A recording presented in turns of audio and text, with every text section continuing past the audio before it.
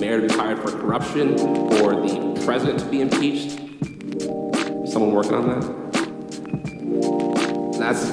That's impact right there.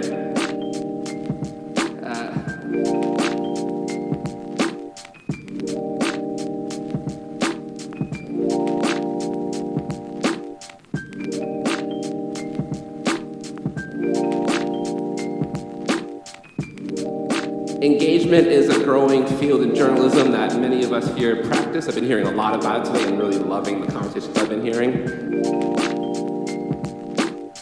The core tenets of engagement can be described in many ways, but one of my favorites is that it builds relationships with people formerly known as the audience.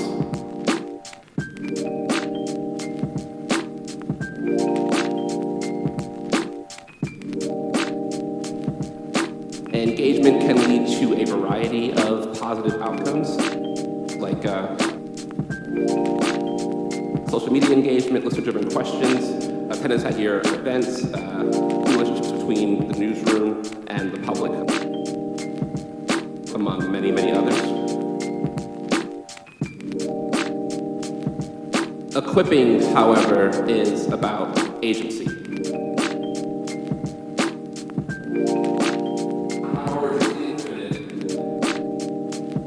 About providing access opportunities for participation and production. Equipping is about teaching and interconnected learning. It's about exchanging skills and resources. It is a redistribution of power between institutions and individuals. And it scares the hell out of people in power, for good reason. Equipping is recognizing that there is no cap on the amount of power people can create. Power is infinite. Recognizing that power, the power that people already have, and providing access to resources that build power in the public.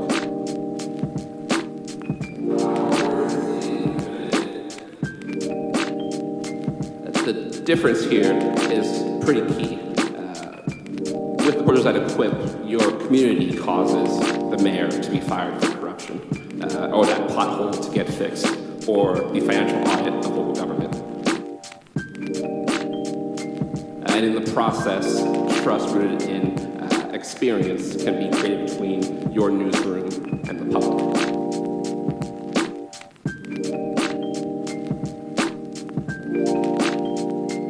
I want to propose a more unified vision for journalism here.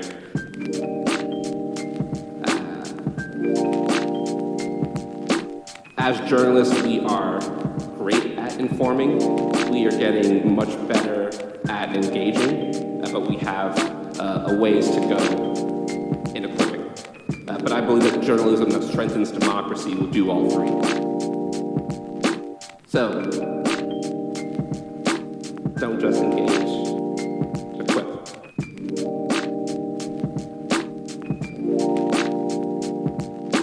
Don't just engage, equip. Power is infinite. Equip. Don't just engage, equip. Don't just engage, equip. Don't just engage.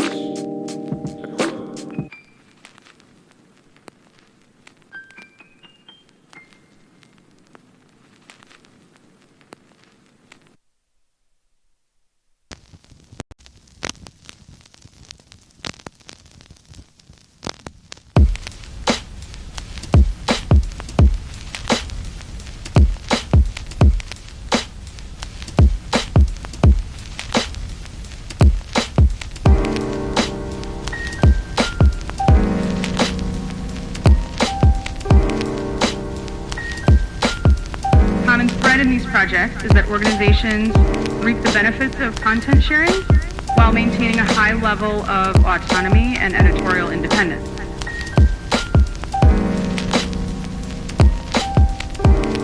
The local, ongoing, and separate collaboration that we looked at in the report is between Charlottesville Tomorrow and the Daily Progress, both in Charlottesville, Virginia.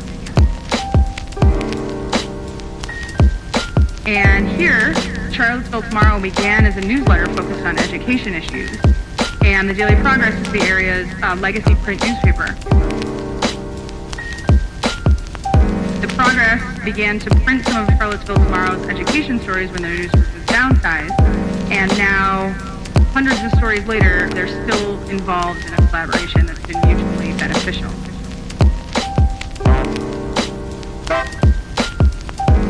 Autonomy and editorial independence. Autonomy and editorial independence.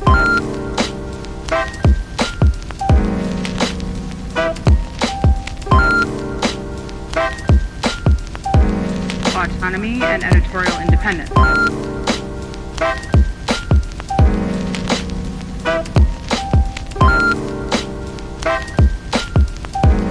Autonomy and editorial independence.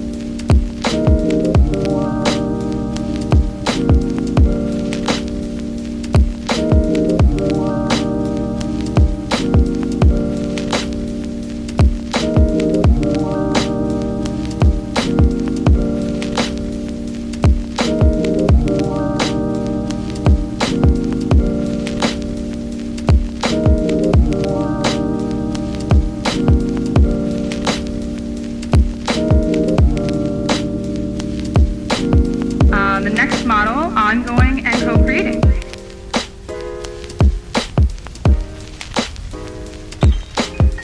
Again, ongoing project. Co-creating means they're producing the content together.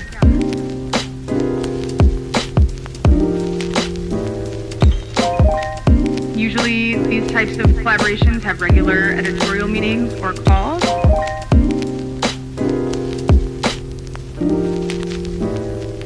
And the most successful in this model have a project manager who oversees the collaboration.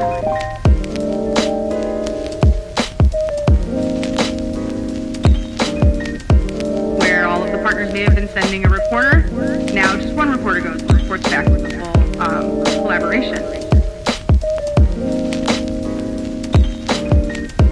This model also allows reporters to gain insights from other geographical locations or topic areas that they wouldn't have had access to working alone.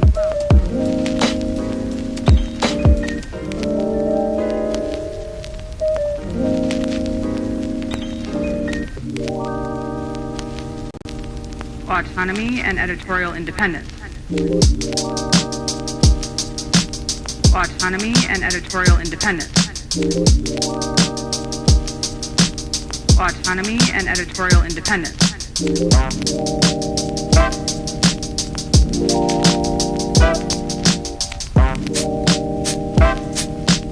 Autonomy and editorial independence.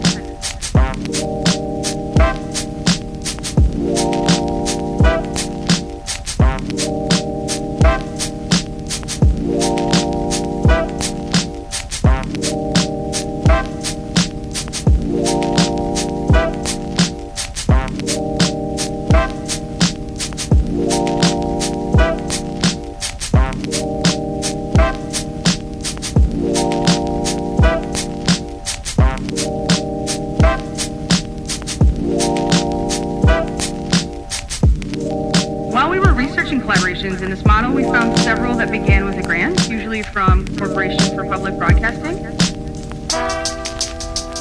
And then they decided to continue after the grant ended by self-funding. They agreed upon an amount that each partner would pay, and that went toward paying for the collaboration manager and for other resources.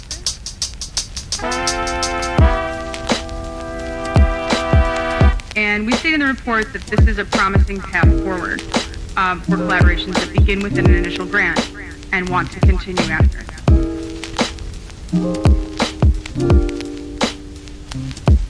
So the final model is ongoing and integrated.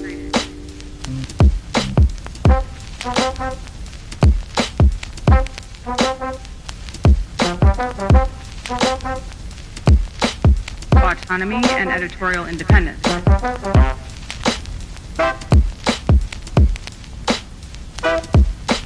Ongoing collaboration, where organizations are sharing resources at the level of the organization. Go ahead and settle in. We're going to be starting soon. It's 9 o'clock. Thank you so much. This model is not yet very common, but we do see it as a really innovative way of addressing some of the challenges of the local media landscape.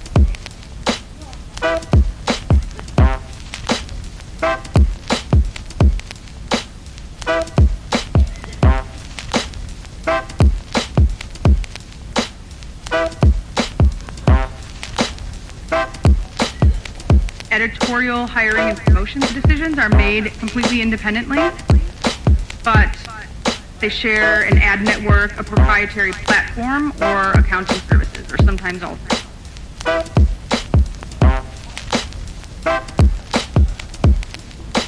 Collaborations using this model find that sharing back office services creates efficiencies and allows them to hire professionals to do this work, which are usually not the strong suit of journalism.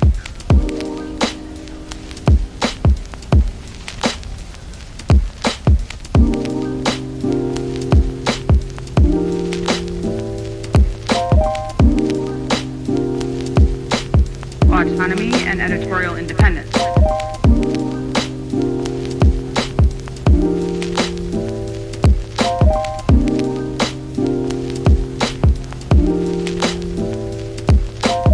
Autonomy and editorial independence.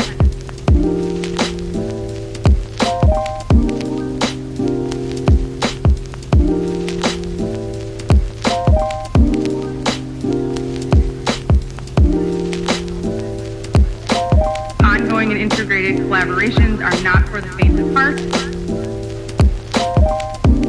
You have to be willing to cede control of major aspects of the operation.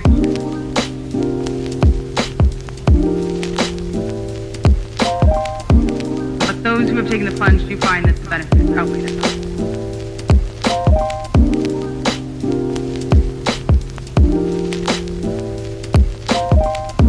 Ongoing and co-creating.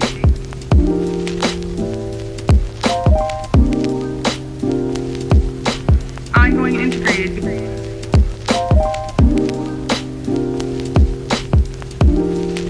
Temporary and separate.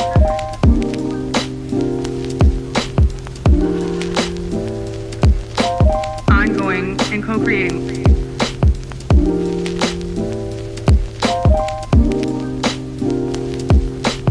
Autonomy and editorial independence.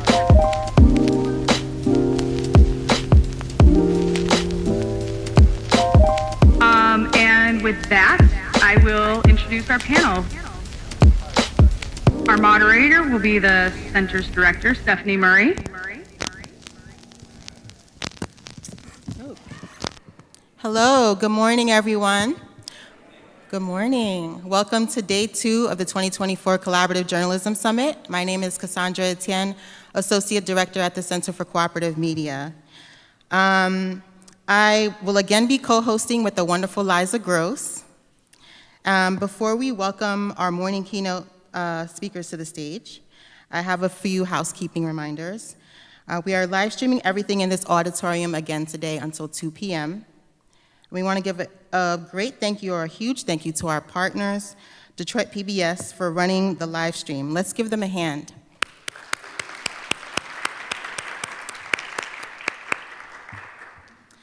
I want to again thank a few people for their support of this event.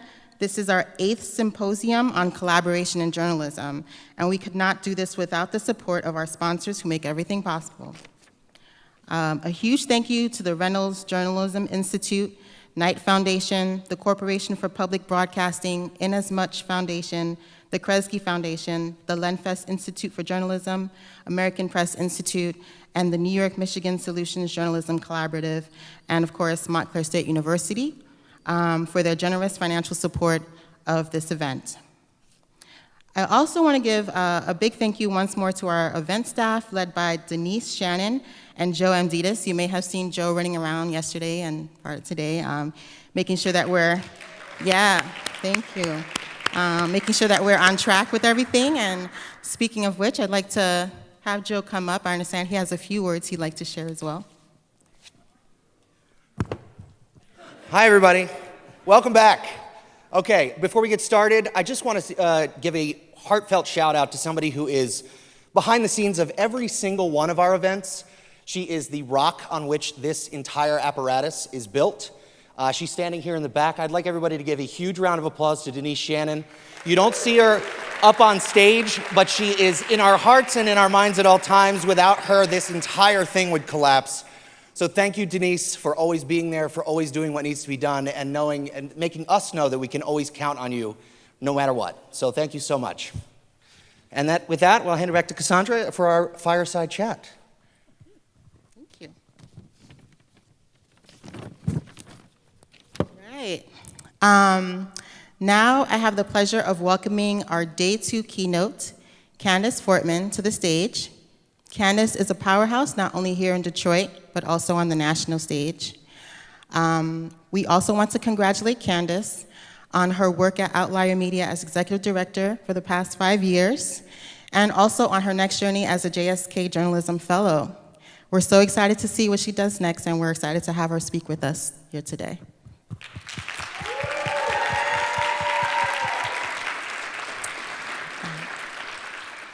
She will be hosted by Ryan Sorrell, founder of Kansas City Defender, to talk about how the future of local news is community-rooted and collaborative. Ryan, Candice, please come to the stage, and I'll hand it off to you.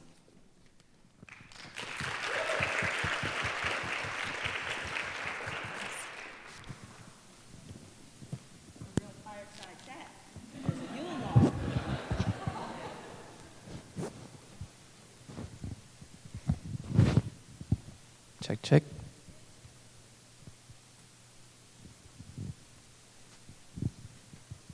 Well, first off, thank you all. Thank you, everyone, for coming today. Very, very excited for this conversation.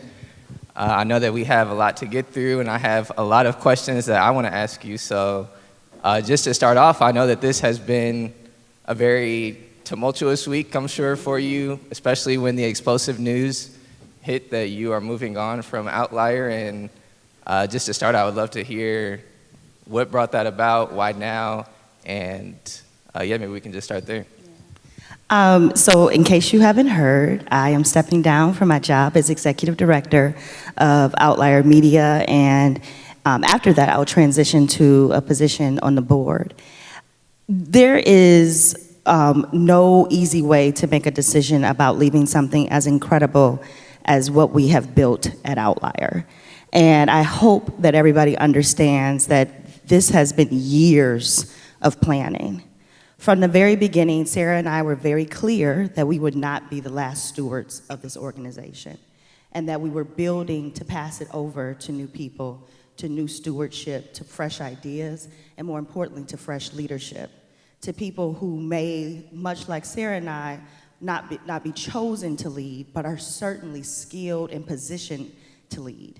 And so that means that you have to get out of the way maybe a little faster than you want to.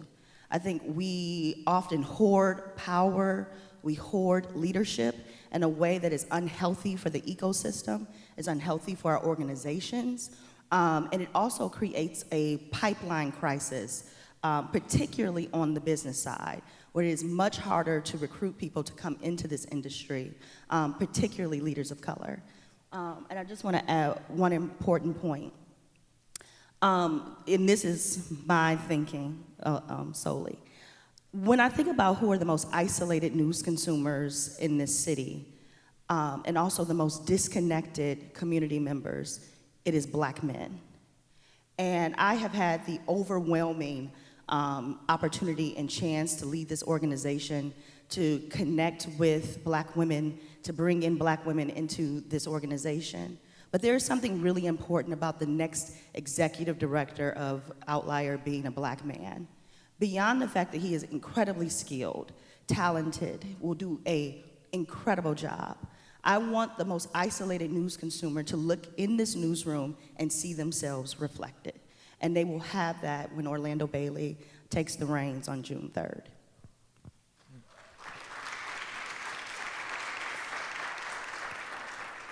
So I know you mentioned, and I know also when we were talking yesterday in preparation of this conversation, you mentioned the emphasis on power redistribution.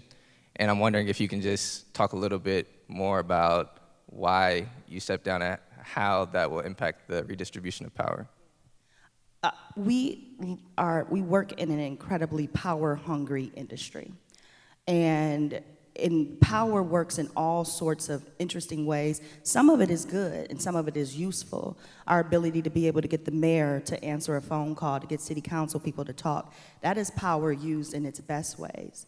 But in its worst ways, it looks like us hoarding all of the opportunities for ourselves. And beyond my thinking about that from a business perspective, I also think about it from the other part that guides me, and that's a spiritual perspective.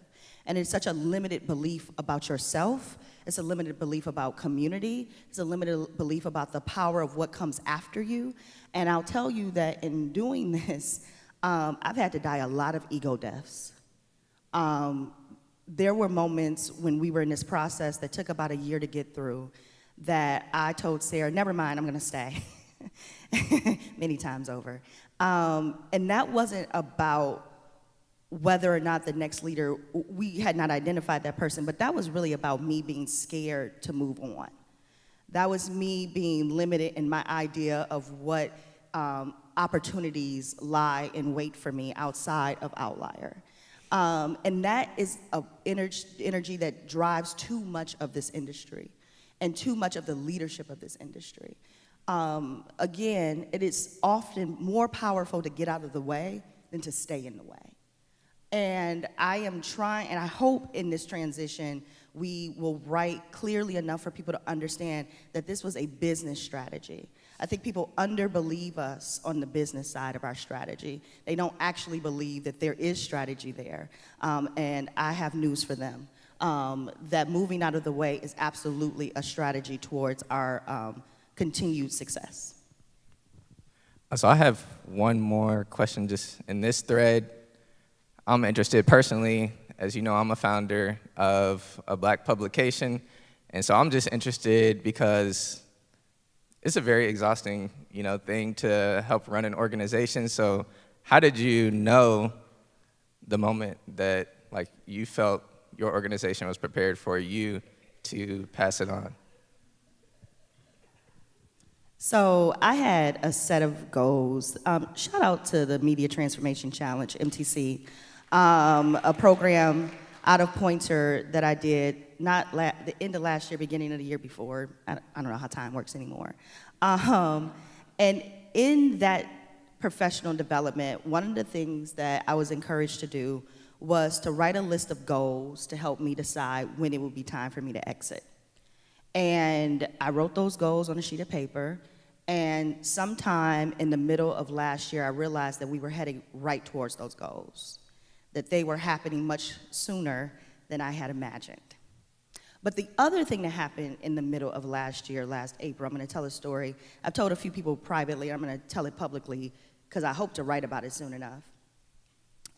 April of last year, I was going to speak at South by Southwest, which is, a big deal for whatever big deal that looks like. And I was excited about it. I was excited about the people I'd be in conversation with, including Amanda Zamora, who's in the house right now. And the day before I was set to leave, I woke up at 5 o'clock in the morning, panicked, because I thought I was having a heart attack. And I'm not saying that lightly. I genuinely believed I was having a heart attack. And I called a friend, and I'm really bad at asking for help. And so when I called my friend at 5 o'clock in the morning, I probably scared her more than I was scared. And so she comes, she picks me up, she calls a friend of ours who is an ER doctor to sort of get some advice about how to handle this. And that friend advised her to take me to a particular hospital. We get on the freeway, and I realized that I did not feel like I was going to make it. I felt like I was going to die in that car. And I said, you have to get me to the closest hospital. If you know Detroit at all, that closest hospital was Detroit Receiving Hospital. Detroit Receiving Hospital is a trauma hospital. It is the #1 trauma hospital in the country. It is not a hospital that you go to unless you are probably bleeding out of your body. It is not a choice you would make. That is how scared I was that something was happening. And so I get to the hospital, and because it's a trauma hospital, they were pretty calm about the whole thing. I was the only person freaking out. They were like, okay, yeah, and so they take me to the back, and I'm on the bed. The doctor walks in, and he was like, Ms. Fortman, how are you feeling today? What's going on? And I said, I feel like I'm having a heart attack. And then the next words out of my mouth were, but I'm supposed to get on a plane today at 4 o'clock. Do you think I'm going to be able to do it?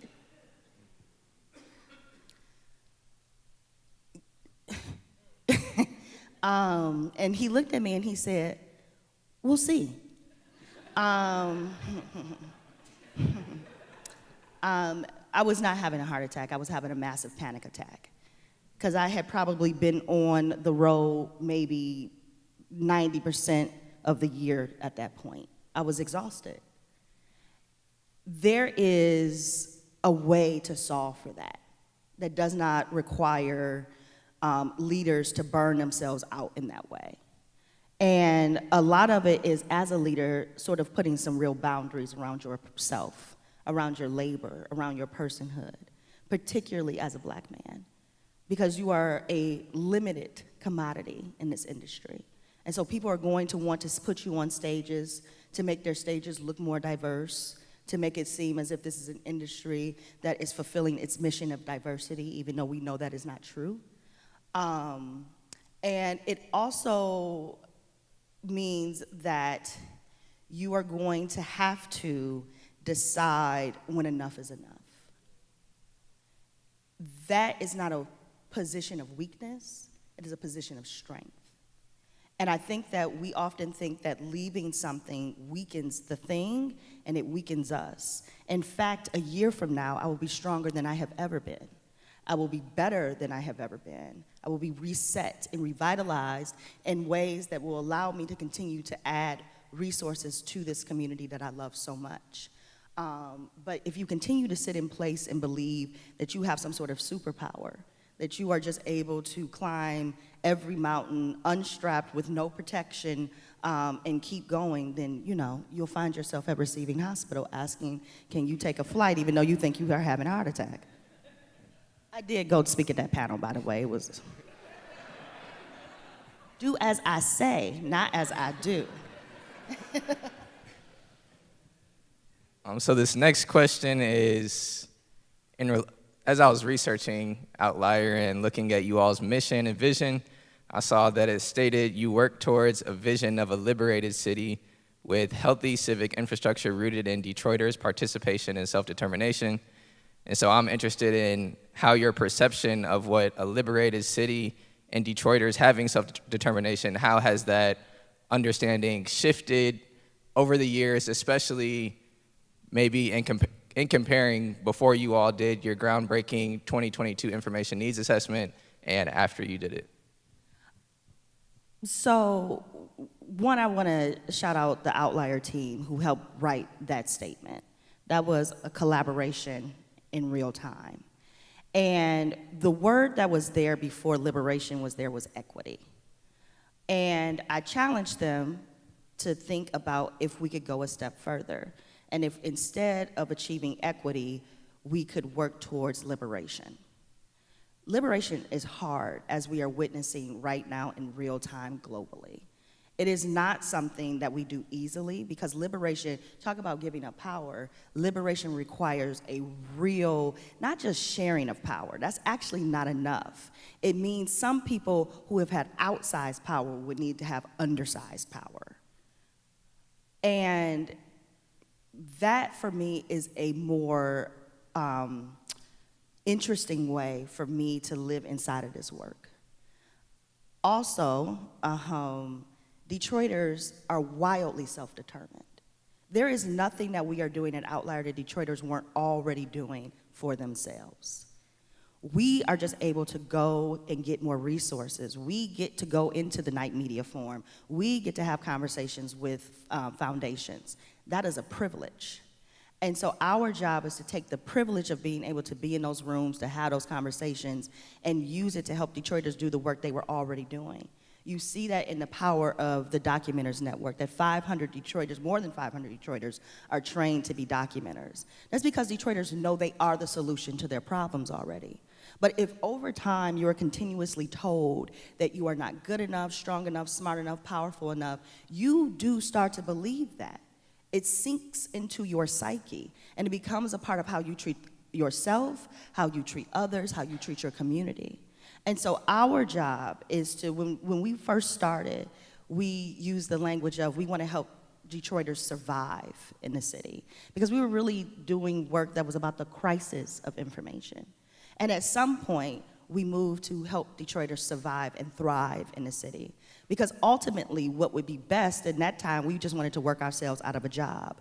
We wanted to see Detroiters in the community so strong that what we were doing at our base was no longer necessary, because Detroiters weren't living in constant crisis. But then we realized that there is this other part of the city that always exists, and this is the thing that I'm in love with, and that is the part of the city that thrives in spite of its challenges. And so that part we can always continue to do while working aggressively to eliminate the idea that a community would live, exist, and breathe in constant crisis. I'm definitely going to get to the collaboration point at some point, but I want to... If you could not, it would be nice, because I have a lot of feelings about it. But something that we talk a lot about in our newsroom is liberation and what that even means, because it can be a very nebulous concept that can be defined in a lot of different ways. And so I'm interested from your view, what does a liberated Detroit look like? There is an incredible exhibit at the Detroit Institute of Arts, and if you have time to go see it before you leave, I hope you do. The artist the artist in the exhibit is Tiff Massey. The exhibit is called 7 Mile to Livernois. 7 Mile is a street in Detroit, as is Livernois. Livernois is the street I was raised off of. When I walked into the exhibit the very first time, last Saturday, during the opening, Tiffany is a jewelry maker by design, an incredible jewelry maker. But she also creates jewelry at scale, and I'm talking about large scale. And I walked into that room, and I saw this huge, overwhelming, large piece of art, and I started weeping because I understood that Tiffany saw us. She created a monument to Detroiters that is open and flexible and made to your own description. Every Detroiter that will walk in and see that piece of art will feel something different about this city. I walked in and I felt seen as a Black woman, as a Detroiter, and when I was able to finally talk to her, when I hugged her, my heart burst open. And I said to her, you saw us. You saw the possibility of us. She did not limit herself. The museum, of course, has lots of limitations they put on artists. She did not allow any of those limitations to deter her from building at the scale she wanted to build at. And so liberation for me feels a lot like that piece of art felt when I looked at it. Wide and like overwhelming, in your face. And I've had a hard time balancing all the pieces of me, right? I have a lot of personality, and I'm funny, and I'm also incredibly smart. And that incredibly smart part I've had a hard time claiming, because people want to put me in this box. And for a long time, that's the box I let people put me in.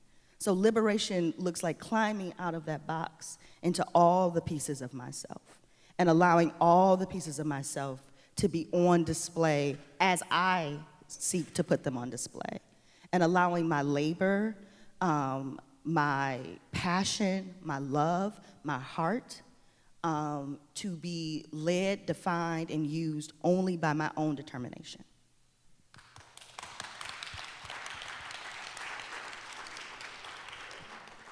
So this next question is a little bit of a longer question, so bear with me a little bit. Speaking of liberation of self-determination, the life and death consequences of racist and harmful narratives, truly the most courageous, meaningful, and fearless journalism that I'm currently learning from. Of course, in addition to the history of the radical black press, including Frederick Douglass, Ida B. Wells, Claudia Jones's, is Palestinian journalists who are currently employing journalism as a means of survival, not as a means of a professional endeavor or a career opportunity. It's quite literally a means to resist an ongoing genocide of their people. And so I have, I bring that up because there was this incredibly profound piece published by Al Jazeera earlier this year that you shared on Twitter, and you strongly suggested that your followers read it. It was written by Malik Silmi, who's a Palestinian-American journalist who went to school here at Wayne State. She worked at a local news outlet in Texas and wanted to publish a story on a protest about the occupation and ethnic cleansing of her people, and she describes how after it went through editorial change, it basically got completely stripped of meaning. The sources and voices in the story were completely altered of any pro-Palestinian perspectives. And so when we were kind of discussing this a little bit yesterday, not only were we talking about that, but you also mentioned what you described as the lie of objectivity. And I think I personally have heard of things like the myth of objectivity. I was just very fascinated by the fact you used even stronger language to describe it as the lie of objectivity, and how you believe that coincides into the coverage that we're currently seeing of the genocide as well.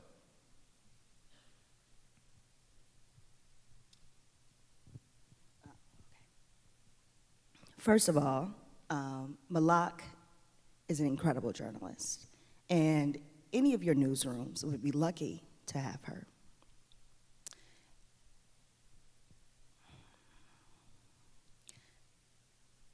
To not have your humanity recognized is one of the most powerful tools of supremacy. It is one of the most daunting personal realities. To walk into place and know that your lived experience, the things you know to be true, the way something smells, the way something tastes, the way something sounds, for people to tell you, no, they don't taste, sound, and smell that way, can drive a person out of their mind. Because you're in constant conflict with what is in front of your face and what people are telling you you should see to be the truth. I still say everyone should go and read that piece. It was a check for myself as a leader about how do I protect all of the people who work for me, all of their humanity. How do we allow people to bring their full selves to their work? How do we ensure that in conversation, in community, that we are centering everyone's humanity and everyone's lived experience? And so when I say that objectivity is a lie, everyone is coming from some sort of objective viewpoint. I deeply believe that the people of Detroit deserve to live not just at a living wage, above a living wage. I am deeply biased about that point. I am deeply biased that our journalism should make Detroiters' lived experiences better, that they should have more ability to be free in this city. That is a bias. I am coming from a deeply objective viewpoint, and I'm okay with that. Because the way I am choosing, the way Sarah has beautifully built this newsroom and its reporting capacity allows us to be able to have a viewpoint about how the journalism is used in service to people. But so much of the coverage that we're seeing right now, outside of the student journalists on campus, and I want to call that out very particularly, but the reason there's a difference between what the student journalists are doing and what you see, particularly in mainstream media, is that student journalists are doing the very basic tenets of journalism. They're starting by being in community with their sources. They're not being extractive. They're not demanding, which we've seen at worst, that people owe you their stories, their narrative, that they must become your source. No one has to do anything for you. And that idea that people's stories belong to us is part of that power imbalance that I've been talking about throughout this time. Our ability to be in community with people allows us to better see their humanity. It allows us to then write stories that come from a human perspective, not the perspective of governments and people who profiteer from war, but the folks who are on the ground living in the experience of being their most human selves. And so I would hope that there is an analysis done, particularly of the difference between how community journalists, student journalists, independent journalists, compared to mainstream journalists, have been able to hold humanity in their reporting and how others completely lost the plot line. Thank you for that. Can you maybe talk, now we can finally get to the collaboration piece. Collaborative Journalism Summit, sure. Can you maybe, well, first I would just be interested in how you define collaborative journalism and maybe some of the if you can give some of the best examples that you all have seen at your time at Outlier. So I'm gonna start with saying I'm on the business side of this industry. And there is collaboration that also happens on that side that I think is under-discussed and underutilized. One of the most powerful examples of that in my life, and I tell everyone who enters into leadership that they will need this, is the collaborative that I have with the other Black leaders of newsrooms across this country. From Sierra, who recently left Scalawag, to Wendy at MLK 50, Mazen at Documented, Mukhtar at Sahan Journal, Lisa Snowden, who's here from Baltimore Beat, and many, many others. We are in collaboration all the time. We talk constantly. And that scares some people, and it should. We want it to be a bit scary for folks because we don't want people to think that we are not having conversations to protect ourselves, to protect our staffs, our editorial policies, and also because so much of what makes this job hard as a leader of color is what you don't know and the rooms you don't get to sit in, the ways of existing in community that are just a bit off from how you might have been raised, how wealth talks, because wealth has a very different language. And if you have not been raised in that language, you have to learn it. And so as we all go out in our various ways in various communities learning that, we're sharing it with one another. So collaborations are happening all the time, also on the business side, but they need to happen more aggressively. Collaboration that I'm really excited about is the way we run the Documenters program. When we brought Documenters to Detroit, I was at WDET. So they were the first, WDET is Detroit Public Radio Station in town, and that's where I came from before Outlier. When we brought that program to town, I'm seeing Jerome Vaughn in the back, who's the news director at WDET and everybody's favorite news dad. Jerome might have been one of the only people who believed in the possibility of that program on the editorial side. And so it makes it really hard to get anything published out of it, to get real work pushed out of it. So when Sarah decided that we were going to bring it in and manage it at Outlier, the way that she and Aaron Perry is our managing editor, decided that that would be a collaborative process that involved now 9 newsroom partners across the city, is what makes that network powerful. Because it does not center just the production of one newsroom. It centers the health of many newsrooms, the capacity of many newsrooms. But I will go back to, because I'm on the business side, the next iteration of that is sharing in the cost of making that happen. It is not an inexpensive program, and right now Outlier shares the full cost of running that program. When I know that it is at its true success, it means that all of the newsroom partners involved in that also take a stake in the financial risk of that program.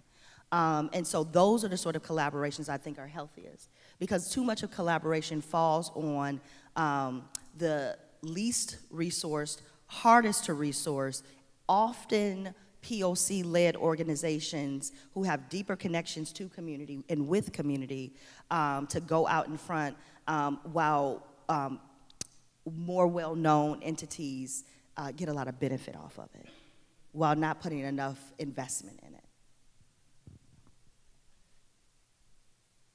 Also, Joe said we had 10 minutes, like 3 minutes ago. Cool. Did you want to leave time for questions, or? Yeah, I'm scared that no one will have questions. That's always very scary, but sure. But if you are going to do questions, just come up to one of these mics real quick. We got about 5 minutes left. If we got time for 2 questions, so fight each other if you want to get up to the mic. Go, go, go, go, go.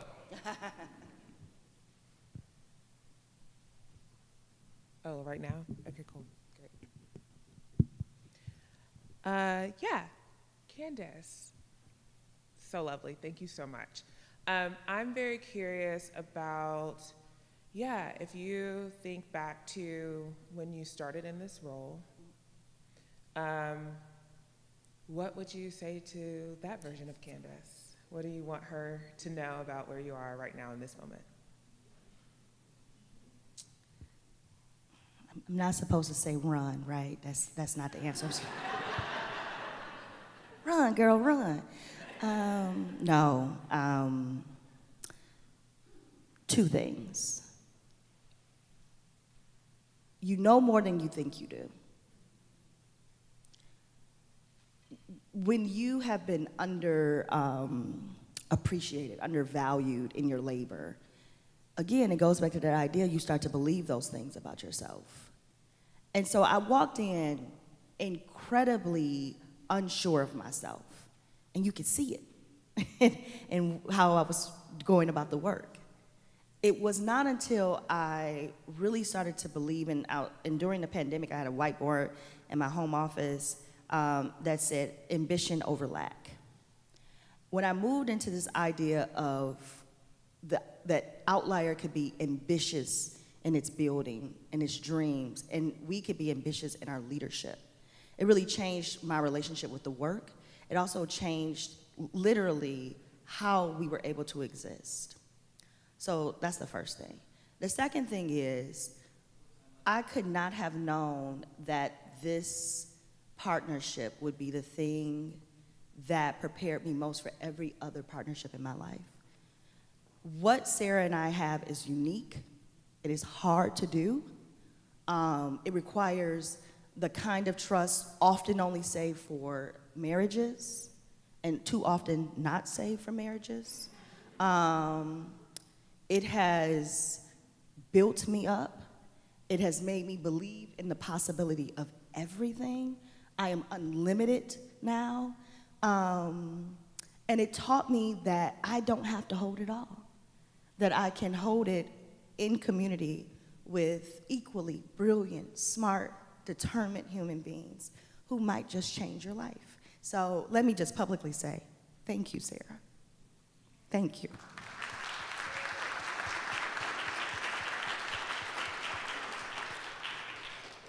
What's next?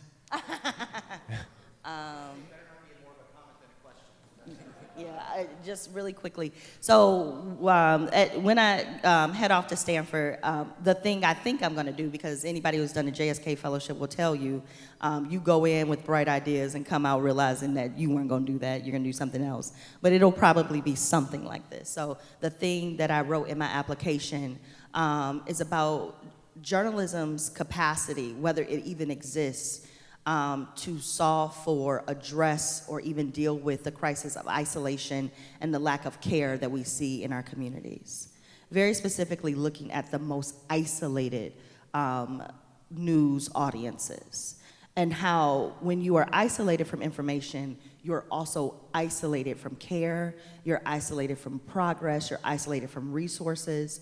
And what is journalism's role in addressing those things? And does journalism even have the capacity to be able to do it? And the reason I say that is because journalism too often is unable to do that in its own house. And if your own house is out of order, and I mean the newsrooms, certainly there is no way that what you build for others will look any better than what you build for the people who work for you. So as I see the mistreatment of reporters and editors in newsrooms across this country, I become more and more reluctant to believe that it's possible, but I also know that there are organizations like the one that I'm about to lead that probably have the capacity to be able to do it. Any last questions at all? One more? Were you gonna ask? Oh, okay. Okay, well, then I can say one more thing. I just want to call something else out. Deborah Douglas is here. Yesterday at Third Man, I looked up and I saw her. Deborah saw that I was giving the keynote address today, got on a plane last night, and was here. That is a collaboration. That is community. That is the thing that has sustained my capacity to do this work, have been women like Deborah. So thank you.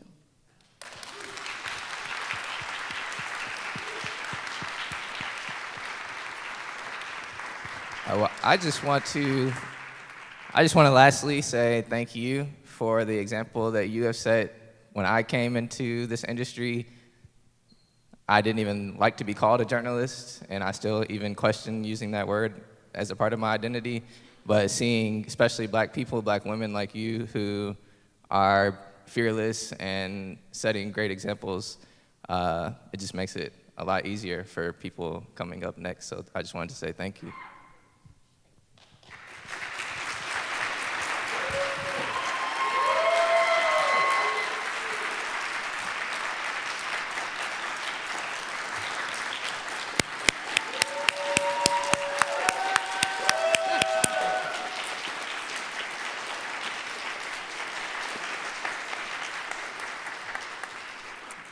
Thank you, Candice. Thank you, Ryan. Godspeed, and we can't wait to hear what both of you will be doing next. Good morning, collaborators. I am still Liza Gross, same as yesterday. And I think that there is one more thank you still due. And this is thank you to all of you.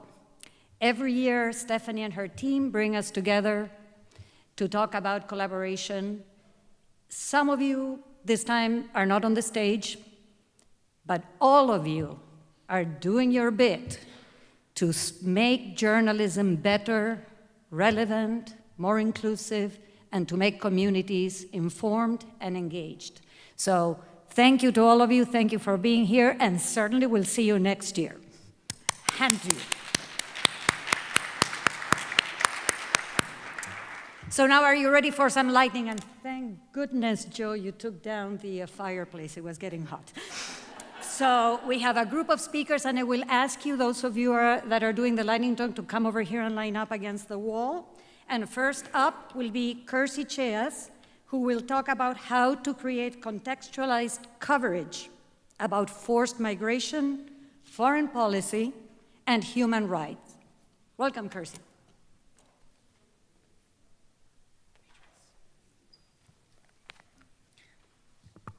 Thank you so much for the opportunity to be here today. It's definitely very scary to speak after such an amazing, powerful keynote, which almost had me in tears, so I hope I don't cry during my talk. So I think I should start with a little bit of background. A background about how I ended up from Finland to Michigan to talk about the Mexico border. So I have a long background in Latin American studies.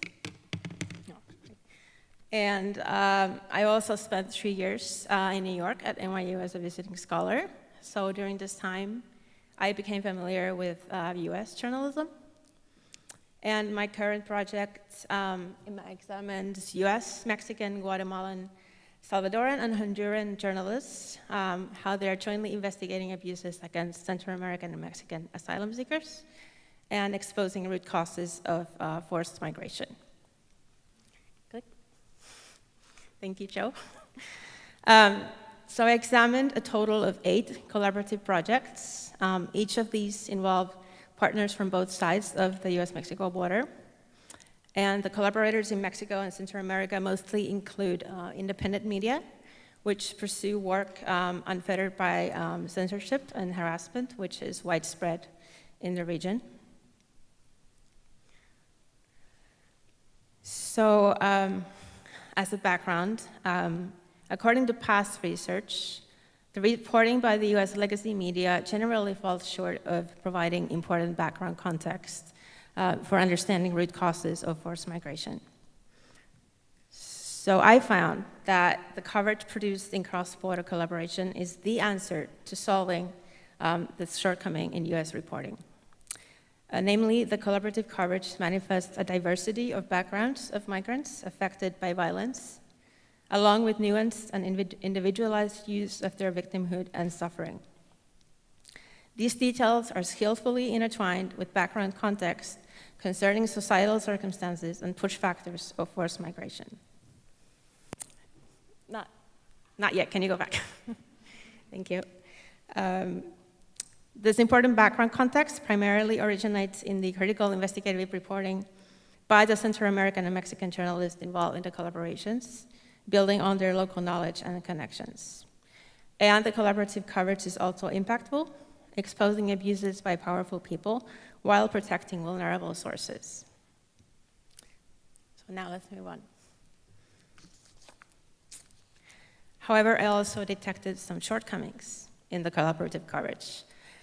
Specifically, I found that Mexican and Central American journalists have produced and published important and critical data and coverage in their independent reporting that was missing for most of the contents produced by the cross-border collaborative projects they participated in.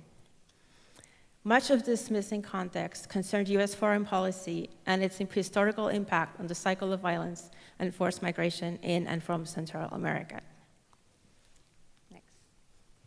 Can I get the next? Thank you.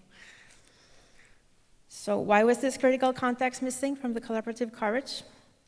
I think the first possible reason is that the formats and norms of reporting were mostly imposed by media and the Global North, which also funded and supervised all of the collaborations, which led to limitations of length, style, and form expression.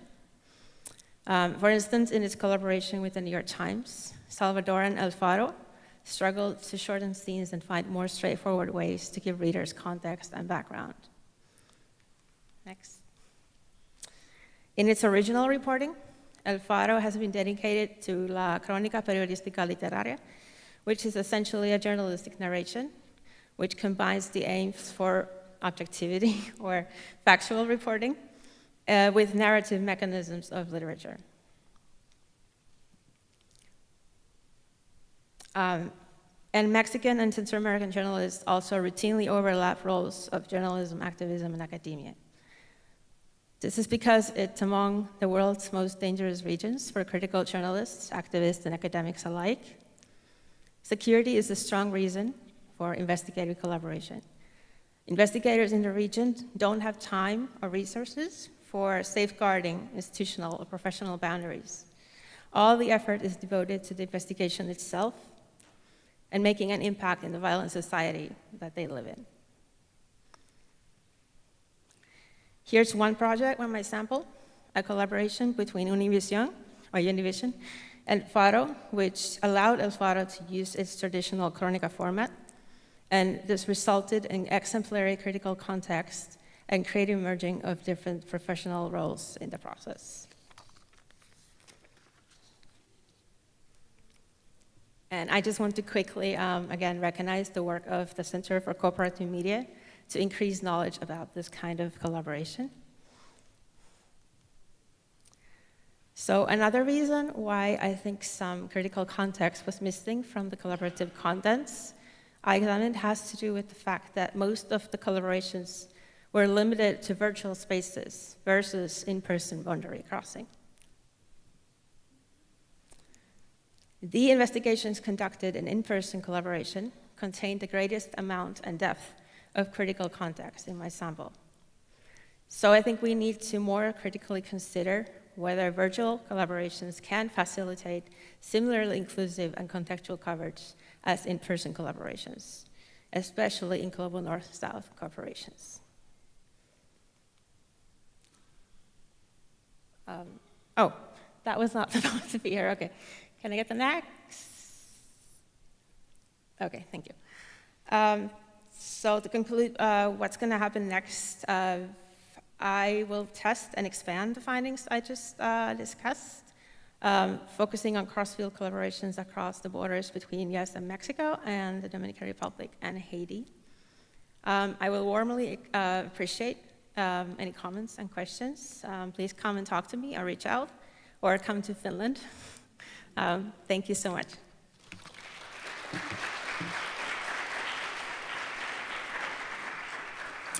Thank you very much, Kirsty. Next up, we will hear from Lisa Snowden about a collaboration for youth in Baltimore, Maryland.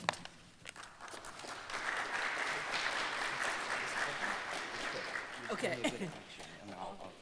All I need is the cover. Perfect. Okay, because I have some slides for you. Yeah, no, Jess will send. Okay. I don't need it. All right. Good morning, everybody. So our collaboration was brought together by the Annie E. Casey Foundation.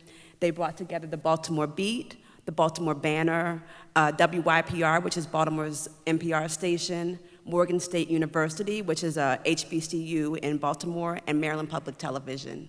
And they brought us together with the intent of producing content about young Black people in Baltimore, because a lot of times the content, the things that are written about, the things that are said about young Black people in Baltimore are not good. And so they wanted to figure out how to fund reporting. The idea that I brought to the collaborative was election season was coming, and in the 20 years I've been producing news in Baltimore, kind of the thing that everybody knows without saying is older folks show up at the polls, and that pretty much shapes the conversations around elections and what's important, the priorities. So young people have never really been involved in these conversations. This past year, that has kind of been taken to a hype because I don't know if you guys recall the Baltimore Sun was recently purchased by a conservative who has some pretty terrible things to say about Baltimore and the people that live in Baltimore, such as if you went through Baltimore City schools, you are lazy, you're expecting handouts. And so this person has used their money and influence to really put pressure on the narrative that has already existed that Baltimore young people are a problem.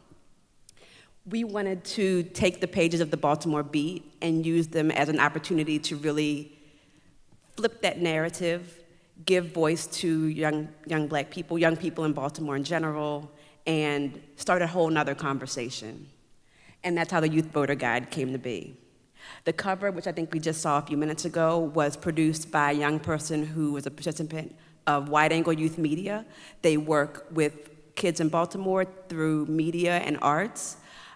We ran an op-ed that was written by a student at Morgan State University about her own interactions with trying to, speak out and have things to say about Baltimore and pretty much being ignored.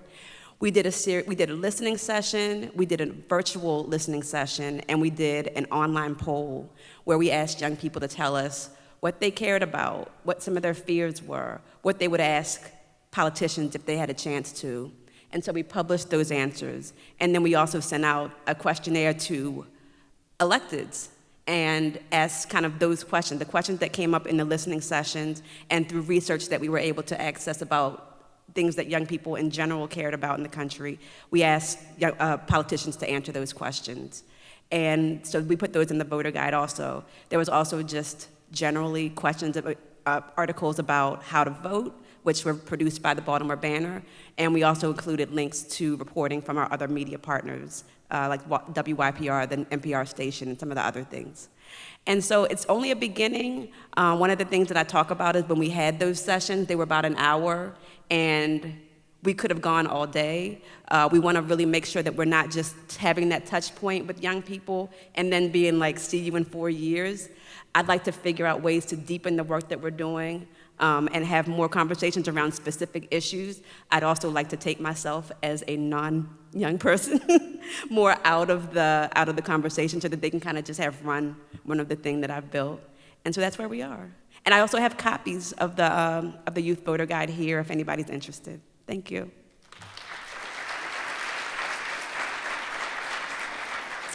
Thank you, Lisa. And now straight out of Utah, the powerhouse from the Great Salt Lake Collaborative, Heather May and Marcy Young-Cancio.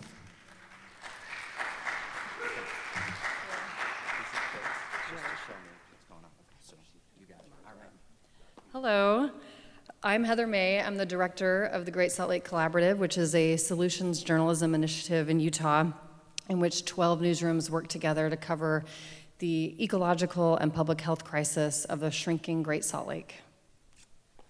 And I'm Marcy Young-Cancio, a journalism professor at the University of Utah and founder of Amplify Utah, which was a founding member of the Great Salt Lake Collaborative.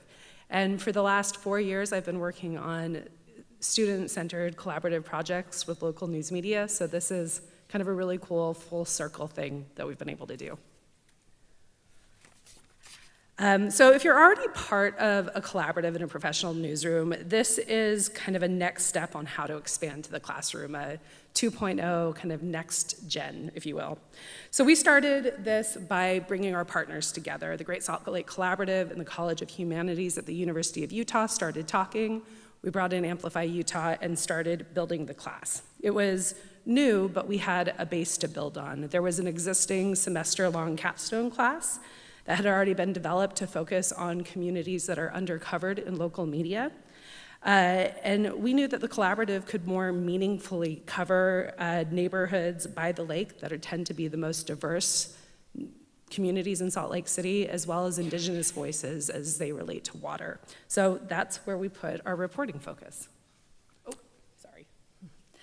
We created the class for a couple of reasons. We wanted to expand what it means to collaborate by involving our local university.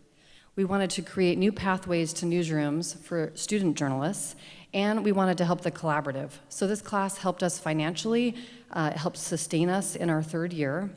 It helped create content for newsrooms, and it was really exciting to see a fresh perspective from students about the lake. And we wanted to reach college students, which are a new audience, with our work. So this was a brand new approach. We took several months to line up the best teachers and to define what the roles would be because we had a lot of players involved. As the professor at the U, I was handling the liaison between the university and the collaborative. I built the rubrics, the assignments, identified some reading, did all of the line-by-line edits, grading, lectured, and was that main student contact. Heather, as the director of the Great Salt Lake Collaborative, did all things lake. She identified readings that came from the collaborative, readings, video, audio, as our textbook for the course. She built the panels, recruited speakers, found listening session participants, helped with the editing, and gave feedback. And we also worked with Darren Perry, who's on the right here. He's the former chairman of the Northwestern Band of the Shoshone Nation in Utah. And he helped guide us on best practices and principles for ethically working with our indigenous communities and sources in this story. We started the class like we started the Great Salt Lake Collaborative. We held Meet the Lake panel discussions in which we invited scientists, lake biologists, and environmental advocates to class to talk about dust from the dry lake bed, to talk about lake ecology, the lake's cultural history, and the disproportionate impacts a shrinking lake will have on certain neighborhoods. We wanted to accelerate the reporting process for the students. We involved journalists in the class in a couple of ways. We paired them with students as mentors who offered feedback on their stories. Students read and watched journalism created by the collaborative as part of their assignments, and journalists spoke to the class about solutions journalism and how they approach certain stories. So once they had this baseline, a lake kind of 101, which was the same introduction to the lake that our professional journalists got, students got to work. They started with listening sessions, pulled and adapted from resources by Trusting News. Because the literal name of this class is Voices of Utah, we wanted to start by listening to the voices. We asked students simply to listen. They did no reporting to be able to start understanding the issues and building trust. Then, after those listening sessions, they applied everything that they had learned. They had done a field trip to the lake, they had these panels of experts, they had the listening sessions, and started pitching. Some of the listening session folks, like Kyle Matthews, who's talking to one of our students here, became sources. Students worked on 2 enterprise stories with 4-ish weeks for each. But there were a bunch of challenges. We found that students had a variety of abilities, despite prerequisites to get into the course. Some had never done any reporting from the field, others had never been asked to write a story for publication, and others were seasoned. One is now the editor-in-chief of the student-run news organization, and another one just snagged a new job as a journalist. So we learned that we needed to be patient and kind of roll with it. We took notes to be able to adapt both in the future. And so in this course, some students ended up doing the 2 stories, others did 1, and we gave them more time to do additional reporting, additional revisions, because our goal was to create and to publish strong, thoroughly reported, well-written and produced stories. And we adapted. The students were all better for it, and so was the collaborative. So 12 written stories were produced, plus a 3-episode podcast. All of the work was published on the Great Salt Lake Collaborative's website by Amplify Utah and by several newsrooms, including the Salt Lake Tribune, Utah Public Radio, and KSL News Radio. Stories were produced about recreation on the lake, warehouse development over wetlands, arts and culture, a youth advocacy organization, and indigenous relationships with water and the lake. And a community radio station invited 3 students on to talk about the class and their stories, and they played one of the podcast episodes. So our recommendation would also be to show off a little bit. We wanted to make sure that the dean, who dedicated money in terms of collaborative funds, paid panelist honorariums, listening session stipends, saw the impact and success. So we ended by throwing a showcase celebration, which acted as the students' final, where they gave flash talks on what they learned and did. The dean and the executive director of the Salt Lake Tribune were invited to talk briefly about what this collaboration means for the newsrooms and for students. We invited the mentors, sources, listening session folks, the collaborative newsrooms, faculty from the college to be able to get a real sense of what this was. Many people came up to us and said that they didn't really understand exactly what the collaborative was doing until we did this presentation. So we really showed that there's a way to create a model to build on. We're developing an intermediate journalism course right now to bring in additional Great Salt Lake Collaborative projects. We created the first ever Utah College Media Collaborative, bringing together 4 universities to cover on a totally different issue, but very much inspired by the Great Salt Lake Collaborative. And then we expanded other community-engaged collaborative courses as well, building and building and building, showing there's tons of opportunities. So if you have any questions, please stay in touch, and you can go to greatsaltlakenews.org to see all of our work, as well as amplifyutah.org. Thanks.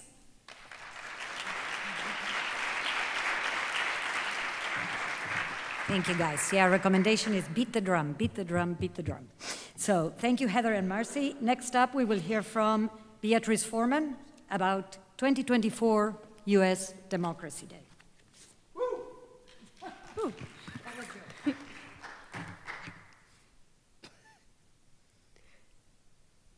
Okay. Hi, my name is Beatrice Fortman. I'm a reporter with the Philadelphia Inquirer, and I'm also the project coordinator of U.S. Democracy Day, and today is one of those days where I do both jobs simultaneously, and I'm here to brag about Democracy Day 2024, not 2023, and what the work we're doing to build towards the brigade of elections we're going to have in November. This is the wrong presentation. Ah, shit. Okay.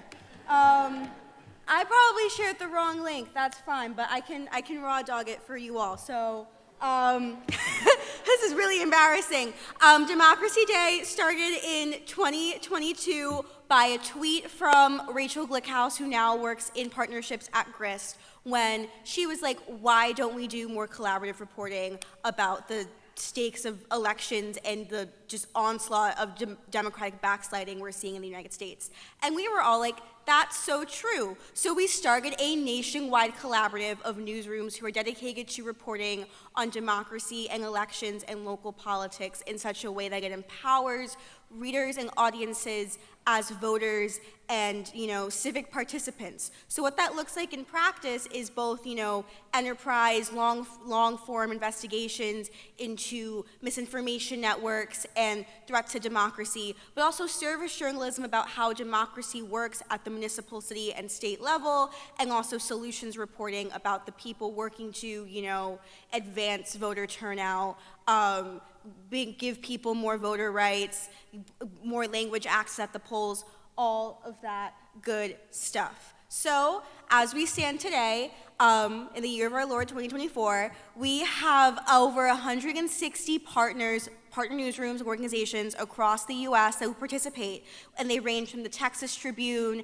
and the Associated Press and the Guardian and several USA Today papers to hyper-local outlets in 43 states across the U.S. And over the past 2 years, we have produced over 380 pieces of pro-democracy reporting. So what that looks like is some of our newsrooms have hired democracy correspondents because of Democracy Day. They have started a documenters chapter in San Diego. They have led investigations into far-right conspiracy theories in Arizona and shadowy misinformation networks in Florida. And they've hosted tons of events with civic partners in their own communities. That's one of the biggest things we want you guys to take away from Democracy Day is how you think about collaboration. It doesn't have to be between two journalism organizations. It can be with a nonpartisan or bipartisan or regular old community group in your coverage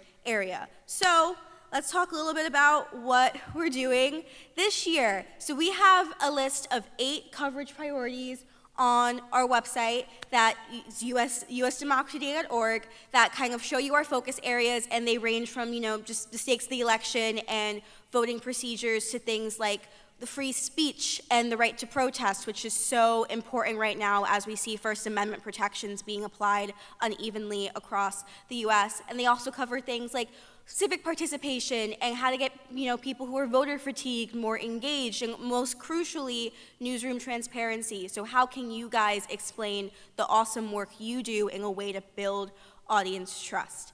And here's the most exciting part. We're gonna give you money to do some of that stuff. Please clap, woo! So this year, thanks to a generous grant from Democracy Fund through our partnership with Harkin, we are giving out up to $40,000 in reporting grants for newsrooms who participate in Democracy Day this year. This money can be used to hire freelancers, plan engagement events, get new software for data visualization projects, hire photographers, whatever. All you have to do is produce a piece of reporting for Democracy Day on September 15th, and it has to be a new project. So you can't just submit your regular old voter guide and say, we want money to do that. It has to be reporting or engagement or journalism that you couldn't accomplish otherwise. So if you wanted to print your voter guide to address the digital divide, for example, we give you money to do that. These reporting stipends are for up to $2,000 per newsroom, but if you're doing a collaborative project, we can give you a little more. And the things we're looking for, we're specifically focused on giving money to independent, nonprofit, hyperlocal, small, or ethnic media organizations that want to try or love doing solutions journalism and work that, is fundamentally collaborative, whether that's involving more parts of your newsroom than you normally would, if that's partnering with other media organizations in your ecosystem, or, like I said, partnering with civic organizations. The applications formally launch on our website on May 15th, so when we're all done with our CJS hangovers. All you have to do is basically submit a project brief and a budget proposal for how you would spend the money. There was supposed to be a whole link to all of that, but oh shit, there it goes. Oh wow, that's so crazy, like magic! So yeah, you can sign to participate on your Airtable form. Applications close June 15th. And here's how else you can keep up with us. You can participate in Democracy Day. You can peruse our content menu to learn more about those, editorial priorities. You can apply for the stipends I just talked about, or you can attend our May 21st virtual training with Solutions Journalism Network on incorporating solutions journalism and equity frameworks into your election coverage. If you're interested in working with Democracy Day or want to learn more about it or have questions about the grants, you can find me during our breaks or at lunch, and I have these extra large business cards with QR codes and more details about the work we do. Thank you so much for bearing with me and my technical difficulties. Beatrice, that was awesome. Impressive rebound skills. Just one second. I just want to shout out two things. Stephanie Murray coming in from New Jersey with the updated slide deck that we quick swapped, and the fact that Beatrice had no idea and was still on track with the entire thing. Impressive. Impressive. And thank you for that shout out to Solutions Journalism that, as we all know, it's not about videos of kittens and puppies, but it's about reporting on responses to challenges that are actually working, because there are some things that are actually working. So now next up, Mallory Patterson and Dakota Hendren to talk to us about the Grand Valley State University Student Reporting Lab. You're good. Hello. My name is Mallory Patterson. I am the Student Reporting Labs Coordinator at WGVU Public Media in Grand Rapids, Michigan. And I'm Dakota Hendren. I'm a Student Reporting Labs alumna, and I just finished my first year at Michigan State University. I'm 19, and I'm majoring in journalism and political science. So what is Student Reporting Labs, you ask? Well, let me tell you, we are very far advanced in the slides right now.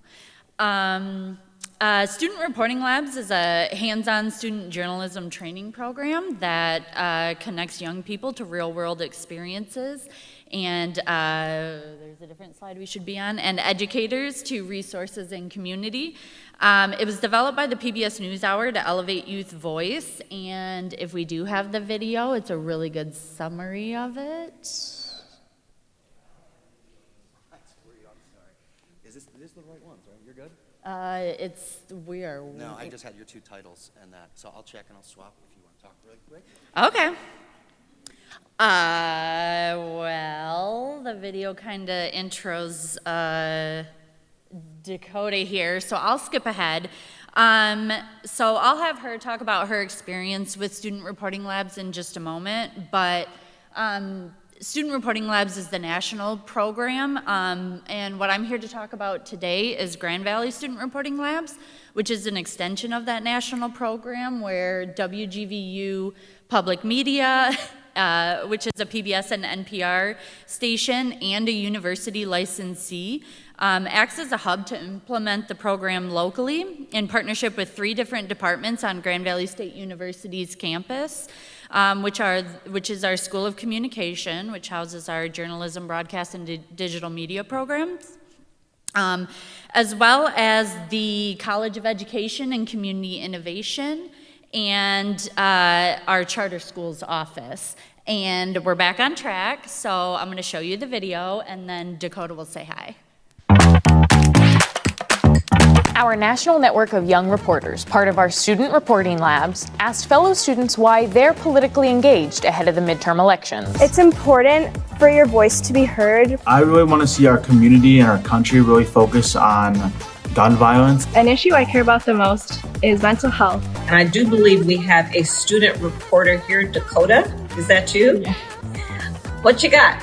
For your event later today, I was wondering what message you have for young people who think that their vote doesn't matter. Okay, Okay, so that was me. I was 17 when that happened in high school. I attended Royal Oak High School just 20 minutes north of Detroit, and I had a broadcasting teacher, Mike Conrad, and he incorporated PBS NewsHour student reporting labs into our classroom. So before SRL, I did not know what I wanted to do as a career. I wasn't passionate about any of the careers. I was like, I'll just go into whatever makes me the most money possible. I started to show a passion for journalism, and my parents were like, absolutely not. No, you will not be successful. So then after I got to doing the broadcasting courses, I got many opportunities through PBS NewsHour student reporting labs. As you saw in the video, I got to join Vice President Kamala Harris's press pool and ask her a question. I was able to attend the PBS NewsHour student reporting labs Summer Academy, which was fully paid for. I got help producing stories, I got many connections, and I was able to publish my stories locally and nationally. I think there's a slide missing. It's okay. We're just one slide ahead. I'll just... Reverse. One more. There we go. Okay. After student reporting labs, like I said, I'm majoring in journalism and political science, so my parents did believe eventually after all those opportunities, and I believe now too, that I can be successful in this career. I'm a social science scholar and honors student. I have lots of long-lasting connections and friendships from the academy. I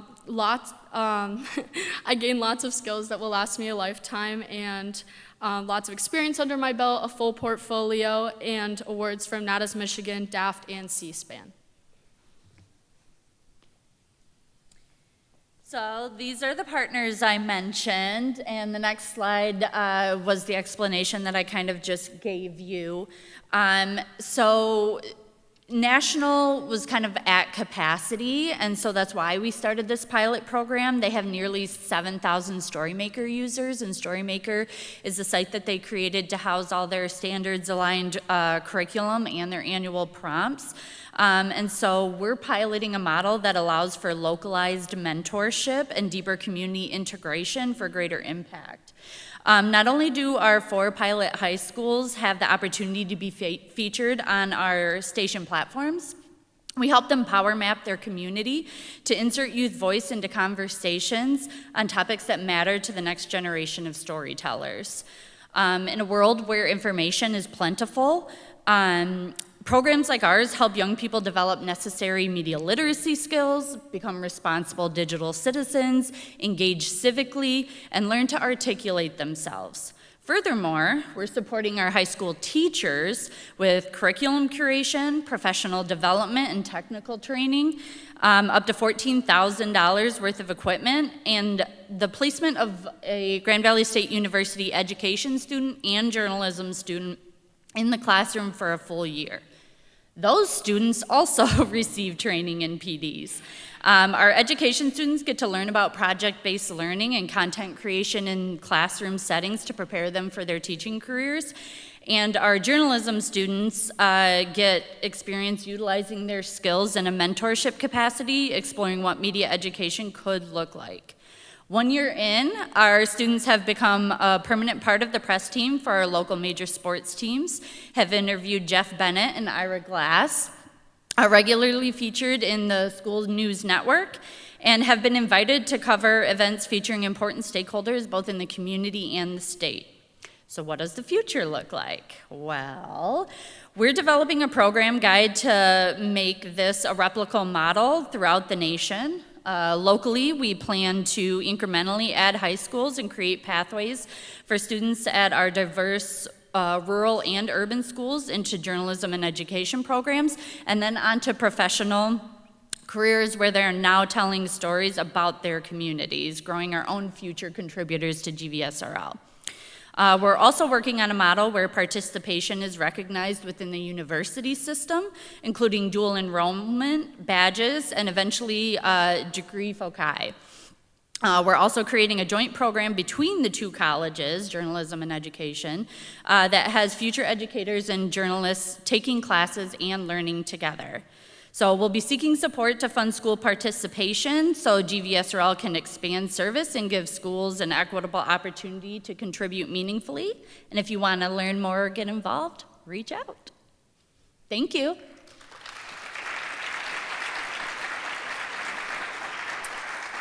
Thank you, Mallory and Dakota. Still a lot of exciting stuff coming up in our agenda, but for right now, we are going for a quick break, and we'll see you back here at 10:45 for our second keynote with StoryCorps. Thank you.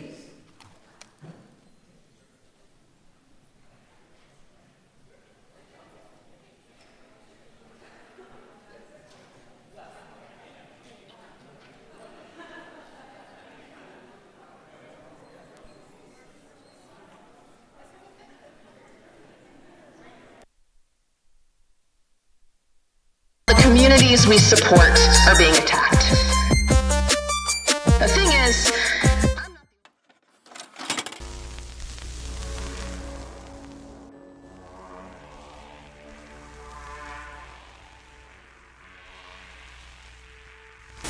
It all started with a simple idea. I think the future of local news is all about community. The future of local news is exciting in my mind. It is robust. The future of local news is New Jersey. It's exactly what is happening here, because I believe the future of local news is bottom-up ecosystems. A new framework for understanding the information landscape not as a collection of individual silos, but as an interconnected ecosystem of journalists, information providers, and media organizations of all shapes and sizes. We called it the New Jersey News Commons. Jersey News Commons is an initiative to try to strengthen journalism in the state and to see what can happen if news organizations work cooperatively. Of course, fostering this kind of cooperation at this scale within an industry that has a history steeped in capitalist competition and organizational mistrust would prove to be challenging at times. But in 2012, the center had a secret weapon. Her name was Debbie Gallant. So what has cropped up is a lot of individuals who used to work at mainstream media or who never worked at mainstream media who've said, I'm going to build something myself. With the support of the Dodge and Knight Foundation and a base at Montclair State University, Debbie traveled from city to city, meeting and speaking with newsroom leaders and entrepreneurs from all over the state, working to build a foundation of trust and cooperation. We are multimedia website, so meaning that we not only post like articles, but we do have pictures and videos, and we are bilingual. We're very excited about the fact of being part of New Jersey News Commons. A lot of things get missed in the normal media chain. We started an online news site that focuses on policy issues. A third of our listeners are in New Jersey, and we are providing them with more news and information about what's going on in the state every day. Then Superstorm Sandy hit. Hurricane Sandy was one of the biggest stories to ever hit New Jersey. Before the center even had its website up and running, Debbie and the Center for Cooperative Media managed to rally the efforts of 8 hyperlocal news sites and the information crowdsourcing phenomenon known as Jersey Shore Hurricane News to work together on a disaster response campaign, which they dubbed NJ Sandy, a multi-day collaborative live blog campaign to distribute critical information to New Jersey residents and share resources between the state's newsrooms in the wake of the storm. It was from the very depths of that chaos, with the help of a little creativity and a lot of collaborative spirit, that the Center for Cooperative Media was truly born. Over the next 4 years, the center would grow to include not just dozens, but hundreds of local news organizations and reporters across New Jersey. So did the number and variety of trainings and grant programs and resources it offered to the partners, including a series of statewide conferences focused on issues at the core of any would-be successful local news operation, including one on innovation, sustainability, and local engagement, which is where the idea for Report for America was first unveiled. The center staff also grew and changed over the years. In 2013, Judon Marshall came on as the center's new director, and a year later, Mary Mann left her position as coordinator at the center to co-found Village Green, a hyperlocal news site serving South Orange and Maplewood. A few months later, they hired this guy. Debbie, Judon, and I worked over the next year to organize statewide collaborative reporting projects involving major New Jersey news organizations and a host of hyperlocal independent outlets from across the state. Judon would eventually leave the center to co-found a media startup called Life Posts with Steve Waldman, Then, in early 2016, after a successful battle with cancer and a long and storied career, Debbie stepped away as associate director of the center and retired. The center was down to just one employee. Enter Stephanie Murray and our new research director, Sarah Stonbely. Brought on board by then director of the School of Communication and Media, Merrill Brown, Sarah, Stephanie, and I got to work building out the center's internal infrastructure and setting up the research wing of our operation, as well as our new collaborative journalism program. Following the Sustain Local Summit in 2016, Sarah presented the center's first major research project at the 2017 Collaborative Journalism Summit, Comparing Models of Collaborative Journalism, which has gone on to be translated into several different languages and is still frequently cited today as one of the preeminent and authoritative pieces on the field of collaborative journalism. Later that year, after another round of layoffs in Gannett newsrooms across the state, the center was determined to do something, anything, to address the issue in New Jersey. Sarah immediately began working on a report aimed at examining the effects that these newsroom layoffs were having on the coverage of the communities that lost their reporters, and the center hosted a roundtable and networking event at Montclair State for journalists who had recently lost their jobs. 2017 at the center was all about more collaboration at a bigger table with different voices. We started the year by partnering with New America Media and their nationwide network of ethnic and diaspora media partners and NJ Advance Media to host a roundtable discussion with representatives from New Jersey's ethnic and community press. In April, we organized a second roundtable, this time with representatives from the state's Spanish language media. We took the lessons from those events and later applied them to the 2017 Voting Block Collaborative Reporting Project. We also launched the Collaborative Journalism Database in 2018. Maintained by Mariela Santos Muñiz, this vast compendium of collaborative reporting projects contains information about more than 3,500 collaborations from around the world. After welcoming Oni Advincula as our new Ethnic and Community Media Coordinator and Denise Shannon as our Administrative Coordinator, we also helped to launch the Community Engagement and Participatory Journalism project known as Stories of Atlantic City. Toward the end of the year, we created the New Jersey College News Commons, a network of colleges and universities across the Garden State, you guessed it, working together and collaborating.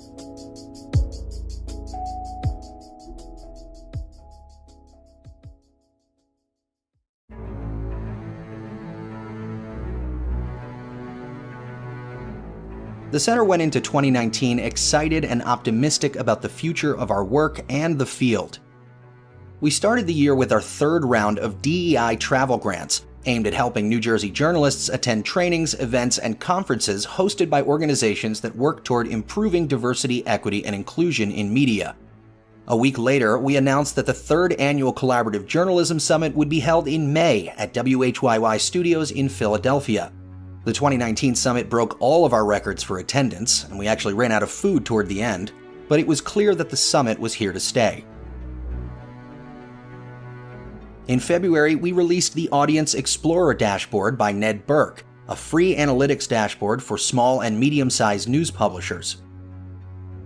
Later that month, we announced the winners of our now annual Excellence in New Jersey Local News Awards, and we launched the Peer Learning and Collaboration Fund, an initiative supported by the Democracy Fund and spearheaded by Denise Shannon to accelerate peer learning, relationship building, and collaboration among journalists and media makers across the U.S.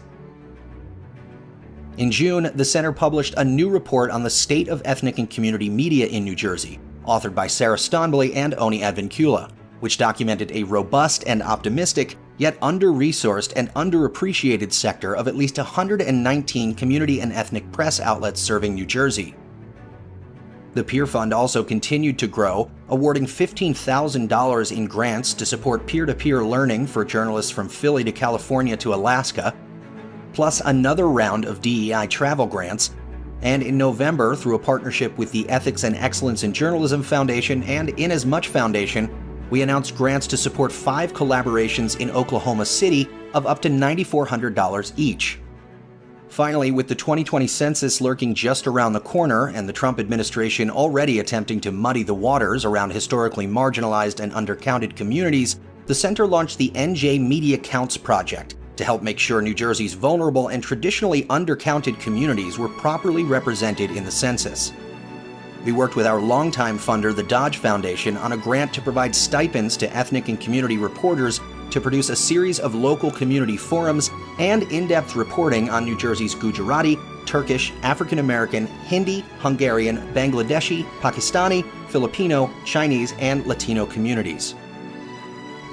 Between these upcoming events and programs, and a range of other activities in 2019, and the optimistic developments around the New Jersey Civic Information Bill, it felt like the center had really come into its own as an organization.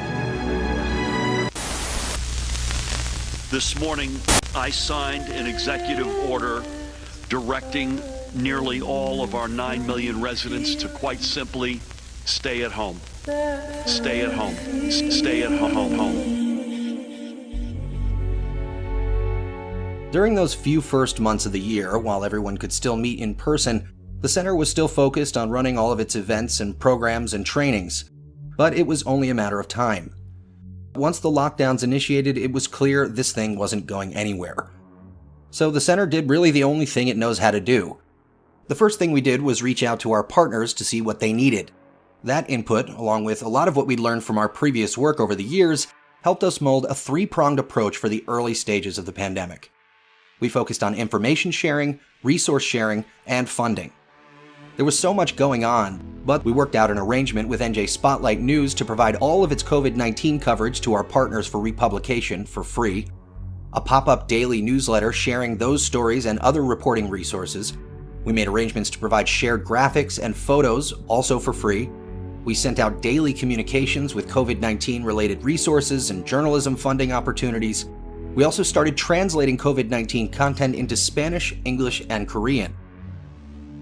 We also created 2 COVID reporting fellowships, one to support ethnic media reporters covering the pandemic, and another to support freelancers and to cover some of the costs of any new equipment they needed. A few months in, Stephanie got word that NorthJersey.com was working on a project called Loved and Lost, with the goal of documenting and remembering the lives of every New Jersey resident who was lost to the disease. Dan Sforza and his team at North Jersey quickly agreed to bring us on as collaborators, and that project continues to this day. We also had to completely rethink our event strategy, as everything was now completely virtual and almost no one knew how to use Zoom. Projects like the Peer Learning and DEI travel grants were completely up in the air, and right before the lockdown was initiated, we had unfortunately publicly announced that the Collaborative Journalism Summit would be coming to North Carolina in May 2020. We decided to take the summit completely virtual, which meant it would be the first major journalism conference in the US to take place completely on Zoom. After the summit, which was thankfully a success, the center published a series of new reports, research, and collaborative workbooks. And in December, we released a full report on all of the election-related programs and support we provided during the 2020 elections. In the early months of 2021, as vaccines were becoming available, but many were still either hesitant or outright defiant, the center decided to host press briefings about the vaccine rollout and response in New Jersey. In October, ONI was even able to secure an exclusive press briefing for New Jersey News Commons members right before the gubernatorial election with Governor Murphy himself. After looking through the early findings of our news ecosystem mapping project, we decided to team up with the Philadelphia Association of Black Journalists to address the growing lack of news and information produced with and for communities of color, especially in South Jersey. We dubbed the initiative the South Jersey Information Equity Project, and it's currently led by our new Assistant Director of Programming and Membership, Cassandra Etienne, along with Coordinator Adrian Baldock. Later, the center would go on to start Stories Invincible, led by Project Coordinator Reet Starwind, with a similar goal of producing restorative narratives about the residents and communities in Camden, New Jersey. In December, we rolled out a long overdue revamp of the New Jersey News Commons membership structure with new tiers, benefits, and a sharper focus on individual memberships in addition to our organizational relationships.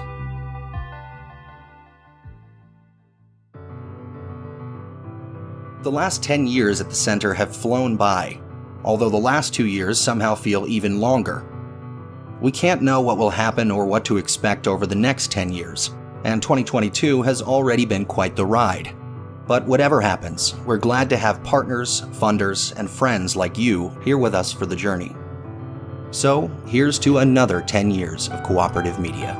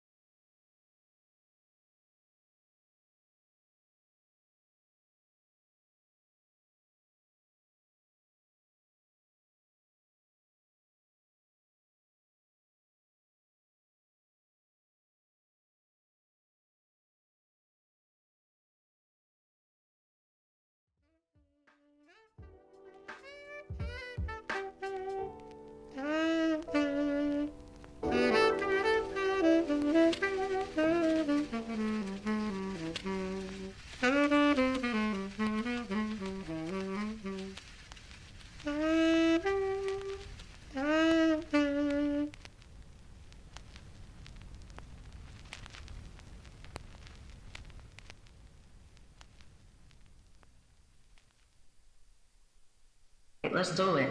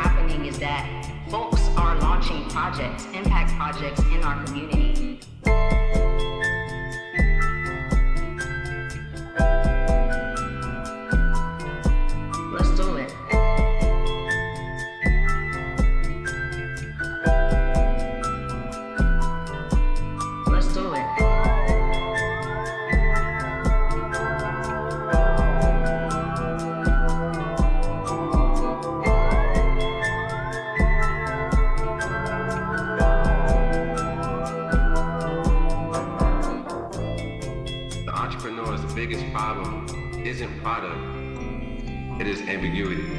It's simply unknown. We use storytelling and media to share power and build power. We not only just look at information gaps across our city, but we also think about communities that we usually don't hear from.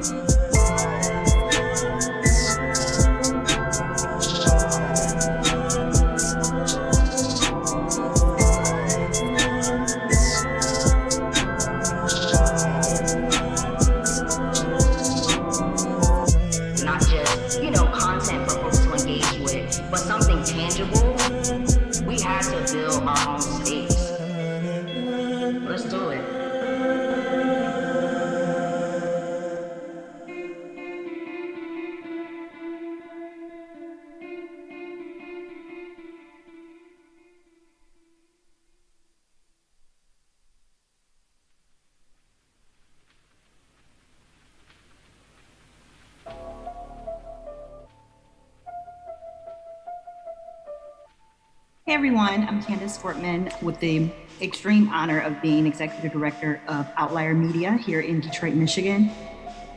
So I'm gonna get real right. There is no outlier without partnership. Our entire motto is partnership based. We are fortunate to be able to work with almost every newsroom in Detroit and many newsrooms across the country. And that in and of itself gives me joy. That the center of our power does not exist only in our newsroom, but it exists in newsrooms across the city, across the state, and across this country. We are starting to put together the feet and grounding of Outlier. This is a village newsroom. This newsroom belongs to no one but the people it serves.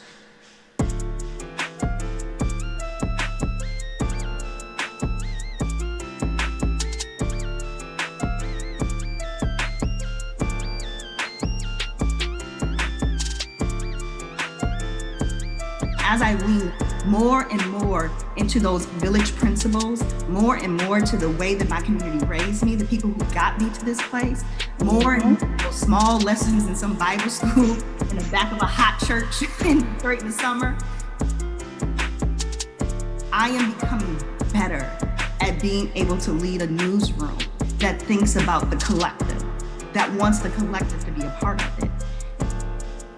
And that part is really hard, because that is not how this industry is set up. There is no reward in operating that way. However, when I see what we're able to build with our friends at Detroit, our friends at Planet Detroit, what we're working on, how we're re-envisioning the future of journalism, even on the business side of how we do this work, it is the only thing that keeps me here. Because if I had to operate under the systems that typically govern journalism, I probably would have left long before I ever got to Outlier.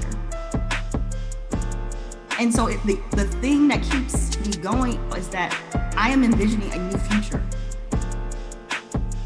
It is not enough for Outlier to succeed alone.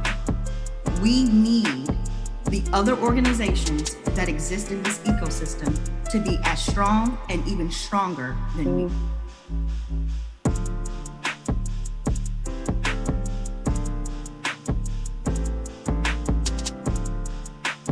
I know we're getting some amens and hey from people tuning in around this.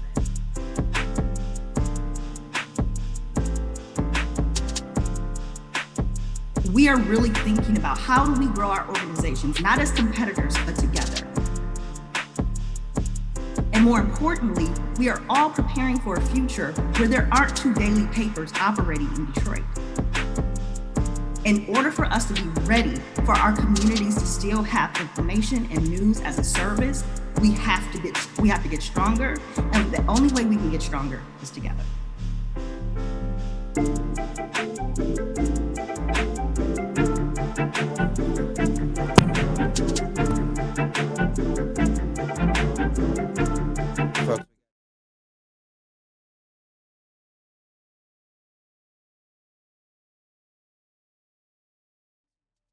We were all stuck in an information gap. Every single person, regardless of race, creed, how much money you had in the bank, you had a need for information. Now remember what it would feel like to live like that all the time. That feeling, I don't want anyone to feel that way. I don't want a future where people feel like they are constantly in a tornado where they can't figure out how to get from A to B.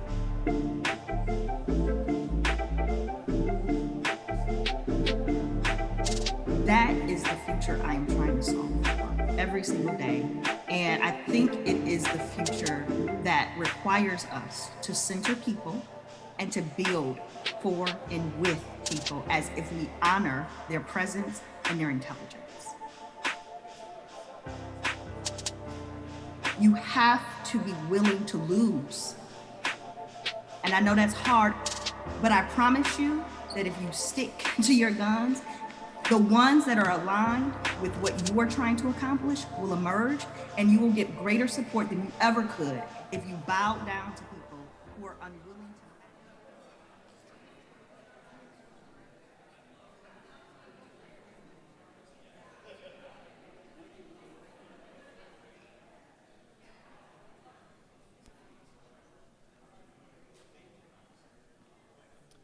And we're back.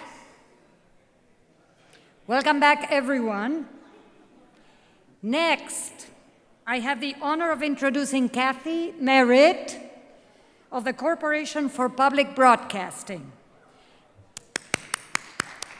Kathy will host a conversation with Chris Norris of StoryCorps.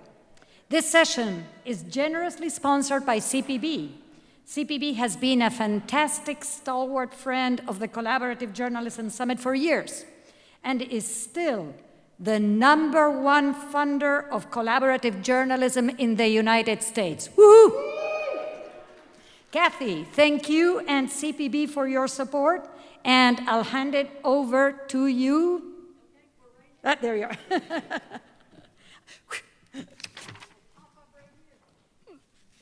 Hello. Good morning, everybody.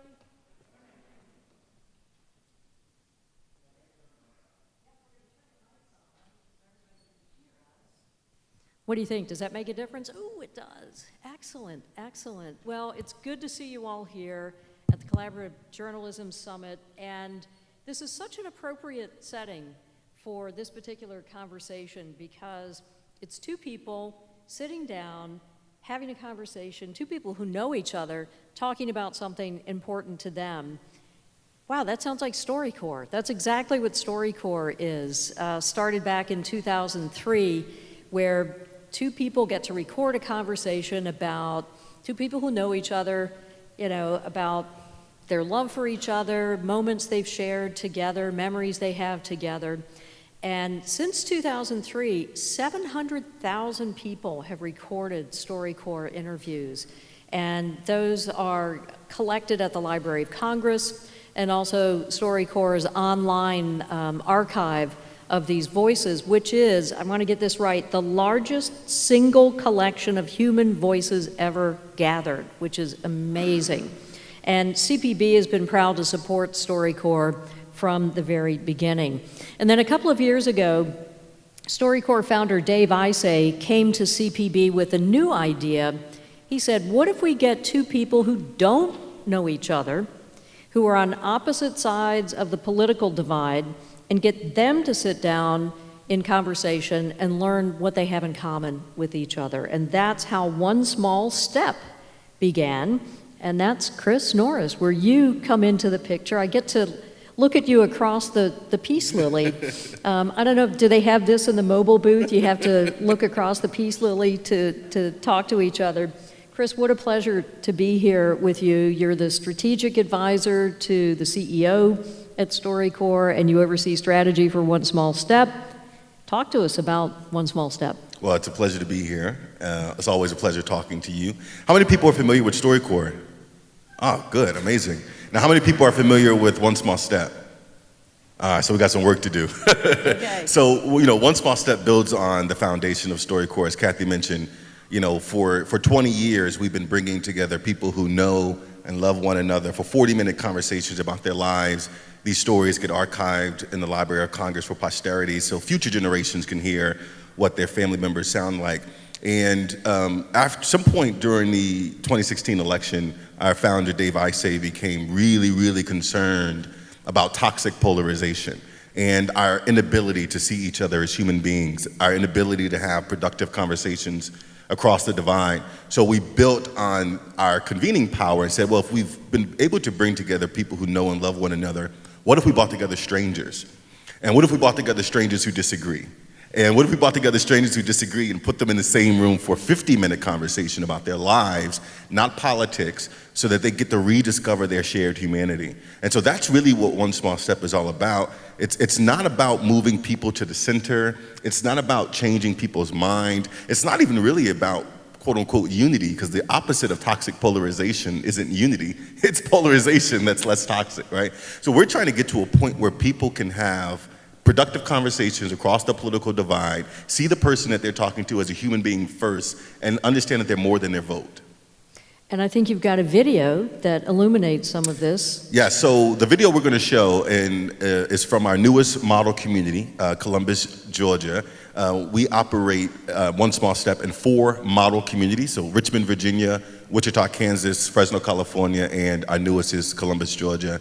And these 50-minute conversations are boiled down into really cool snippets called audio cards. And the video you're going to watch now is between Wayne Hales, who is the president of the NAACP, and Alton Sterling, who was the former head of the Republican Party in Georgia. So you couldn't get even more ideologically opposed. The interesting thing about this story is these two gentlemen knew each other. Mm-hmm.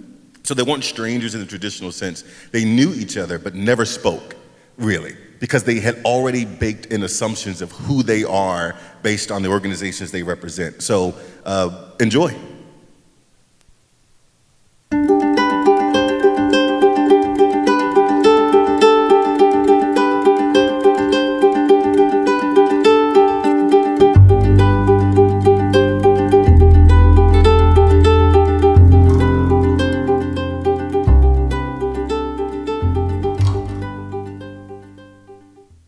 I went to Houston looking for a job, and in this little bitty office, there was a guy sitting at the desk. He said, what will you do?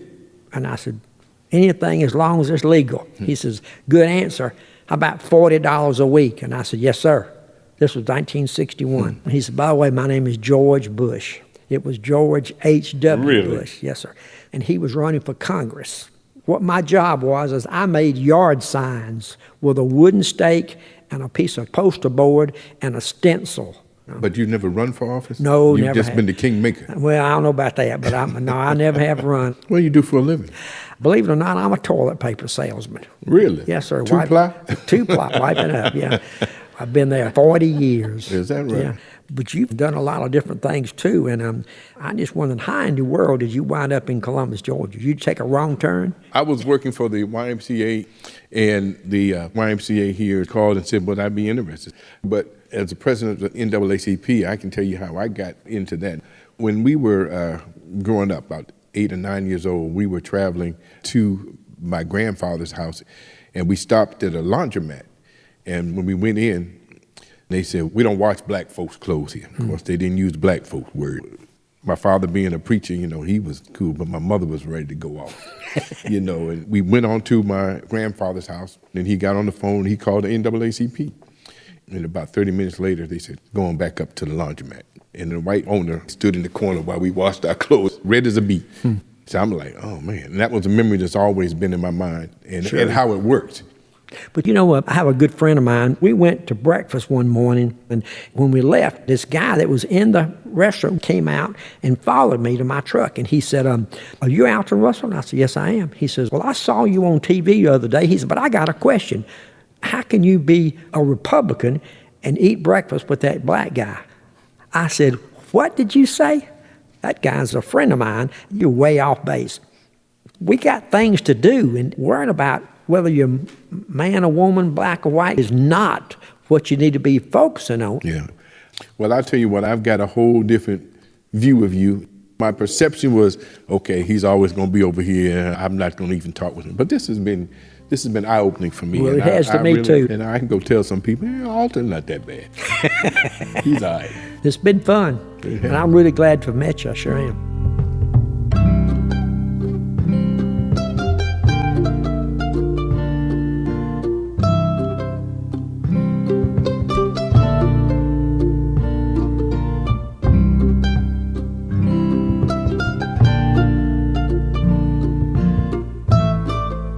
So Chris, I want to know, is there always a happy ending? I mean, are all these conversations like this? Because that was amazing. Yeah, that's a good question. I think the cards that we produce tend to show the happy ending.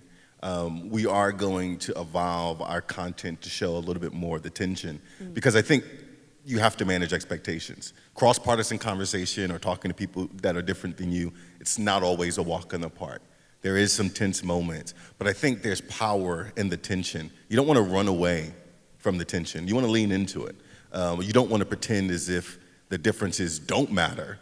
You just don't want to center on them, right? The differences can be overcome when you recognize the person you're talking to is a human being, when you recognize that they're more than their vote, when you recognize that they want many of the same things you want, like clean air, fully funded schools. They want the 911 operator to pick up when they call, they want the basics of the social contract fulfilled. And so the majority of people go into One Small Step. And again, the framing is not talking about politics. It's about talking about your life, so we can ground ourselves in our shared humanity. And then we can evolve in conversations if we want to talk about that kind of stuff. So it doesn't get too tense because we don't have to talk about politics, but sometimes it comes up. And we have expert facilitators who are able to mitigate that tension and smooth it out. So. Yeah, but it's finding that common ground, really, sharing stories in a way. But I do wonder, this is the cynic in me, I guess. I mean, one small step, so that's two people.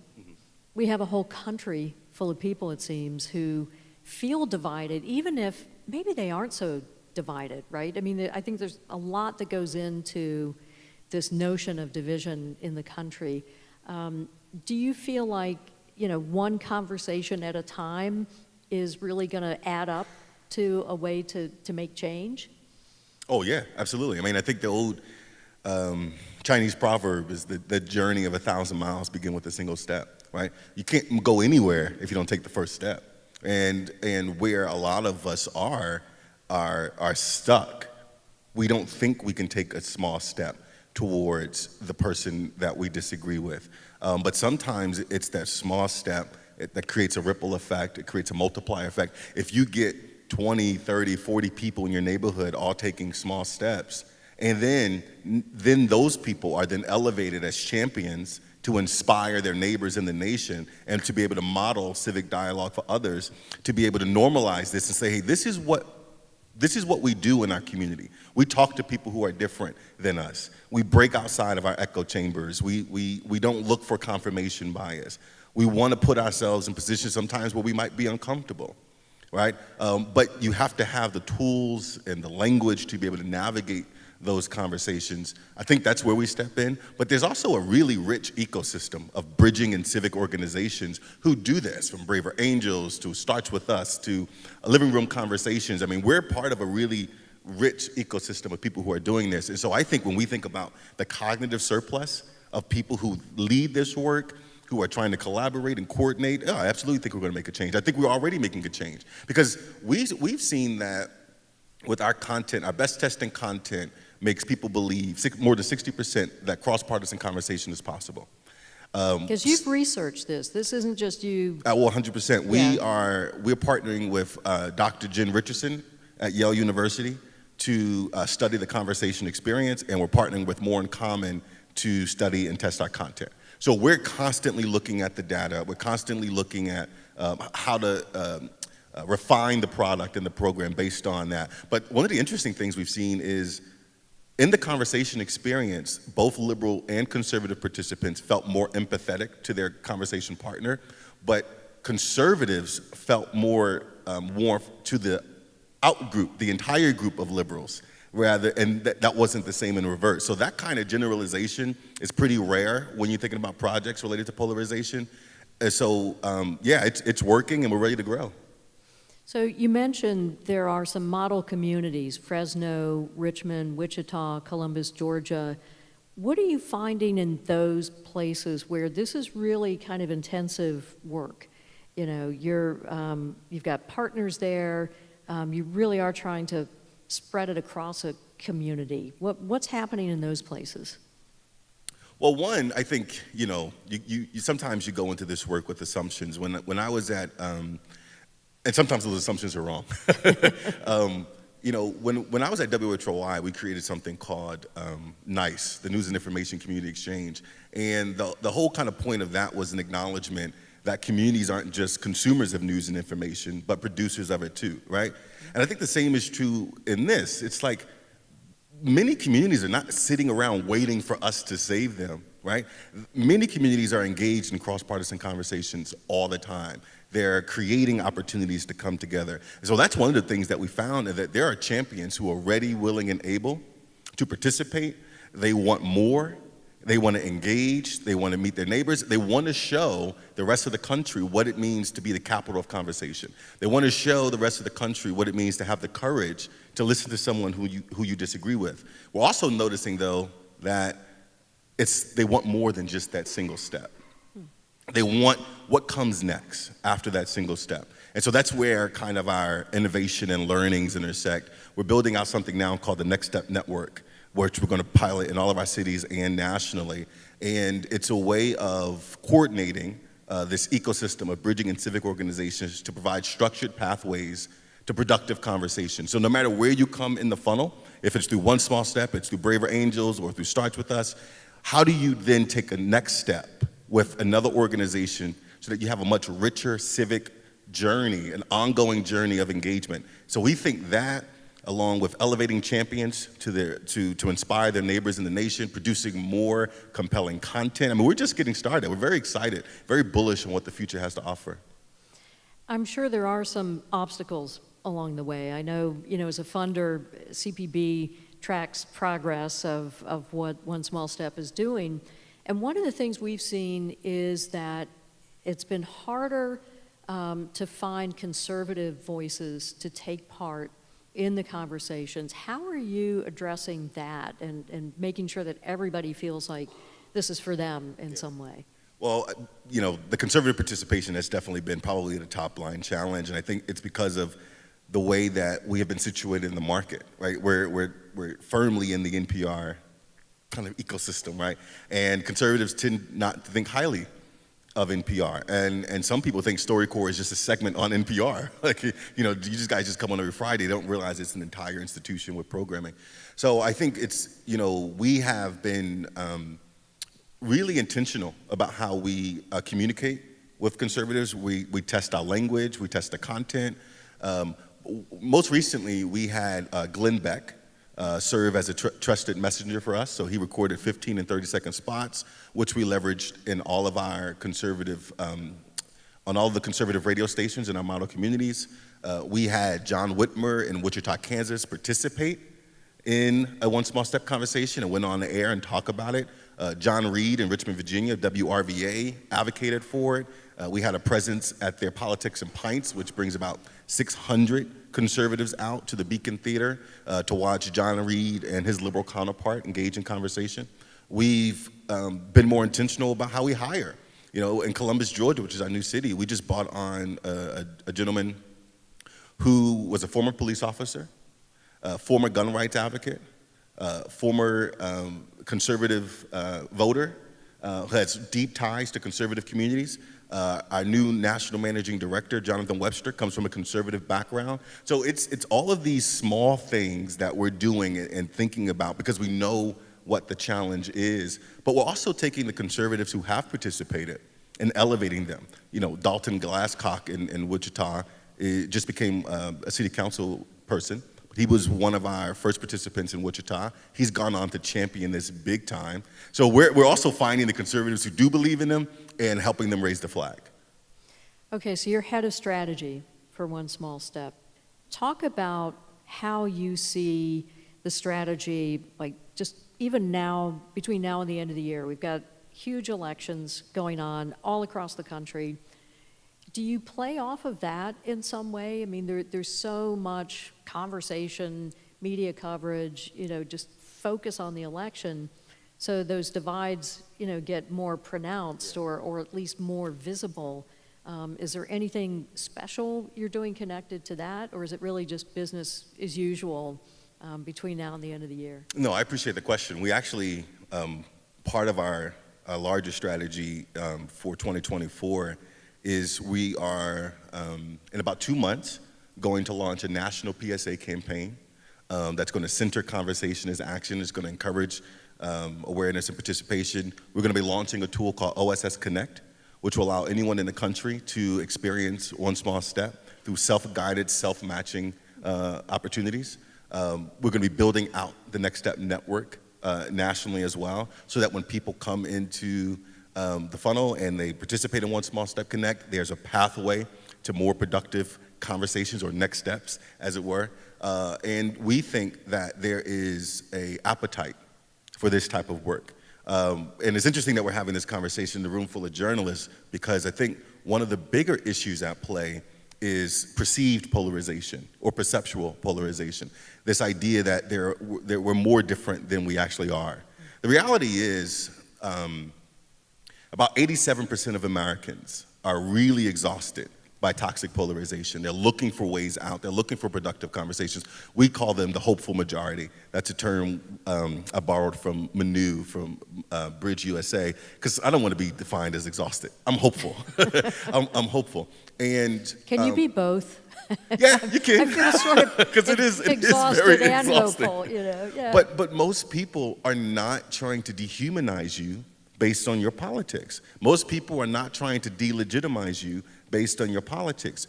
When I say we, I say the media writ large, we have taken the fringes and put them into the spotlight and made it seem as if everybody is at each other's throats, when it's really a very small amount of people. I mean, I think we went from 16% in 2018 to maybe 23% this year of people who feel like they're ready to commit political violence if the elections and things don't go their way. But the majority of Americans are not thinking like that.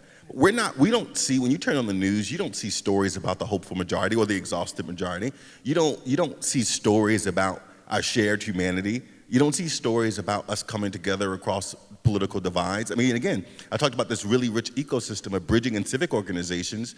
Journalists should be quoting them all day, every day during this election cycle and reminding people better days are ahead. It's not as bad as it seems. This perceptual polarization makes us think we're more divided than we are. We actually are more alike than not. We actually really want the same things. We're actually really eager to participate in these conversations, and we have to create space for that. Now, that's not to say that there aren't bad actors out there, right? I mean, there are the Proud Boys and Antifa, and there are people who can't wait to delegitimize you or call you names or threaten you, but again, that's not the majority. So it's not about ignoring the threat that's real, but we also don't have to amplify it beyond its actual utility. Okay, like you said, you're in a room full of journalists, so when we ask for questions later, you can, test his theories on all this and ask questions about that. So I want to go back to One Small Step Connect. Mm-hmm. So how will that work? Is this like an app or something? Is this a swipe until you get somebody you want to have a conversation with, or how's this going to work? It's funny you say that, because that is the vision we're working towards. Okay. Dave Isaac calls it, I think he calls it like the Tinder. He wants to create like a Tinder, like a dating app. Right now it's going to be mobile native, and people will be able to log on, create a profile, browse matches, connect with people, chat, set up a time for a conversation, go into a conversation room where they have prompts and self-guided conversations, and that's the experience. And again, after you have that, we want to make sure that there's a roadmap for you to take your second, third, and fourth steps, even if it's not with us, right? Like, we want you to continue to participate in One Small Step Connect. So that's also a really cool point, is that you could become a conversationalist or a champion, where you're the person who's participating in multiple conversations, and you're encouraging other people to do it. But we also want you to take advantage of our partners out there. Disagree Better, the Listen First Project, and there's a lot of people out there doing this work. The more that we can bring people into the fold, the more that we can spotlight the rich ecosystem of people who are doing this work, hopefully we get the media's attention and they tell those stories too. So do you partner with those organizations, or who does One Small Step work with, in communities or even nationally, with some of these other bridging organizations? Yeah, we're building out our national partnerships now in our model communities. We have field coordinators, and they're building all types of partnerships with law firms who want to just recruit their employees to participate. We've partnered with the Chambers of Commerce in Wichita. It's also really interesting because, depending on the city, in Wichita we have the business community is really baked in. In Richmond, it's the faith community, right? In Columbus, Georgia, there's a strong military background and a strong military city. And so that messaging of it's our patriotic duty to have the courage to listen to those with whom we disagree really resonates, right? And so we have partnerships across the spectrum, across industries, because they all realize that this is what we need. Every time people hear about One Small Step, if they have never heard of it, they get optimistic. They go, I'm glad to know that there's somebody out there taking a look at this and trying to do it. And again, it's not the creme de la creme. We're not saying that, if you sign up for One Small Step, the world is going to be a better place.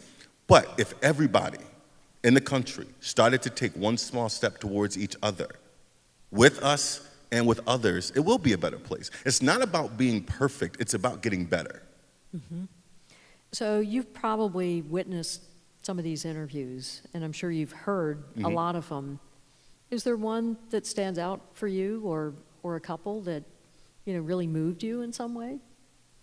I mean, they all move me. I mean, I think Wayne Hales and Alton really moved me, in part because I had to convince Wayne to do it. We spent about an hour on the phone, and he just did not want to talk to Alton. He just had made up in his mind, it's just not a person I want to talk to. I know what he's about. He's a Trump voter. There's nothing we have in common. Why do I need to talk to him? And I said, but you are an influential guy. And he is an influential guy. And if the community sees you two doing this, you are going to signal to everybody else that this is the thing to do in this moment, right? And that's part of the strategy, is how do you find those high-profile, influential people in these communities who can be role models, who can do this, and then who can go on to advocate for it, who can signal that civic dialogue, cross-partisan conversation, talking across differences, it's not a scary thing. It actually can be pretty fun. And you know what? You might make a new friend. I mean, look, we've had people who become friends. We've had people who do potlucks and they go hang out and they send us notes that they've met a new best friend, right? I mean, there's beyond just like talking about across differences, there's a hunger for human connection.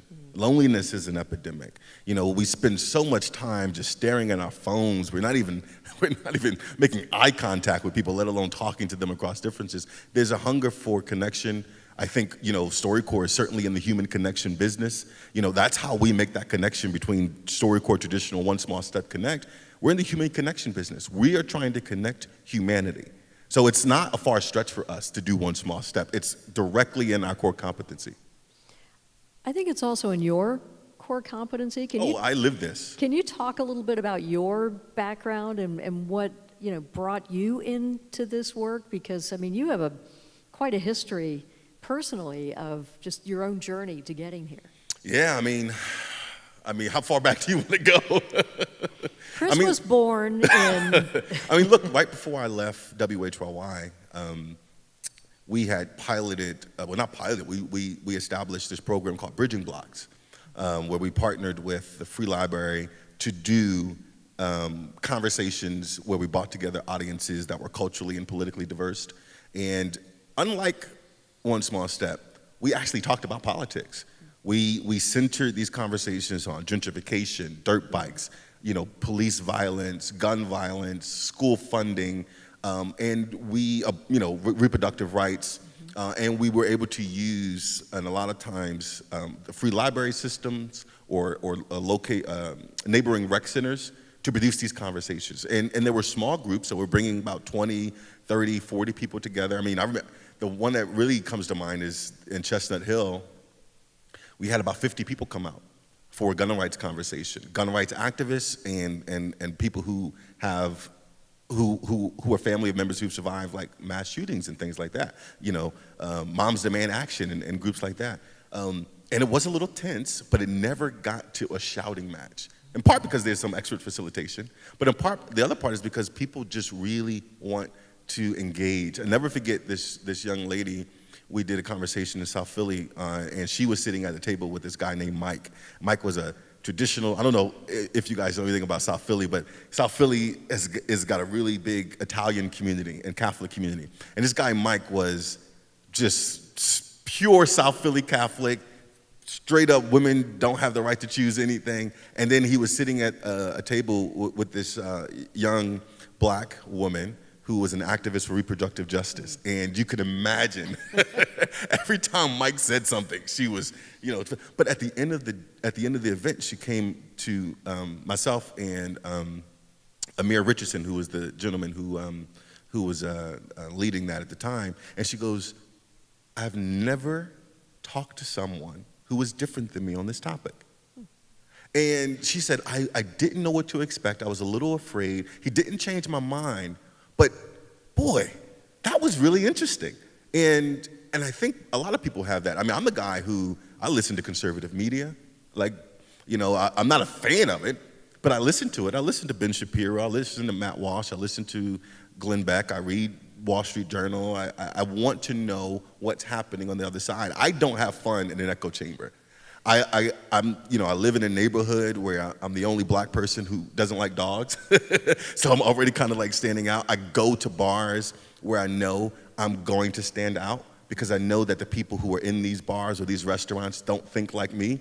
And I get a kick out of it. The last time I was at this restaurant, I met a guy, him and his wife, they're 80, 81 years old, and he called me, and he's a Trump voter, and we had a pleasant conversation until you started talking about those damn immigrants. And so I was like, okay, let's wrap up. But he was like, oh, you know, you're like my stepson. Oh, I didn't think I would enjoy talking to you so much. And I was like, you know, because we started our conversation on the fact that he is afraid that his 81-year-old wife, when she's coming home from work on the subway, is going to get robbed.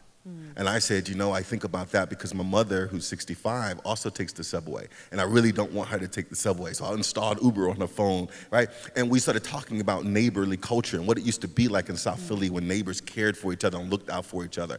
We started our conversation on the things we cared about. Right. We established our shared humanity. So when we moved into politics, and he said some things that made me cringe, I also knew that deep down, he was a good guy.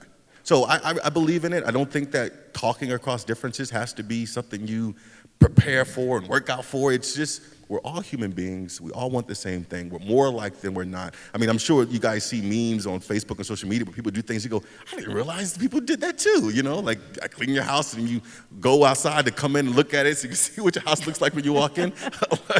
A lot of people do that. So we are very much alike, and it's something that's really, really core to who I am. Now, you've also been a journalist.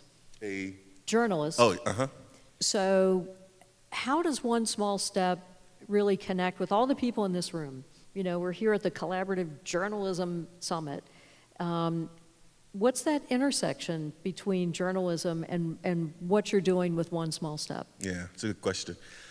You know, I think top line is probably that journalists and the folks working at One Small Step really care about civic life, enriching civic life, improving civic infrastructure, telling meaningful, compelling stories that cause people to act, telling stories in general, right, the act of publishing, bringing together people for conversations. I know most journalists, even if they don't have the bandwidth to do it, they want to convene community conversations, right? They want to do workshops. They want to bring together people who are different than they are. A lot of news organizations don't have the capacity to do that. I mean, we were blessed at WHOY to actually have an engagement arm that was able to do that. And, you know, And shout out to Sandy Clark, who is my boss there and who brought me along on this ride.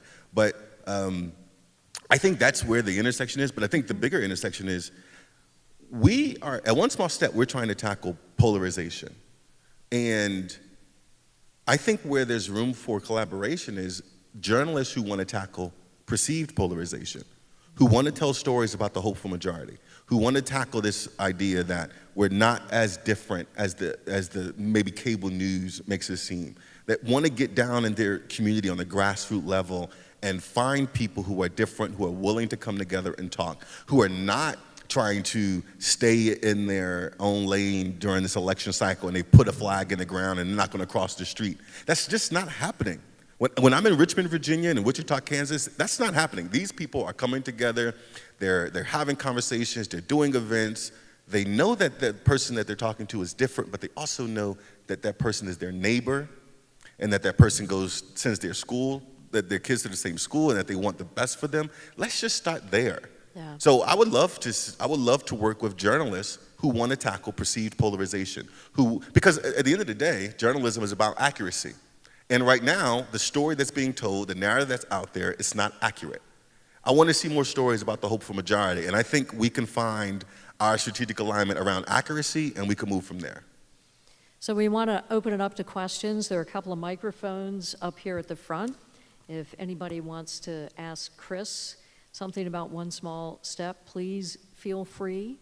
In the meantime, I wanted to ask you about your work on university campuses, which seems like this would be a good moment for that.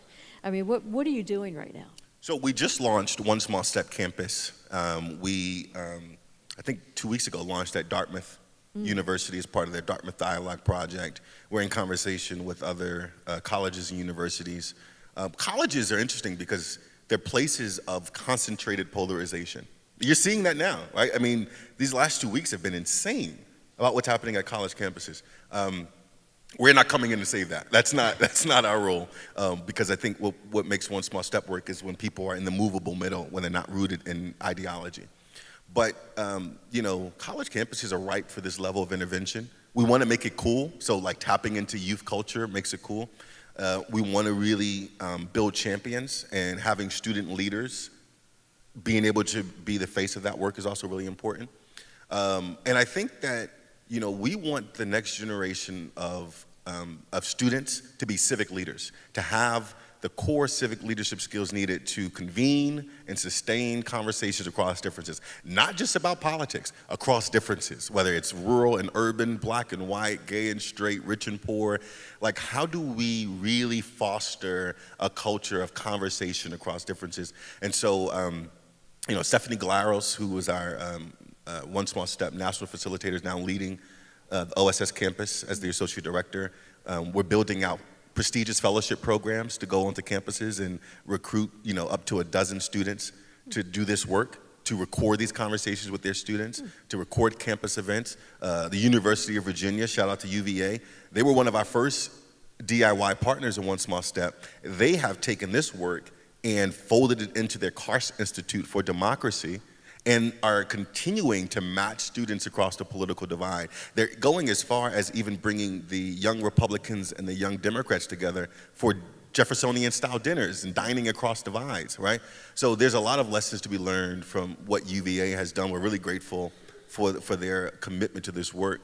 So we have a lot of touch points that we're going. We have model communities. We have One Small Step Connect. We have OSS hubs, which thank you for you guys, are incredibly generous support of that, which are public radio stations that we subaward and give opportunities to do that. And then we have college campuses. So we are putting our tentacles out there. It's a growing web. It's growing. It's growing. And again, it's all centered around this idea that we are more than our vote. And if we connect on what makes us human first, we can tackle everything else. All right, questions? Question down here.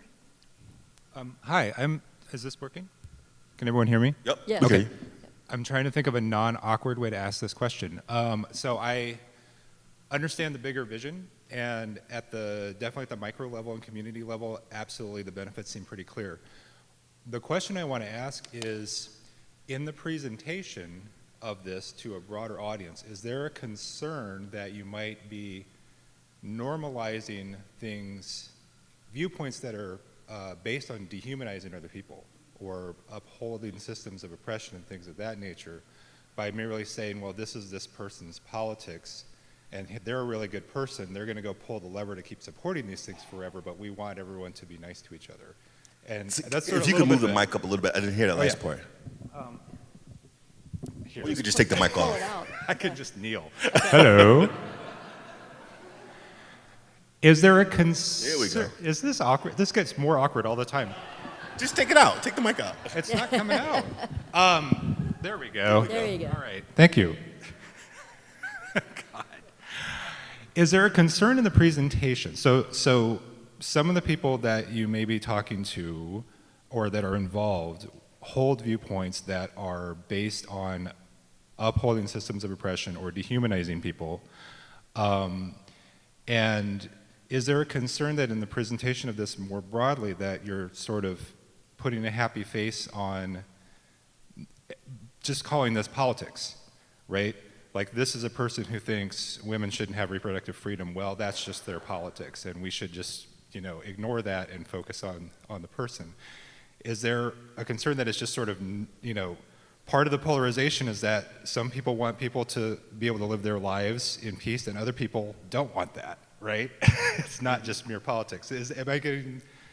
I'm not articulating this very well. No, I understand the question. Yeah. The question is, I just want to repeat it back to you so I make sure I understand. Yeah. Is there any concern when presenting this to a broad audience that we are normalizing what might be perceived as radical viewpoints and just brushing them off as just their politics?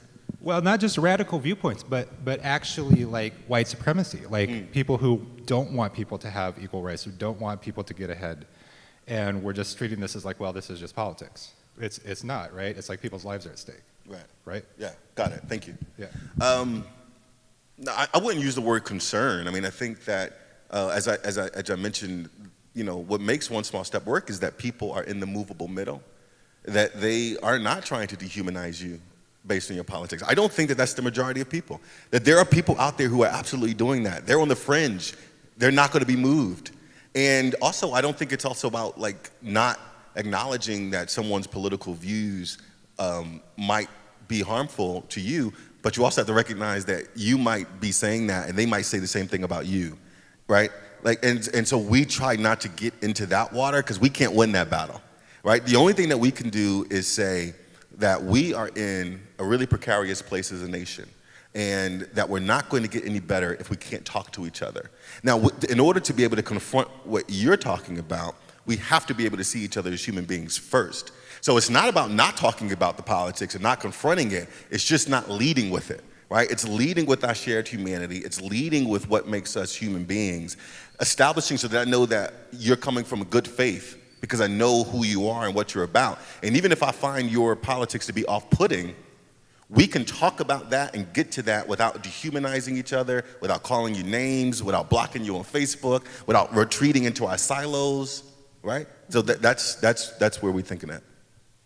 Well, I think we're out of time. I know the 1 minute sign walked by, probably 3 or 4 minutes ago, but let's thank Chris Norris for his work and for being here today. Appreciate it. And thank you all for your attention. I'm not sure what's up next, but somebody knows. Yeah, I'm here to share that. Thank you so much, Chris and Kathy, for this conversation on the discussion of the nuances and the importance of continued cross-partisan conversations, and we appreciate that, and it definitely is resonating with me. Before we proceed, I have a quick ask or housekeeping item. One of our fellow CJS attendees has misplaced their phones, so it's a black iPhone. Either if you see it, please flag one of us or bring it to the welcome desk back at McGregor. Thank you. Next, we'll pivot back to election coverage and hear about every voice, every vote in Philadelphia. This session is generously sponsored by the Lenfest Institute for Journalism, which has been a fantastic friend of the Collaborative Journalism Summit for years. Yossi Lichterman is here on behalf of LenFest to introduce the panel. Yossi, thank you and LenFest for your support. There you are, and I'll hand it over to you.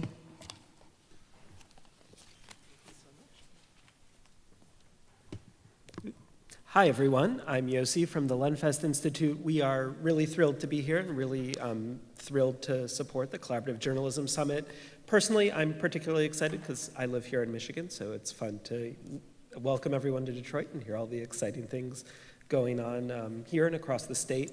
But LenFest, we're based in Philadelphia, and we support solutions for the next era for local news, both in Philadelphia and across the country. And my colleague, Sean Mooring, and this incredible panel are here today to talk about Every Voice, Every Vote, which is an incredible collaborative project focused on solutions and civic engagement around initially Philadelphia's 2023 municipal elections, but it is becoming much more than that, which you will hear all about. So I will turn it over to Sean to introduce the panel.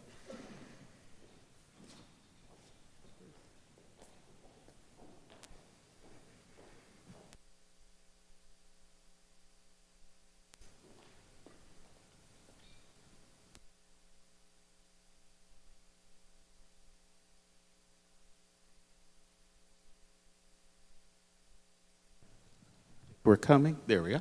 Good morning, everyone. And thank you for joining us for our panel this morning called Every Voice, Every Vote, Catalyzing Civic Engagement Following the Most Significant Election in Philadelphia Recent History. So a big title, but we're really excited to be able to talk, thank you, to talk about this initiative. And our focus as we go forward is really focusing on the role of media and community partners in igniting civic action. Again, my name is Sean Mooring. I'm the head of Philadelphia programs at the LenFest Institute for Journalism, and I'll let my esteemed panelists introduce themselves. Good morning, my name is Portia Fillard. I have the pleasure of serving as the community engagement consultant on the Every Voice, Every Vote project. Good morning, my name is Arun Prabhakaran. I'm president at the Urban Affairs Coalition, and we were a very fortunate grantee of the Every Voice, Every Vote project. Good morning, my name is Monique Curry-Mims. I am the publisher and editor-in-chief at Generosity, Philadelphia's social impact media outlet, and we were also a grantee partner of this initiative. Great, thank you. And I'm going to start by giving a little bit of background on the initiative and our approach to this work and particularly the vision of Every Voice, Every Vote. And this initiative was initially launched in 2022. We actually came last year to talk about some of our early findings when Collaborative Journalism Summit was in DC. And this effort was focused around elevating Philly's diverse voices leading up to the municipal elections, and particularly as we were electing our 100th mayor and an unprecedented number of city council members. But one of the things that, as we look at kind of the vision, EVEV was designed to connect newsrooms, community organizations, Philadelphia residents, all in an effort to focus on the issues that mattered the most to Philadelphians.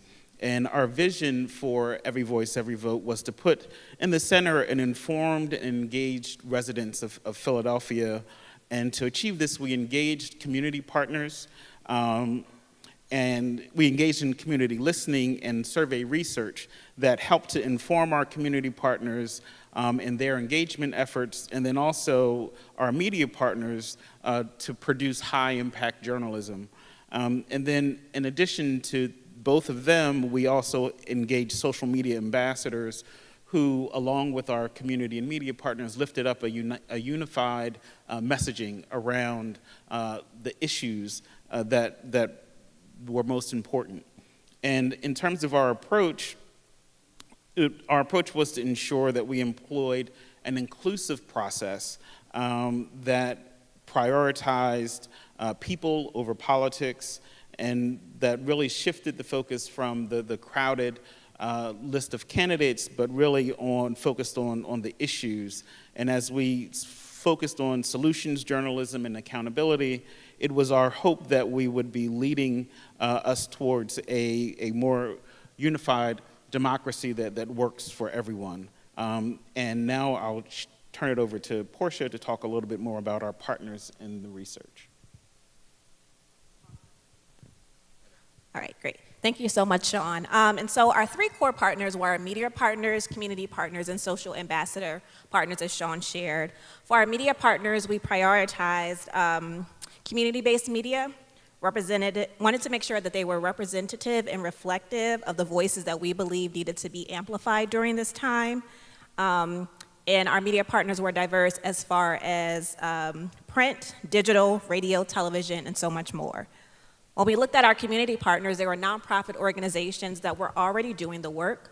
They were trusted messengers in their community. They had relationships there already, and so we really wanted to resource them, to support them, to do what they're already doing and do what they were already doing, and grow their impact and their approach to really engage everyday Philadelphians around the conversation for that for 2024 election, 2023.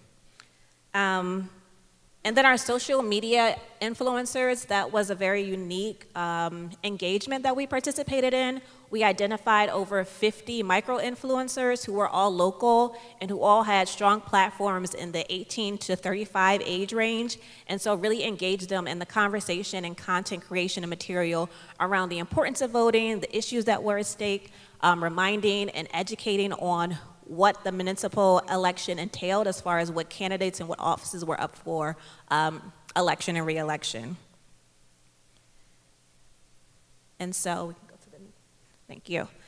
In partnership, as Sean shared earlier, the research component of this particular initiative was very critical in really driving and supporting the conversation using data to really help to get to the core focus of the conversation for everyday Philadelphians. And so in partnership with the Pew Charitable Trust, we conducted a qualitative and quantitative research, and that was informed by both the public opinion polls and focus groups. And we were really intentional to make sure in that research that we targeted or focused on all of Philadelphia. Philadelphia is a very diverse city, and so we wanted to make sure that we hit as many zip codes across the city as possible. And of course, during the focus groups, we were very intentional that all Philadelphia faces, voices, experiences were represented in that conversation. Our key findings, which I think are no surprise for anyone who lives in a city, were crime, education, housing and homelessness, economic opportunities, and homelessness. And so with that data, we were able to provide that to our partners, both of our media and community partners, to really help to craft conversations around how Philadelphians felt that these this upcoming election, these new candidates, these new offices that were being elected, how would they solve or help solve or direct for the problems that Philadelphia felt were the most challenging issues in the city at the time. And so I'll quickly go through highlights and overview of summary of our outcomes and impacts. In total, we gave away $1.5 million, and our average grant size was about $25,000. Those grants range from $5,000 to $100,000 for our grantees.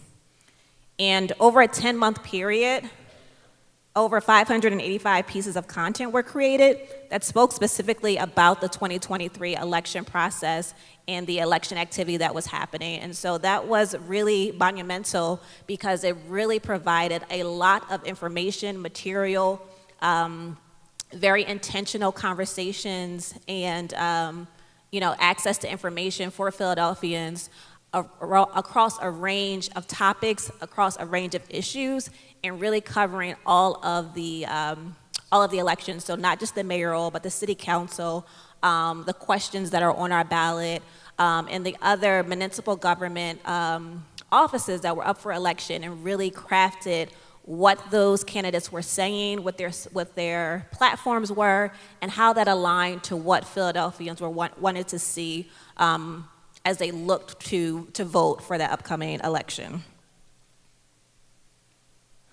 And so this Every Voice, Every Vote allowed us to bring over 130 partners, 2 of which you will hear from very shortly.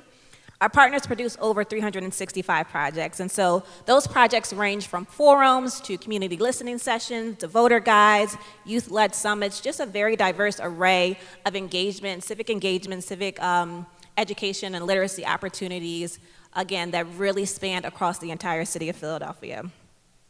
We were able to support the production of voter and civic engagement materials being translated into 15 different languages. One of the things that we learned that language access was a huge barrier for a lot of communities when it came to voting and voter education across our city. And so with Philadelphia being as diverse as it is as it pertains to age, culture, background, religion, sexual orientation, our partners were able to reach 15 unique community groups, and that means that they were able to create those civic engagement opportunities with those specific groups at the core and at the core of what they were of the activities that were provided. And lastly, our collective audience reach was over 16.5 million. So we're just really excited about what we were able to do in 2023 and really excited for what's next. And so now I'm going to pass it over to Arun and Monique to share their experiences. It's going to turn on in 1 second, right? There you go. There you we go. You're on. So again, Arun Prabhakaran, president of the Urban Affairs Coalition. So just so you know a little bit about the Urban Affairs Coalition, I'm going to talk a little bit about Philadelphia. I'm going to tell you what we did in our project, and then I'm going to hand it right over to Monique.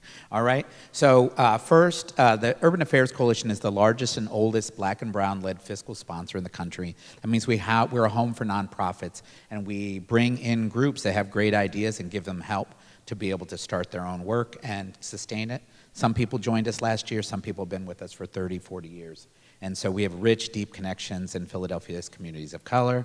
And what we oftentimes don't see is that our communities are complex. So somebody may see me as the president of this organization and think that I am the grassroots leader. What I know from the work that I do is that there's 4 other layers below me. And we are always trying to be extremely respectful of everyday residents, their neighborhood organic networks, the organizations that serve them at the neighborhood level, the citywide organizations that are our colleagues and our peers, and then of course, the opportunity to work with all of them to get community voices from the ground up into the discourse. So I want to just thank the Lenfest Institute again. Without this work that they put together and allowed us to participate in, we wouldn't have had this integrated approach to our community engagement process over the last year.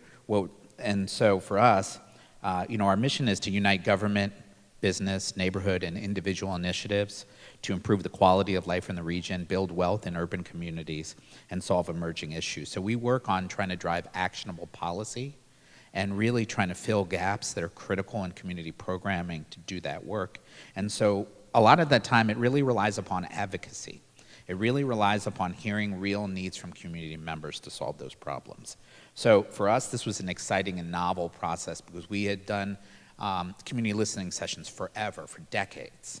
We did mayoral forums. Every time that the mayoral runs are happening every 4 years, we do those. We did our big citywide survey where we surveyed over 2,000 Philadelphia residents shortly after George Floyd died as a part of our Ending Racism partnership to look at what are those issues. And then this kind of came in a timely way that helped us sew this all together. So the framework for our project was essentially we were going to do some mayoral forums, launch a citywide survey, collect that data, feed that back to the mayoral candidates in the general election, along with information from community listening sessions from residents. So that was our framework. And a couple things you need to know about Philadelphians. A friend of mine joked that in California, everything works and nobody cares. In Philadelphia, nothing works and everybody cares. Okay, so the police department doesn't work, the school system doesn't work, the highways, potholes, blow your tires out, trash isn't picked up on time, nothing works, right? And I say that not as a critic, I'm a former government official myself, so I was the chief of staff to the district attorney of Philadelphia, so I know how the criminal justice system does and does not work, and many other systems. So I want to just say that. And then I want to kind of highlight the fact that, this kind of thoughtful approach to community engagement really rests upon our spilling all the papers onto the floor, but also like 50 years of being civically engaged with communities, right? Of working from the civil rights movement forward, because we were really born out of the civil rights movement. When Dr. King was assassinated, civic and community leaders came together for fear that there would be urban unrest. And arguably the most powerful Philadelphian at that time, Charlie Bowser, a black attorney, was able to bring the business leaders and community leaders together to both raise money on Easter Sunday, $2 million to create programming for black communities in the 60s, but also to be able to keep that coalition together for a long period of time and keep those voices going. So let me get down to the crux of it here. So what we did, very simple. When we had a mayoral forum, we had all the candidates there. We interviewed all of them in the background before the forum to get a sense of what their positions were on a lot of questions. But we also integrated questions in the registration format. So we had 200 people attending, and each one of them had an opportunity to ask their questions they wanted the mayor to have. We sifted through all of them, found which questions were most representative of the audience as a whole, and then asked each of the candidates those questions. They were generally questions that were focused on youth issues, and issues affecting poverty and crime. So the other thing you have to understand about Philadelphians is that they're a very savvy group in the aggregate. So the surveying that Pew has done, Pew, charitable trusts, I'm sure you've heard of that if you watch NPR. And then also the Lenfest Institute worked with Pew, and we worked with Pew to put our questions together. So they became very reflective of what the ethos was around Philadelphians and what issues they wanted to have addressed. But at the same time, it showed where the community has their voice, when the media gets it right, and when the media doesn't get it right. So one of the issues that kept on coming up was the issue of crime. As 80% of people viewed crime as the number 1 topic in Philadelphia. There was an epidemic of gun violence, homicides, which had typically been for many years just hovering around 300, were skyrocketed to over 500 homicides. There was nearly 2,500 non-fatal shootings, unprecedented numbers for Philadelphia since basically the 80s. So people were really shocked by this, and the sensibilities were really heightened. So where people got it right was really talking about crime as an issue, and then also connecting that to the points that Portia made around job creation, school, education, youth programming. But where the media didn't get it right was around the facts. And this was, I think, what really amplifies some things that are important for the community voice to raise as opposed to the mainstream journalism that's done. So what they didn't get right was the media has a tendency when youth violence occurs to amplify, to really stoke moral panic around an old racist trope, which is that young black men are dangerous.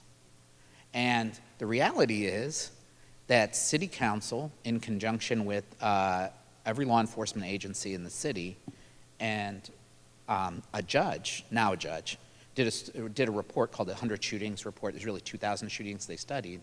And they found that 50% of all the gun violence was happening because of arguments. And the vast majority of the gun violence was happening with people who were much older than young people. So the media was creating a frame that it's young people shooting, black on black youth violence.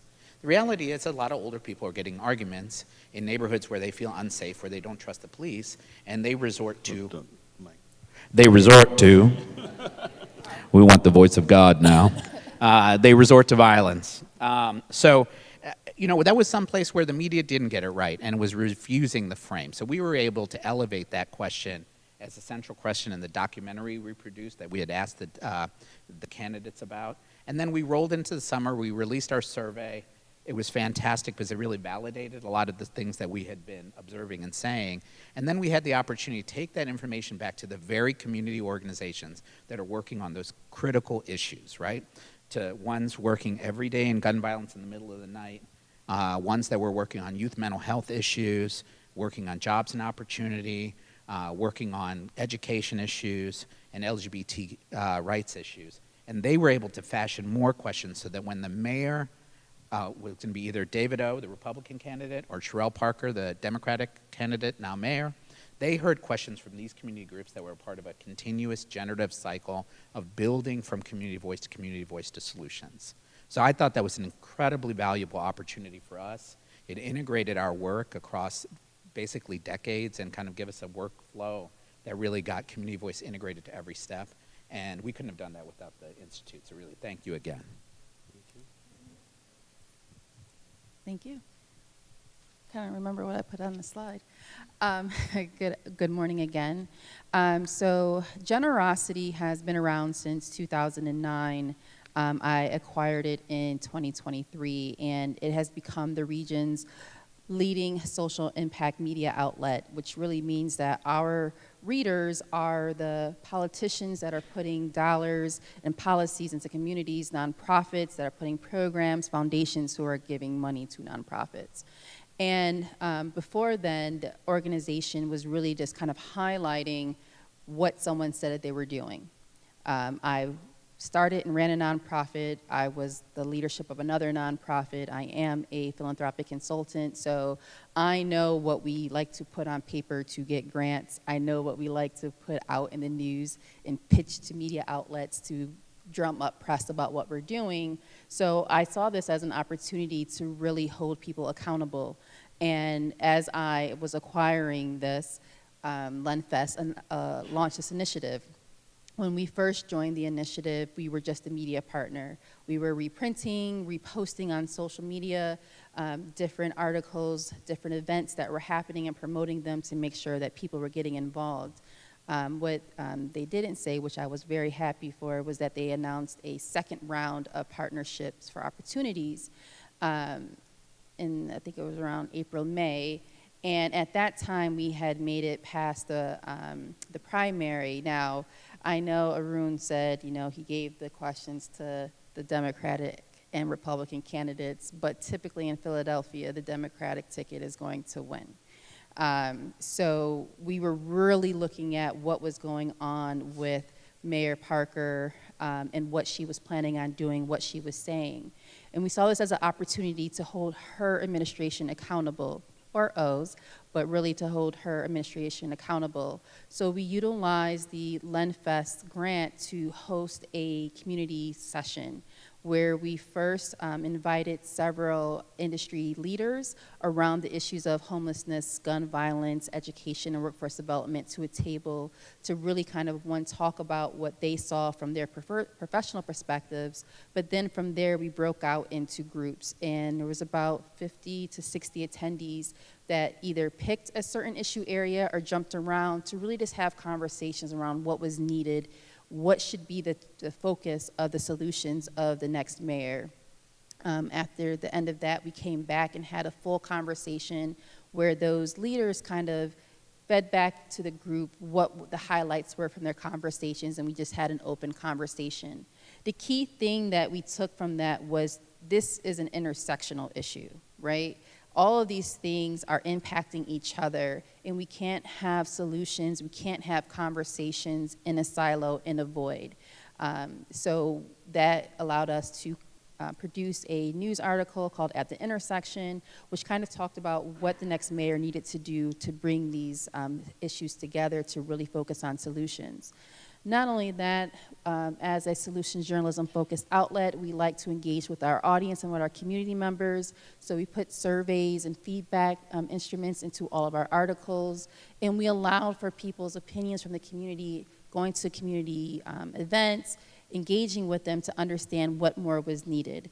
And that actually allowed us to formulate our current 2024 editorial calendar. So our editorial calendar is based off of the information that we received from those sessions, from those insights, from that article, to allow us to really look at what the administration is doing and hold them accountable.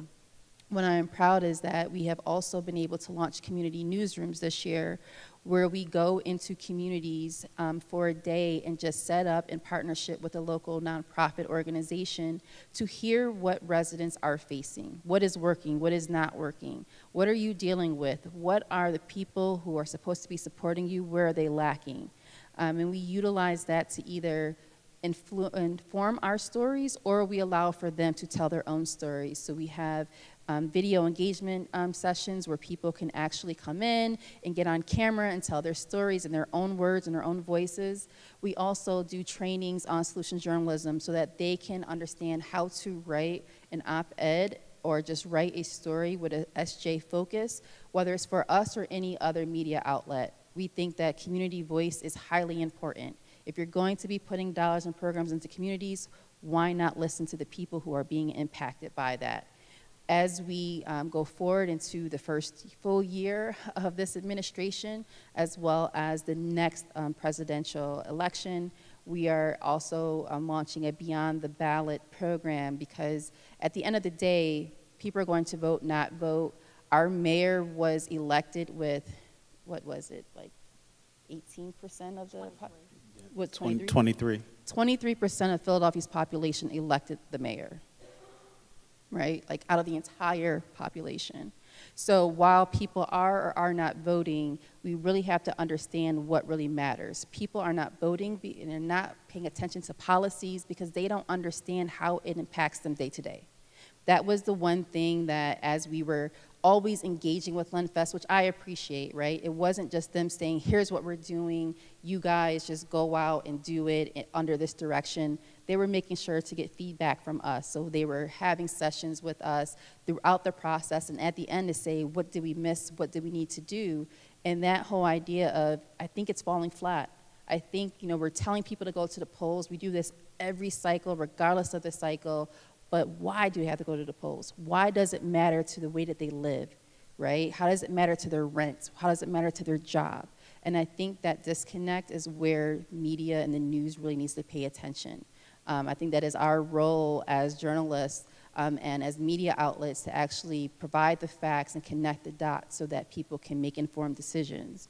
So we will be launching that coming in the next couple of months so that people are really informed about what is impacting them and why they should vote. I feel like I'm rambling right now, so I'm going to getting on my soapbox, I'm sorry. I really appreciate it, and both of you coming and sharing, the perspective, because we also, as we recognize community partners, this initiative has also opened the floodgates for LenFest, because it's the first time that as an institution we've provided grant opportunities to non-media organizations, and so UAC is one among many partners that have come in from a community side, really looking at our community partners as some of the trusted messengers where there have been instances where media may not have gotten it right in the past, or where they just have deeper relationships because of the types of services that they provide than some of our media partners might have.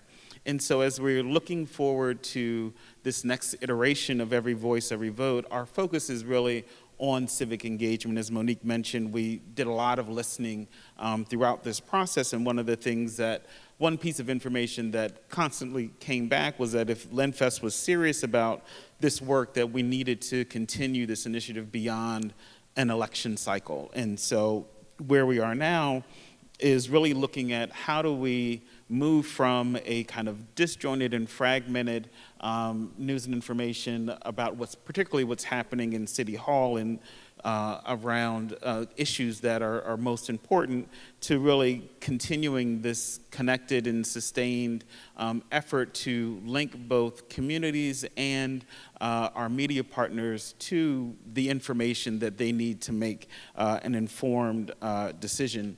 And we want to make sure that in this iteration we're focusing on civic engagement and accountability. And as we move forward to, yes, you see kind of the new graphics and really kind of putting an emphasis on these issues around being heard. And so we're continuing to support opportunities for community folks to talk back to our community partners, to lend their voice in their support of or in engaging with media. And we're also supporting both legacy media, we're supporting a lot of community media, smaller entities that are digital first or that are podcasts.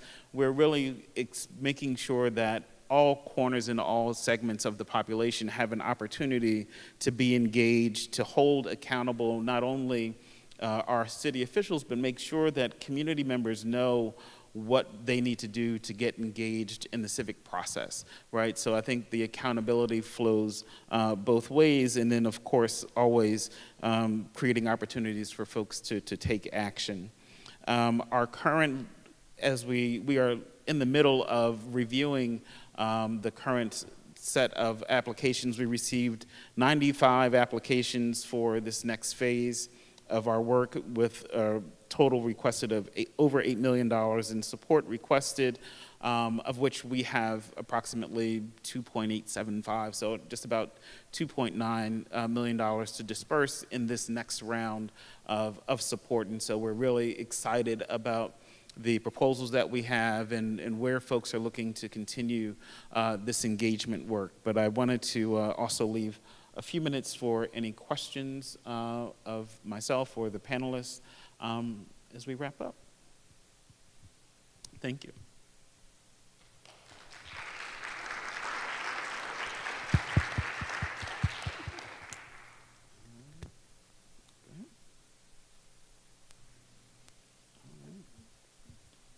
No questions? You got a question? We got time. We got time.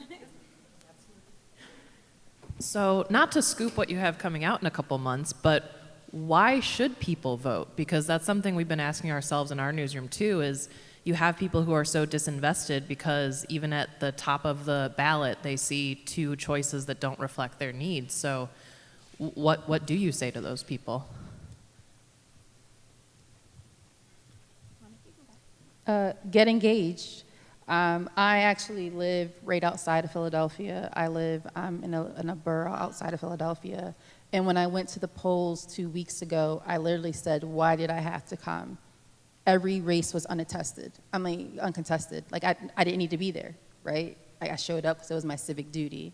But I really did not have to spend my time in there because those people would have won regardless. And I think that we are getting away from what this is supposed to be and understanding it, right?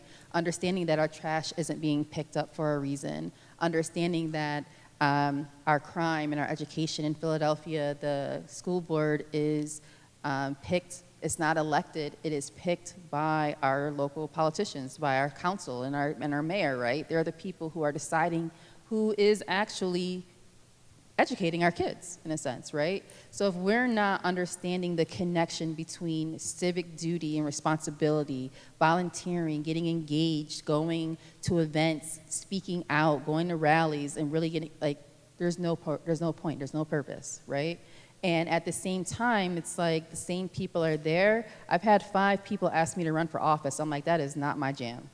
That's not. I ran for school board once, and it was the most ridiculous thing. I'm like, behind the scenes is where I am, right? And there's a place for everybody to get involved. But if you don't understand how the systems work, right, you're going to just say they're broke. What's the point to them?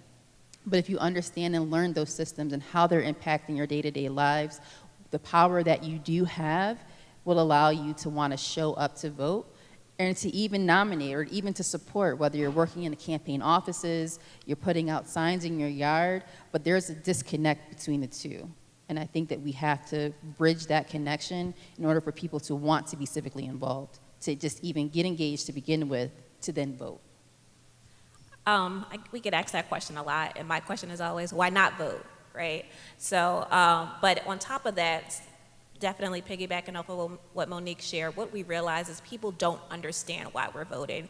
And so we had a really great partner, Committee of 70, that we worked with, and they created these infographics that really provide a diagram on how city government, specifically because we were focused on the municipal elections, impact crime, right? What does city council do? What does the mayor do? What does the Department of XYZ do, right? Because it's not just the mayor's office, it's not just city council's office, it's a lot of other departments and other influences that we just don't understand how those structures work.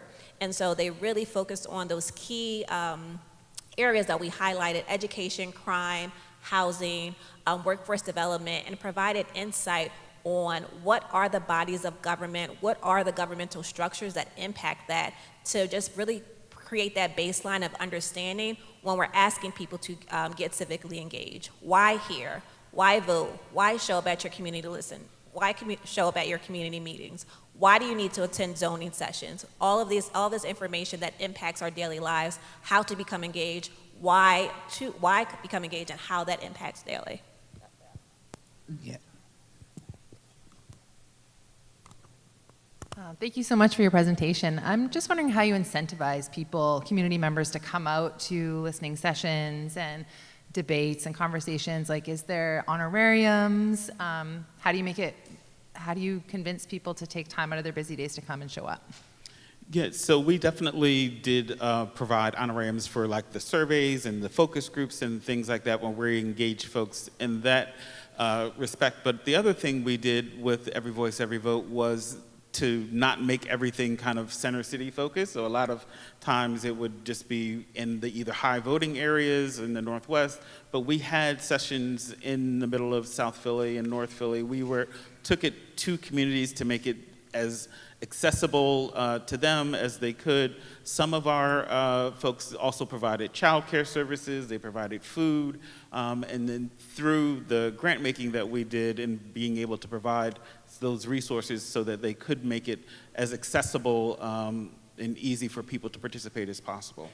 I'll just add, we trusted the community partners to know their community and what they needed to provide them with to incentivize or make them feel connected and desire to participate. And I think that's the importance of having community people that are community-led organizations are in the community, because they know how to connect with that demographic and trust in them that they know, that they have that information, those resources. I know you're all Philadelphia-based, and Philadelphia is a very blue city, but it's a swing state. And so have you thought about how this would work statewide, or are you thinking about doing this statewide, like in the rest of Pennsylvania? Because this is all incredibly inspirational, and I feel like it could work on the whole state level, but I'm curious if you've thought about that. Yeah, so we have this, Every Voice, Every Vote is, again, very much Philadelphia specific. One of the things that we are in the process of doing is thinking about what does it take to develop kind of a toolkit, what are the kind of key components, and we kind of laid out what are the areas that we're focused on, but then also in terms of having a backbone organization like a LenFest to help manage and facilitate some of those efforts. And so we are looking at, and we are talking to other communities have reached out to us to get information about the process. Hi, I had a similar question. I'm Emily Holden. I'm the executive director of Floodlight, and we work all through partnerships, and we work with a lot of local news outlets in Louisiana. I think we would love to try to reproduce something like this. We've talked about it a lot, but how would you go about finding the right local community organization to work with, and also making sure that the groups we're working with actually have funding to do this? Because I think you would have to hear the argument both from them and from the journalists that this is something that's necessary, and that's the sort of thing that these groups haven't done together before, especially because I think some of the groups that might do a good job of this are seen as sort of more progressive in that community. There aren't really others that aren't, and so how would we kind of, as journalists, kind of protect our independence from those groups and make it clear that we're participating in a different way than them? How would you navigate those things? Yeah, so definitely it is not a cheap endeavor. The total budget, we were giving out just about $3 million. The total project is about $4 million, and so we have a number of funders that have partnered with us. LenFest contributes, William Penn Foundation is our lead sponsor, Comcast. So we have a number of philanthropic partners that have provided resources to manage this effort, and then there's a 4-person team at LenFest that manages the work internally. So it is definitely kind of a labor-intensive effort, and so to the extent that you have partners that are willing to contribute, and then really both understanding that we have some very basic guidelines, nonpartisan, always fact-based, and so I think there is some vetting in terms of partners, in terms of being of like minds and understanding what those processes are, and then we did a lot of engagement with political leaders, with foundation leaders, and civic leaders as in the lead up to this effort as well. I just want to be clear, your question is how did we identify which community partners were the best partners? How might you go about building something like this in a different community? Sorry, say that again. Yeah, how might you go about building something like this in a different community? Or what if the community partners don't exist? What if the right partner isn't there yet? Right.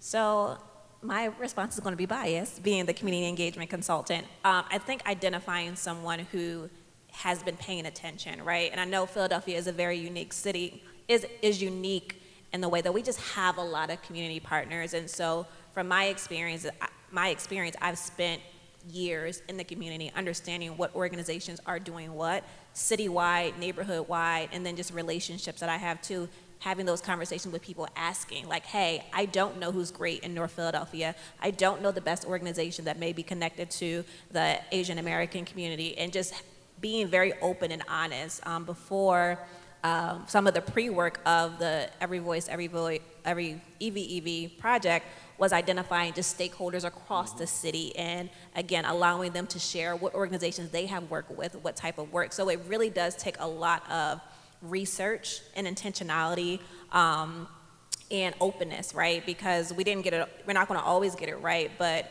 just, being mindful that we don't have all the answers, we don't know everything, and just really trusting that there are partners that are doing the ground in spaces that we'll never be able to touch, and just being open and giving them the flexibility to do so.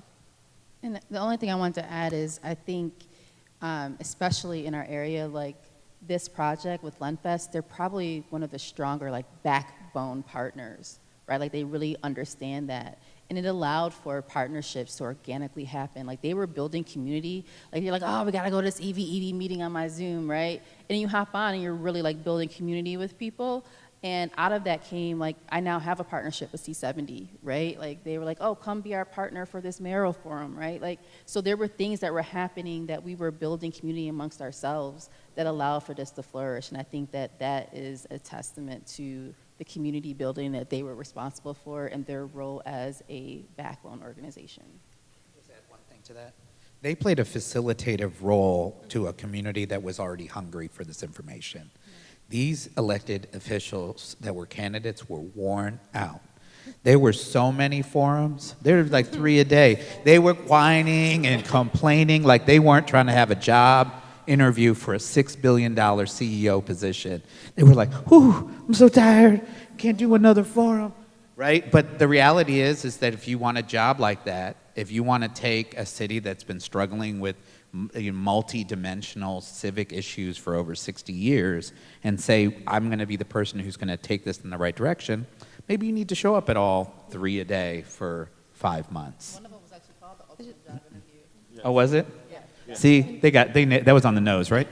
Just to close out that thought, do you think it would be hard for the newsrooms themselves to be the facilitator? Because it sounds like a big job that is not necessarily newsmaking.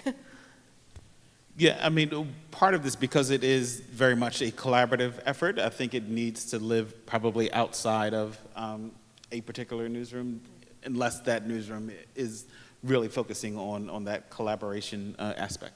I guess probably last question.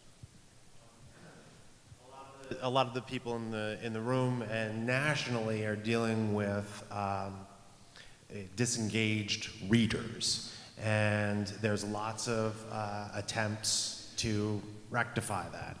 I personally feel that the closer you are to your own block, the closer you are to your own community and the community members that you're talking to, the more trust there is, the more we can engage readers. Did you come across some of that same, something parallel in disengaged voters? It seems like you were really granular about getting down to the grassroots level. Yeah, so definitely we were very intentional about meeting communities and engaging in all communities, whether or not they were known for low voter turnout, because it was always about how are we making sure that all community voices are heard. And one of the things that we were very cognizant of is that having more information doesn't always translate into more folks turning out to vote. They may be even more disengaged after they learn more about all of the candidates, and they don't like any of them, and they just may decide that they don't want to show up. But we definitely had one of the most informed, or at least the level of information that was available people had access to no matter where they were, what part of the city they were in, or what they were interested in. And it was also about focusing on the issues that mattered the most to them and not just the array of candidates. Yeah, and I'll recognize it's a marathon, it's not a sprint, right? We use this very unique time to catapult this initiative, but there is still so much work to do. I think that, what you heard up here, at the core, it's a lack of education and understanding. And so recognizing that and using that as the lever and how to engage people and not, again, trying to push a candidate or an initiative, honestly, but just to really uncover and provide that understanding at a level that resonates with them, how it impacts their rent, how it impacts their jobs, how it impacts picking up the trash, and all of those things, but really making it a personal connection and providing that civic literacy component of it. And our hope is that will increase civic engagement, but our goal should be education and information. I think the other thing is that a lot of times when it comes to media, communities feel like they're being written about, right? And I think that as someone that has I come from the nonprofit sector, I was, grassroots, I still support that effort. We're in the community first, right? So generosity is supposed to cover all 5 counties, and it's only really covered Philadelphia. So other counties don't really know about us, so it's hard for us to engage with them and ask them questions. So now we're in their communities doing newsrooms. We're showing up at their community events just to get to know people, just to hear what they're experiencing, right? Before we start now trying to pick apart their communities that we're not in. So I think we're taking it in an approach of community engagement, really be of that community, get to know that community before you start writing about them, I think is crucial. Everyone.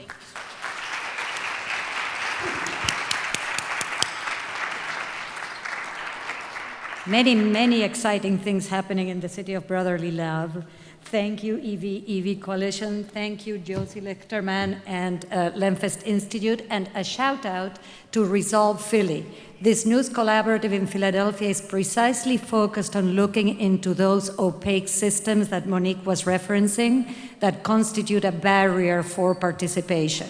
I know Gene Son is in the house somewhere. Feel free to accost him. He's the director of the editorial efforts of Resolve Philly, and he can tell you all about it. And now, enough food for thought. Now, food for the tummy. Please feel free to move on to room BC in the McGregor Memorial Conference Center, back where registration was, and we'll reconvene here at 1:15 sharp for a conversation with New Michigan Media. Thank you. What we mean is Detroit PBS has been serving the 4 million people who call the Detroit area home. And now, we're coming home. Detroit is made up of a collection of communities. So whether you're from the east side, the west side, southwest, all of those communities contribute to the personality and to the character of the city and the region. We live in the most important city in America. And why this city at this moment? Because that's where our work has taken us. This is your chance to be a part of this new era for Detroit PBS. Where do we need to be as an organization, as a diverse media company? It became very clear that we need to move back to Detroit and we need to go back to our roots. Wayne County is probably the most diverse county in the state of Michigan. An awful lot of people of all ethnicities throughout the county. We kind of talk about it as 43 different and unique communities.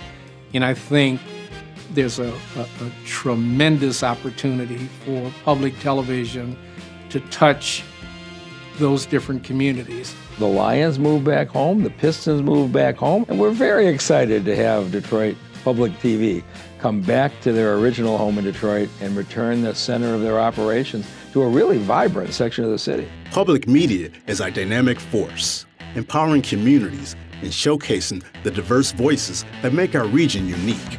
To be successful in this endeavor, we need more than a building. We need a campus. It's very easy to think, just lease some space. But there's some very unique features that a television station needs to have. DPTV has a mission to engage the community. You want to be in a focal place.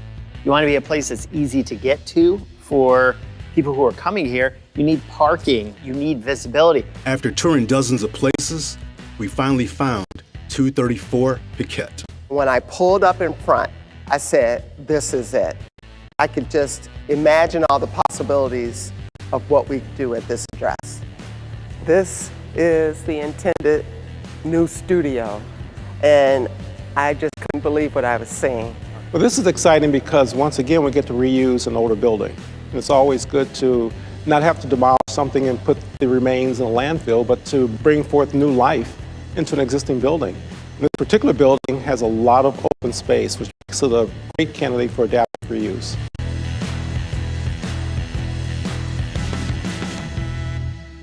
For the past decade, we strengthened our impact with greater community engagement and created momentum by putting digital and video first. Now is the time to build a state-of-the-art media hub for the decades to come. Over the course of 20 years, what we learned was we don't need two big studios. We need studios where we can capture all kinds of performances, where we can invite the public in and really make it a convening center.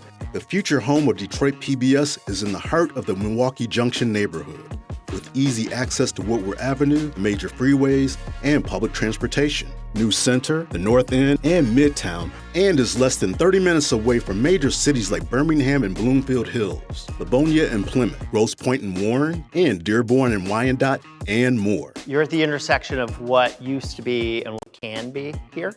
You have the rich industrial past of Detroit here, but at the same time, the Milwaukee Junction neighborhood is one of the next fronts in the development of the city of Detroit.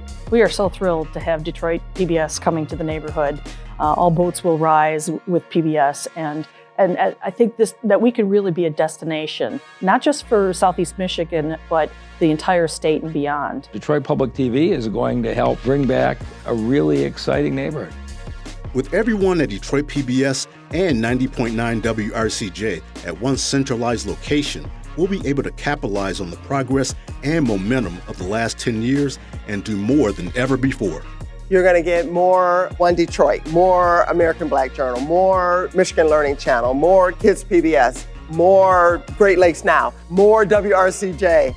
Be it a studio audience, an educational event, a live performance, or a critical town hall, we'll be able to host it all from this one campus. We feel like this is much more accessible, but also gives us a sort of blank canvas to be able to design the new experiences that we're hoping for in this new building. We're thinking of it more as an engagement hub, a space where people come to interact and engage with our team, as well as the kinds of resources that we offer. A hub where you might go for one thing, but when you're there are a number of other activities going on, and so it broadens your horizons, at least an opportunity to be exposed to other things. In the coming years, there are going to be really thorny issues of all types that we're going to have conversations about. And so what better place than a neutral home at your public media station to be able to safely kind of discuss that. We're uniquely qualified to help light up those issues. And these are deep issues, has to do with the future of work, energy, water, conservation. What does it mean to be an American in the 21st century? Public television was built to meet the unmet need. We're the partner helping people to understand each other. And so the mission of this station is to serve this city. Invest in Detroit, invest in our community, invest in our mission, and help us create a new home for Detroit PBS. Imagine the possibilities. When you support this campus for Detroit Public Television and move back to the city of Detroit, you're making an investment in the city of Detroit itself, a physical investment that will lift up our entire community. You've seen our work over the past decade in rebuilding the station and building a public media outlet, the public media partner our city needs. We're committed to further that work and expand upon it relentlessly. What we ask you to do is to be part of that, to support that, to help us build the public media partnership that this great town needs. Imagine the possibilities. Imagine the possibilities. Imagine the possibilities. Imagine the possibilities.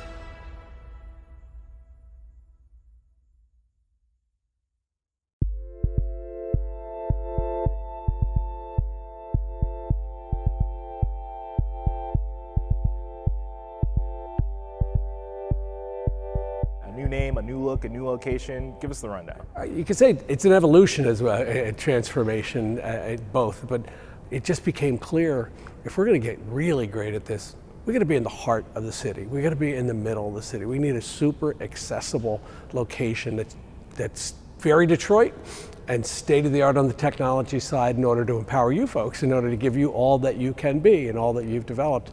The team has carved a path that just said, you need to be in Detroit. We looked at a lot of places. We intended to bring the staff all together, so we had to have space for radio. We had to have a space for production. We had to have a space for journalism, a space for children. So as we would look place to place, we could check some boxes and not others. And I got a call one day from a board member who said, I have a client who has a building. We think it might be the one you're looking for. I was pretty far along the pathway of we might have to build custom because of all of these needs that we had. And another call came in, go look at the building. And then as I pulled up, I said, this is it. I just knew it. I felt it was it. Is there anything in particular that you guys are looking forward to once this place is actually up and running? Like, is there like a specific feature? Because we're gonna have a theater, we're gonna have all sorts of new offices. Is there like one, like, ooh, I can't wait to like walk in and see this every day?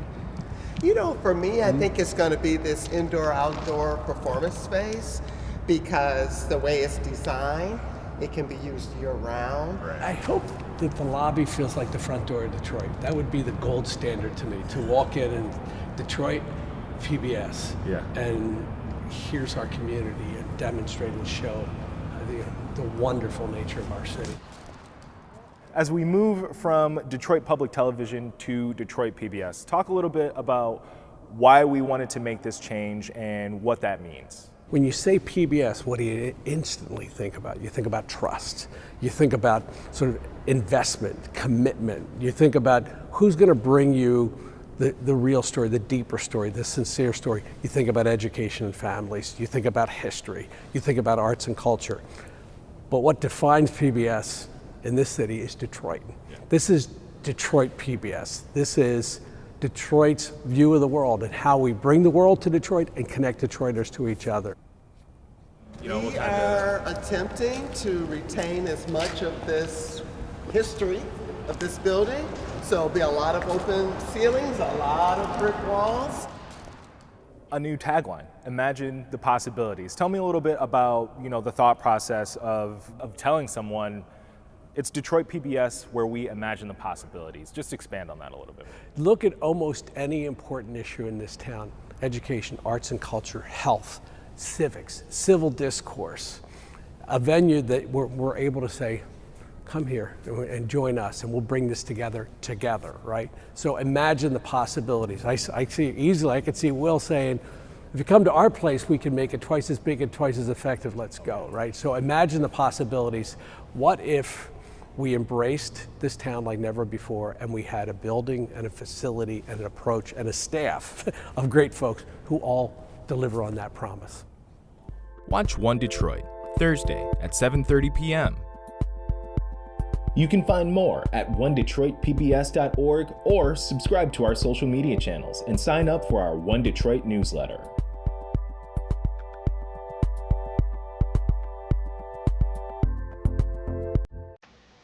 Let's take a look at some of the ways that newsrooms across the United States are using generative AI in their news gathering and back office processes and workflows.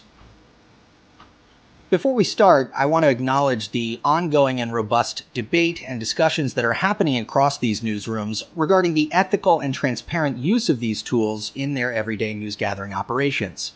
There are many people much smarter and more learned than I am who can speak to this in much more detail and nuance, and you can visit the link on your screen to learn more and read more about these ongoing debates. For our purposes, I want to focus on some of the more practical applications that I've seen in my capacity as Assistant Director at the Center for Cooperative Media at Montclair State University. One of the most common applications that newsroom leaders have told me they're using these tools for are mostly centered around productivity and efficiency. Newsroom employees and journalists across the board are tired and they are burnt out. And these tools offer several opportunities and avenues for decreasing that cognitive workload on the individual journalist or newsroom employee, and in many cases allow them to spend more time and energy focusing on serving the needs of their respective communities. I'm talking about things like content summarization and providing lists of key takeaways from lengthy documents, suggesting alternate headlines or possible social media posts to help promote their work and share it with their community.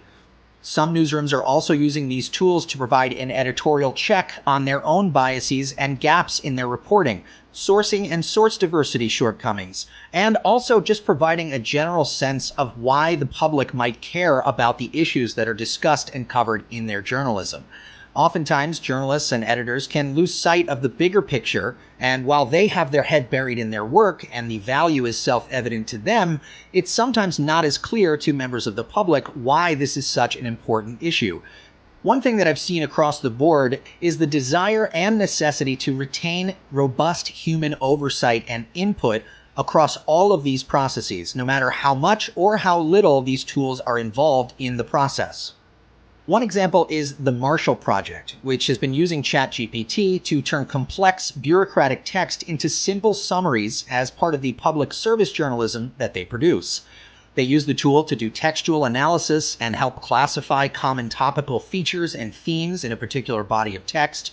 They also give it a data dictionary and ask ChatGPT to group relevant text based on definitions found in that data dictionary. Having a human involved throughout the entire process is key for the Marshall Project. This human-machine hybrid approach opens up new reporting possibilities without compromising editorial integrity, and it helps already strapped newsrooms to overcome some of the resource constraints that they're facing, while allowing reporters, designers, and product teams to prioritize their resource decisions by revealing what is a must-have now, what needs to be added later, and what shouldn't be greenlit at all. It's also important, as the Marshall Project points out, to speak with people who have the most experience around a particular issue area, because it's essential to make sure that when working with this new technology, the tools don't oversimplify complex social problems and issues. In particular, it's important to involve historically marginalized groups and the people that serve them in this design process and workflow in order to solicit feedback and get suggestions for different tools and information that you'll need to make sure your stories and products are responsive to real community needs. Another approach that newsrooms are taking involves newsletters. In particular, ARL Now has been testing the waters around some of this, as reported in the Neiman Journalism Lab. They've been using it to digest and condense information, create summaries and bullet points, help them simplify their research and their search processes, and even do basic tasks like text correction and simple copy editing. They've also used the tools to help categorize their articles into positive, neutral, and negative buckets for potential social media applications later on. They're even using AI to create 2-minute audio news summaries as part of their newsletters, and to generate a thought of the day and a haiku of the day for their evening daily debrief website posts. Moving away from the public-facing stuff, you'll also find programmers and developers that are creating tools like YesEO, which is a Slack integration by RJI fellow Ryan Restivo, and was created to help reduce the amount of time required to come up with relevant headlines, find the right keywords to use for search engine optimization, and provide correct information at the correct time to make sure that the journalist's work is seen and read by members of the public. And then there's my favorite application. I spend so much time reorganizing and reformatting text, applying different formatting styles to the text, such as Markdown or CSS and HTML. And so allowing these tools to work on certain sets of information rather than having them generated from scratch helps to ensure that, one, the amount of hallucinations that are generated is reduced because it's not having to come up with any new information, and two, it allows me to save time on these tedious tasks which would normally take little chunks of my time throughout the day, which adds up. Finally, one of my favorite and probably one of the more ambitious applications that some newsrooms are talking about, but not many, is the idea of using these tools to scrape through your own newsroom archives to provide not only a better understanding of your work internally, but to allow members of the public to interact and ask questions about your reporting. For instance, if a news organization publishes a story, typically the only options a reader has is to read the article in its entirety, check the comments section, maybe check social media, or hopefully go through the rest of the publication's website and search for other articles with similar tags. But if newsrooms were able to fine-tune some of these models on their entire story archives, or even create specific embeddings from stories that have similar tags or are focused on a similar topic or issue, newsrooms would be able to allow members of the public to ask questions not just about that one story, but all of the information and reporting that has been gathered and published, using these context embeddings to pull information from previous stories and incorporate them into the information and memory that's stored in the bot on their website. Of course, these tools are so painfully new that it's almost impossible to understand or predict where we'll be even 6 months from now. And in fact, by the time you watch this video, most of what I said may already be out of date.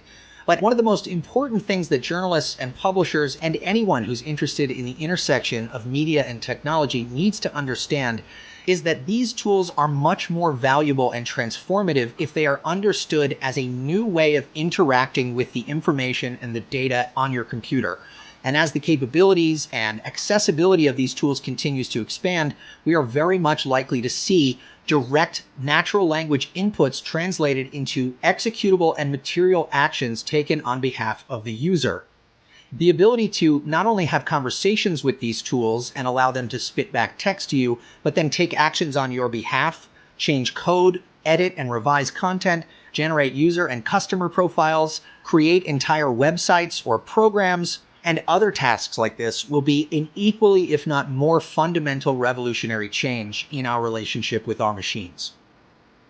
I hope this was a useful overview, and if you have any questions, I urge you to reach out to me at the center at info@centerforcooperativemedia.org. I'm Joe Anditas. Thanks so much for watching.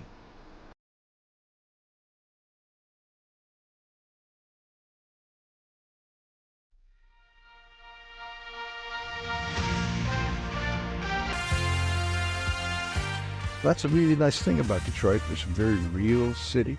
The music that comes out of here is very real. Whatever medium you channel your creativity through, it becomes a literal extension of who you are. I can say more through that instrument than I can speaking in like regular words. It's gonna be an energetic evening, so get up and get moving on Detroit Performs Live from Marygrove. Music is our mission at WRCJ. That's all we do. Commercial-free classical and jazz music around the clock.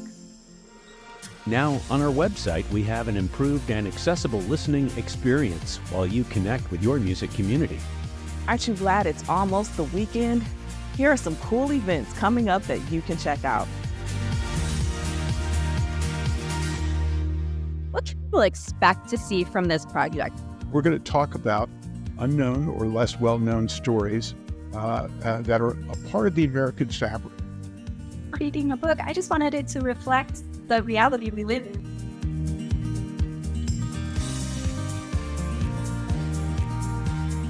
This is really a true American art form. Hot rodding was born right here in the United States.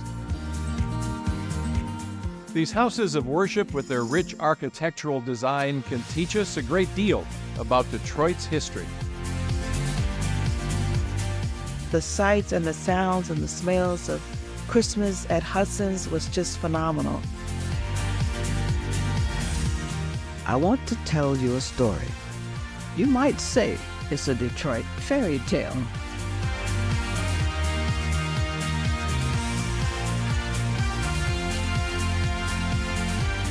We're gonna have a fantastic time. See you there. Hey, have you heard about the PBS Books Readers Club? Every month, the PBS Books Readers Club recommends amazing books and delivers behind-the-book interviews with your favorite storytellers.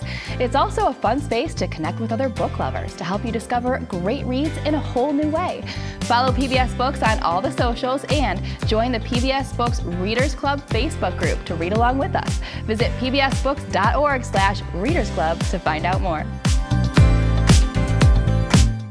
Hi, I'm Dave Wagner. And I'm Peter Wharf. And music is our mission at WRCJ. That's all we do. Commercial-free classical and jazz music around the clock. We're your escape from all the noise out there. With the inspiration of great music, today's finest performers, even classical concerts from all around our region. Music you can only hear from WRCJ. We are Classical and Jazz, 90.9 WRCJ FM Detroit.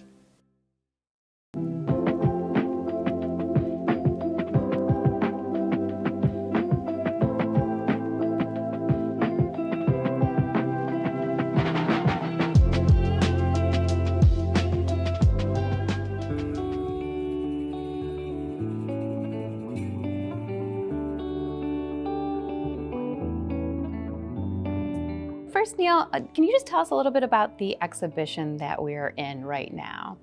Yeah, the audacity to thrive. Aiden Wahid is the artist of this exhibition. It looks at images and different ways of looking at how people survive and thrive the situations that they find themselves in. And it's just really a tribute to the resilience, particularly of African Americans in the current moment. How does the right put a Detroit and Michigan spin on the African American Museum?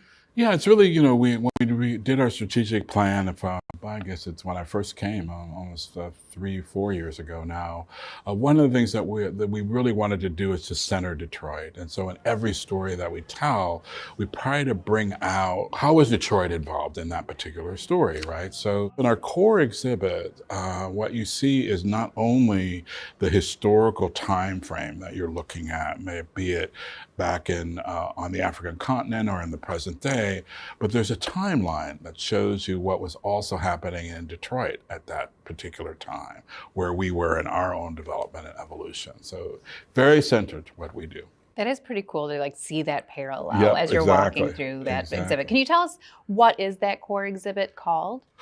So the core exhibit is called And Still We Rise. And Still We Rise is really an iconic exhibit in the African American Museum field. And that was one of the first to attempt to tell a story of African Americans from the African continent all the way to the present day. And so what we tried to do with that exhibit is start on the African continent and go all the way through our history here, Reconstruction into the present day issues. We happen to have a reconstruction, if you will, of an actual slave ship in the exhibit. And what that shows is if you were in one of the slave ships, how enslaved people were actually stacked on one another. It's actually a sound score, if you will, to that. That gives you some of the sounds and the voices of people there. And I think it's quite remarkable to imagine people going across the Atlantic to our country, but to see the conditions that we were brought over in, and to be reminded of the length of time that our ancestors were in these conditions is really very moving to many people. I have a visceral response to that for sure. But there are also, moments of joy and happiness in the exhibit where we look at the accomplishments of the present day, going through the labor movement, the Black church, and how the Black church has been so influential in who we become as a people. So what we're trying to do with our core exhibit now is to take each individual section and using new technology, interactive screens, LED screens, all the available technology that's out there now, AI, being able to see objects in 3D, et cetera, and incorporate those into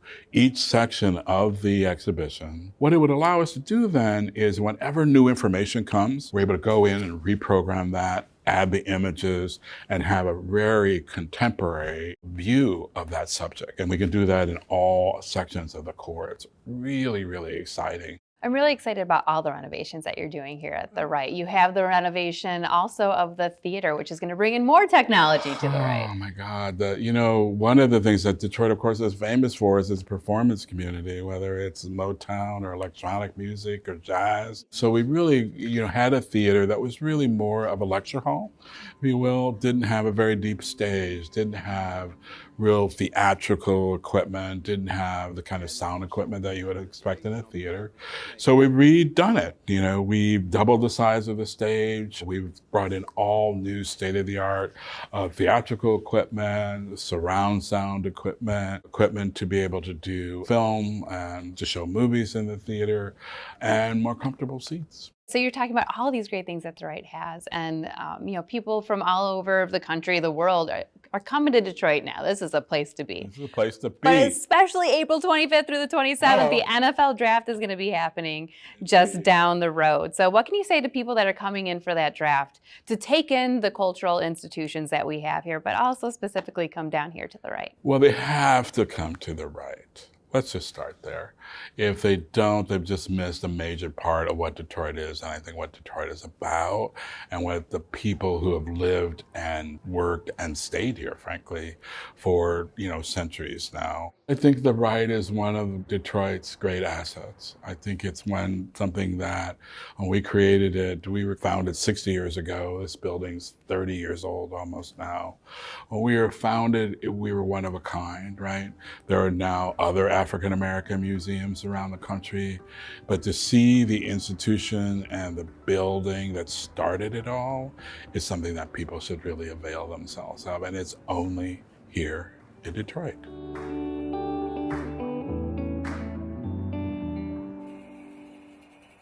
Watch One Detroit, Thursday at 7:30 p.m. You can find more at onedetroitpbs.org or subscribe to our social media channels and sign up for our One Detroit newsletter.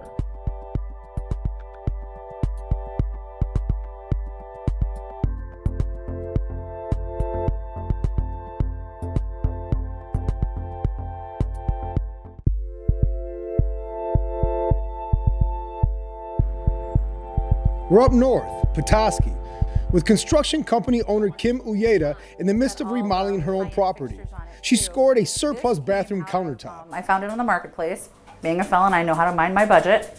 17 cents an hour in prison, you learn to do a lot with a little. So for me in my line of work, it's been great because I don't advertise. All my work is word of mouth. Right. And we've been able to employ myself and 9 other people year round, just on word of mouth. Uyeda, me, and others you'll meet today, we've all done prison time. What were you charged with? Filing a false police report. And what was the situation? So at that time, I had been jumped outside of my home, and I dialed 911 for an ambulance, and they sent the sheriff's department. I was disoriented, didn't know what was going on. When I got to the hospital, the officer was explaining to me what he said happened, and I was like, wait a minute, so you're saying I did this? So I did this. Who was he? That was the officer that was in charge of the sheriff. You said he was explaining what he thought had happened? Yes. Uyeda says she knows who attacked her, says the sheriff wasn't buying it, that she hurt herself. And the next time I see him is later on that evening with an arrest warrant saying that I had confessed by stating that I did this. Uyeda couldn't remember what she told the officer. Meanwhile, the prosecutor added on even more charges based on her 911 phone call. I got 6 years. 6 years for filing a false police report? That's correct. 6 years? Yep, because of the points system. Even though my felony was 9 years prior, I still called the points for it because it has to be 10 years before they drop the points off. So the old felony? Writing a bad check. So this used to be the closet for this room over here? It wasn't even. It wasn't even? Oh, yeah, because you built another wall. Her actual sentence, 6 to 20 years. A case study for those concerned about overly harsh sentencing. But we're talking about how she's hit a limit with her business, her work, her livelihood. When was the last time you actually made an attempt to get your contractor's license? It was 2 years ago. So not only does it hurt me as a person who wants to be a contractor and not being able to take larger contracts. So there's financially, I'm kept down to the 70% range instead of the 100% range, right? But I can't employ as many people because I don't have as big of a project that I can take on without a license.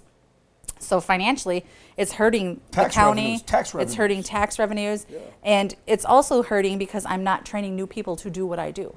Michigan licensing requirements are clear. A no-go for Uyeda. I'm already doing all of the work.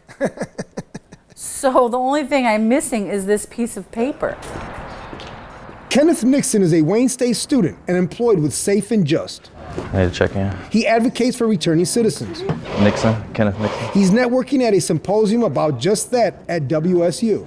Your wrongful conviction and then post-incarceration, how did that affect your employment opportunities? It still affects me to this day. And you've been home since when? 2021. Nixon did 16 years. A double murder conviction overturned because of work by the prosecutor's conviction integrity unit and the Cooley Law Innocence Project. There's a misconception that when you're exonerated, your record gets expunged. That is not a true statement. There's an entire legal process that has to take place, and it's still on my record 2 years later. I applied for a big car company. I have a family member that's a supervisor, has been a supervisor for decades there. Gave me a referral, and I go through the assessment process. I pass everything. I get a phone call from the background specialist, and he says, "You failed the background check." I'm like, "How?" After about 5 or 10 minutes of me trying to explain that this was clearly an error, the error also says that I'm serving a life sentence right now. So what do you think happened? I broke out of prison and applied for a job at your company. Nixon did get another call back with a job offer, but he already found something else in which he's very qualified. Having been trained in interpersonal skills behind bars coupled with his life experience. Elevating the message. Absolutely. I'm good, how are you? Here's my old friend Aaron Nall. He's training for his barber's license downriver in Southgate. I taught myself, and I worked as a prison barber for 25, 30 years. 25 to 30 years? Yes, and I really enjoyed it. I found something that I could do that helped other people smile within a place like that. Paroled after 35 years last fall, Nall went to an automotive aftermarket production plant and got the good news. I take the pleasure in offering you a full-time position as a general laborer on first shift. So it's not like you were just temporarily hired. You were hired full-time. Full-time. I actually got hired. I told them at the interview that I had just got out of prison, et cetera, et cetera. And what was your crime? Second-degree murder. Second-degree murder? Yes. Nall went to prison at 15, 35 years ago. That first job out didn't last very long. The one day you worked? That's the one day I worked. Due to not meeting the requirements of the pre-employment background screening, please turn in all your equipment if applicable. She called me in the office. She actually asked me to reapply for the job in like a year. She said it was just too soon with me getting out. They said that they watched me for the day, said that I was actually an excellent worker. I got along with everybody, but because of the history, they would have to let me go. That didn't work out. I just said, forget it, I'm going to school full time. What are we gonna do today? Came here and been going ever since. You know, we have expectations before we come home. True or not true? True. And then life hits you, right? Life hits you with a brick. Life hits you, not with a brick, with a boulder. So my point is, be honest, you cried, didn't you? Yeah, I cried in the car on the way home. I cried out of frustration. At what point would I be seen for who I am today opposed to the kid that committed my crime? The common denominator for Aaron Nall, Kenneth Nixon, and Kim Uyeda. They gained valuable training in prison and were able to apply those skills while still incarcerated, like cutting hair, communication skills, and building trades. So this is 8,000 square feet? 8,000 square feet home, yep. So they were really prepared for the real world. The problem? So many others are not prepared and far more likely to return to prison. We're becoming a society that has exiled people because of mistakes. Every one of us has made a mistake that could have landed us in prison. $99 check, anything over that is a felony in the state of Michigan. 2 drinks and get in the car, that's a felony in the state of Michigan. So how easy, every person that you talk to could have been in prison. That easily. The reality is we grow and we evolve. We grow out of, negative mindsets. That science tells us that. Evolution of life tells us that. No one is the same 20, 30 years later. Give people a chance. Give people an opportunity to prove that they are no longer the person that society judged them as decades ago. Are you in a state of gratitude now that this all actually unraveled as it did? Actually, I am. I look at it this way. One door closed and another one open. The door that opened is where I'm actually supposed to be. Aaron Nall, he still keeps that letter that told him he was fired close by. I said it's their loss, not mine. And I look at that letter from time to time, to keep myself grounded and keep myself motivated to do what's right. You can find more at onedetroitpbs.org or subscribe to our social media channels and sign up for our One Detroit newsletter.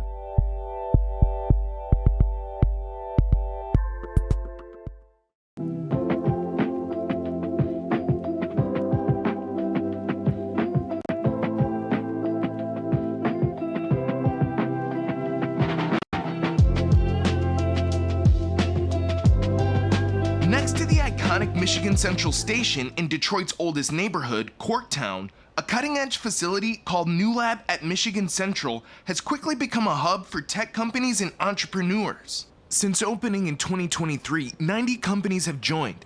CEO Cameron Lawrence is at the helm. It's become this amazing ecosystem. You're seeing entrepreneurialism on a day-to-day basis. You're seeing products come from vision to reality in real time, and it's actually a really special place that I think Detroiters can really be proud of. New Lab was built from the skeleton of a former book depository. This is an old, decrepit building that had a long history in the city, but was, overlooked. It was abandoned.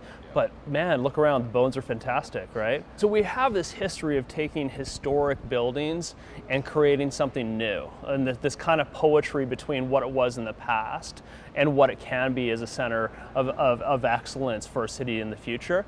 Open to the public, the first floor is full of displays from the startup companies calling New Lab home. A cafe and plenty of meeting and workspaces all underneath a massive glass ceiling. The new aesthetics pay homage to the past with exposed beams and pillars, but what makes New Lab more than a historic building turned co-working space is the hardware amenities available to startups.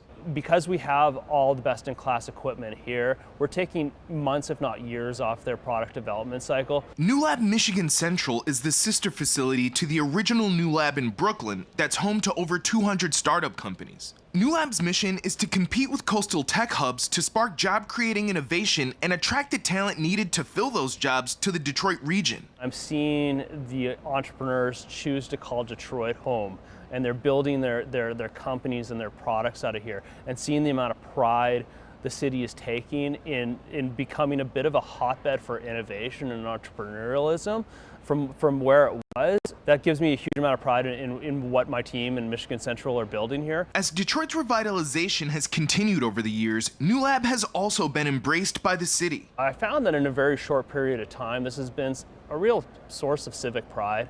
I mean, we have a lot of significant leaders in the community that are here quite regularly. They're celebrating our wins. Cementing its footprint and commitment to Detroit with things like the nation's first ever wireless charging roadway, New Lab shows no signs of slowing down. Walk around the concourse floor. There are so many great examples of the prototypes of companies that we support, whether it be tar forms like electric motorbike to grounded RV to live-ax off-road vehicle. You can't leave this building without being inspired by our founders and what they're building. It's beyond magical. This is a place where you see stuff actually get built, and you don't see that everywhere. Watch One Detroit, Thursday at 7:30 p.m. You can find more at onedetroitpbs.org or subscribe to our social media channels and sign up for our One Detroit newsletter.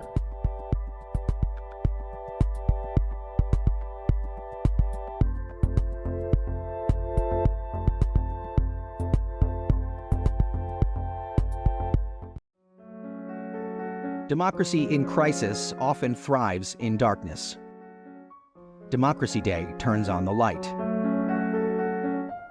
On September 15th, news organizations across the United States will come together to sound the alarm about threats facing our democracy and our democratic institutions, and empower residents with the information they need to help defend it. Democracy Day is nonpartisan. This isn't about Republicans or Democrats. It's about protecting our democratic values and institutions.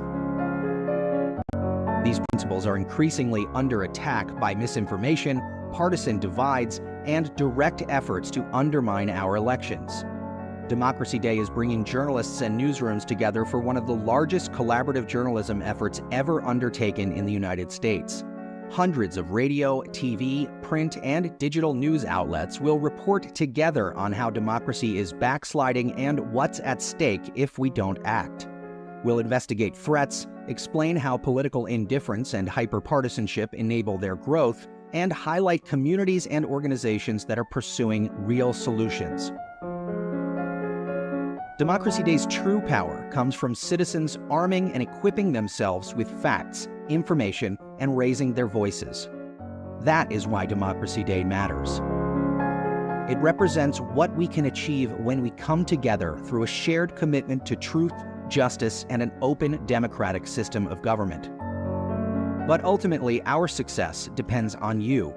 So visit usdemocracyday.org to read and share the journalism, spread reliable information, and take action. And if you're a newsroom, you can sign up to become a reporting partner. So, will you join us in standing up for democracy on September 15th? We hope so, because we believe that together we can accomplish more than we can alone.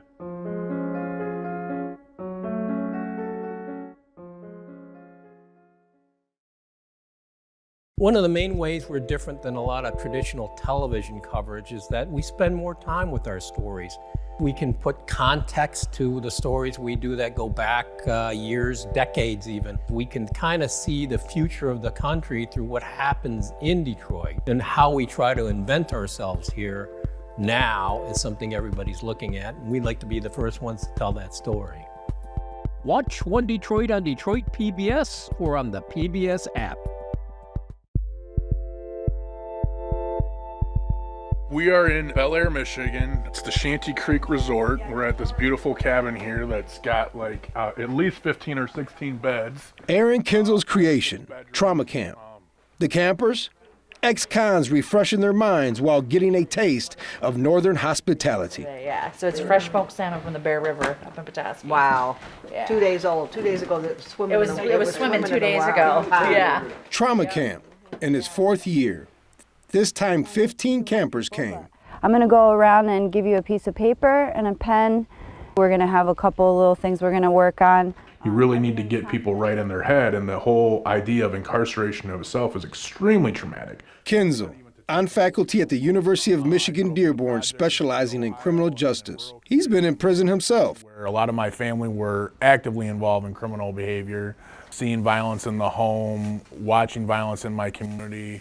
18 years old, pulled over by police. He panicked. And within seconds, I make the worst decision of my life. I reach beneath my seat, I pull a firearm, I fire out the window. Charged with attempted murder and other felonies, Kinzel served 10 years. Education changed his life. College, grad school, now much of his work, teaching, criminal justice advocacy, and helping returning citizens. It started out, I think, initially as this kind of brainchild of mine where I realized that some of my own issues when I came home from prison as a young man, I had a lot of unresolved trauma, and honestly, I didn't even know what the hell trauma was until I started in grad school and started reading more about different literature that talks about these experiences that I had. For example, ACEs, adverse childhood experiences. All this stuff that happened to me as a young child has really helped define, not necessarily cause, but certainly led me down certain roads in which I made really negative choices going forward in my life and then getting involved in the criminal justice system. Before your 18th birthday, did you often or very often feel that no one in your family loved you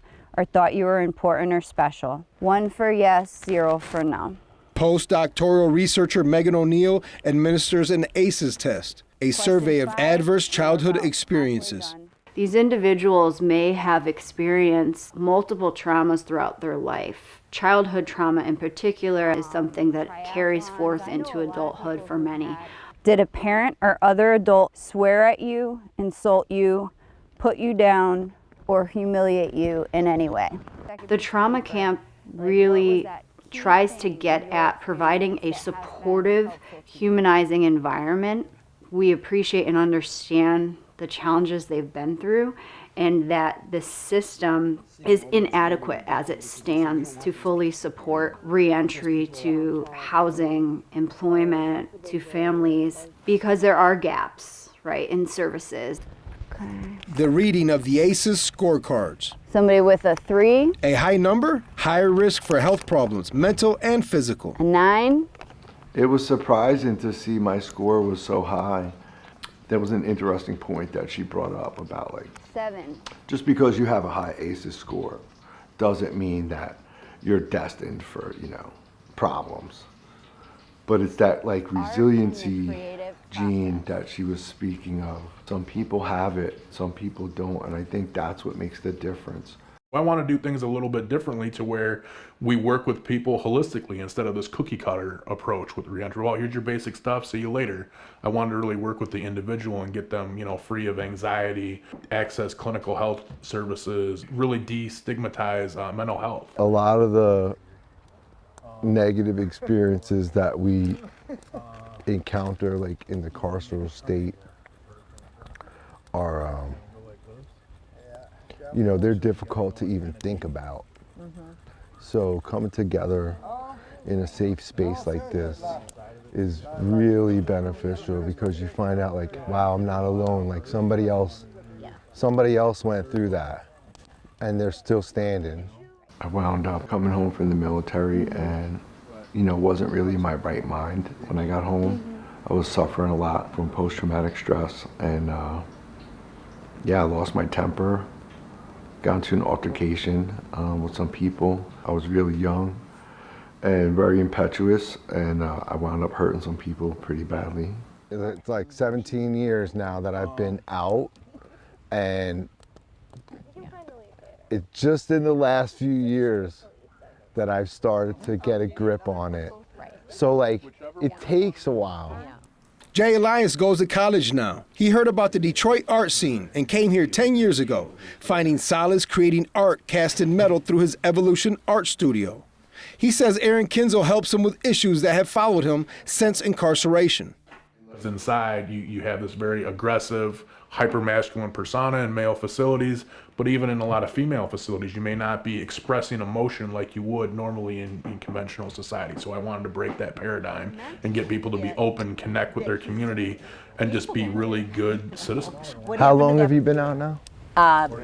Almost 6 months. Wow, so you're super fresh. Yeah. I was only in prison for 11 years, which is a long time, right?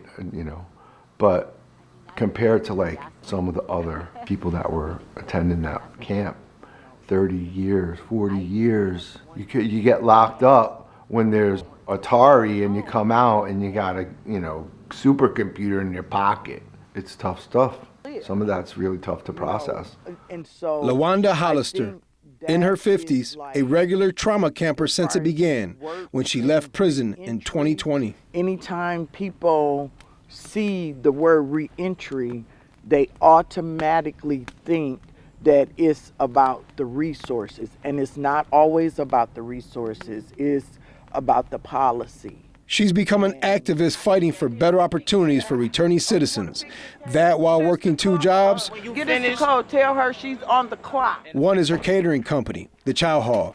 This night in Detroit, feeding and entertaining some formerly incarcerated, their friends and families. My favorite part about this is I'm able to employ, not on a large scale, but on a every now and then type basis, other returning citizens. Hollister's finding stability. This year, a proud homeowner in Ypsilanti.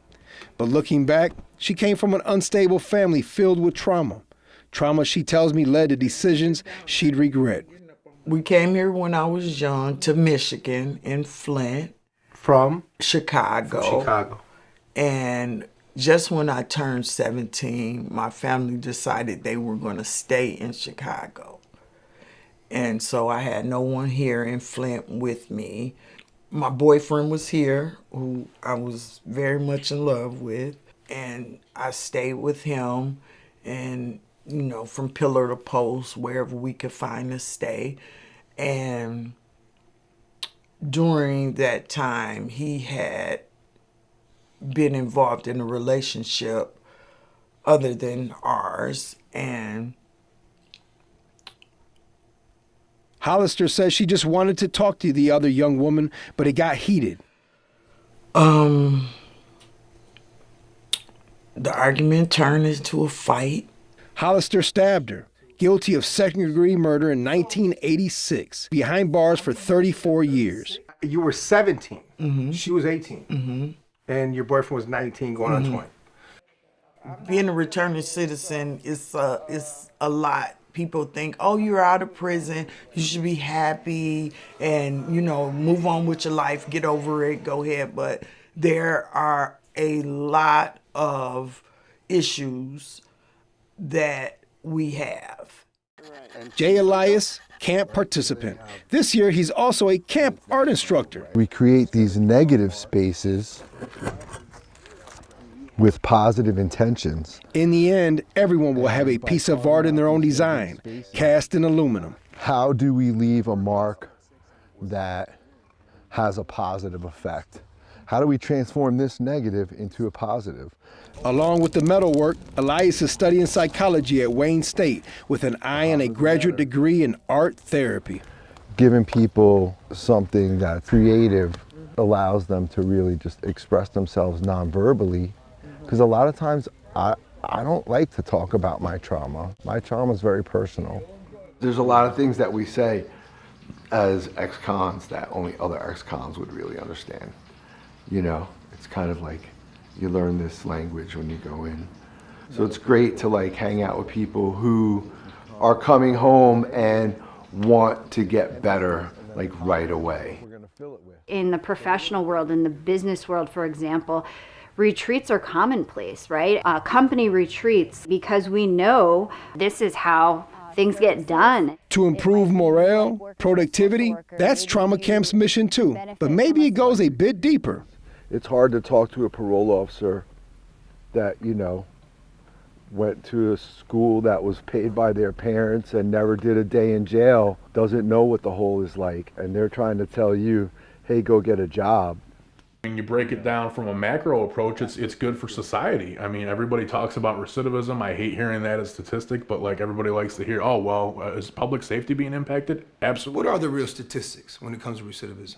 Well, the unfortunate reality is people that don't get access to programs like these or any type of program to really help them out, on average, after 9 years being home, 83% of them get either rearrested or sent back to jail or prison. I love my therapist. I like my therapist. She's very good. But to be amongst my peers, my people, is necessary. So you need both kind of mentors. Yes, absolutely. You need those who've walked that proverbial mile and who have overcome. Yes. But you also need those who've never even walked that mile, have walked other miles. Yes, absolutely. That's the village. That's the village. That's the village. I am blessed and I am grateful that my village began when I walked out. You can find more at onedetroitpbs.org or subscribe to our social media channels and sign up for our One Detroit newsletter.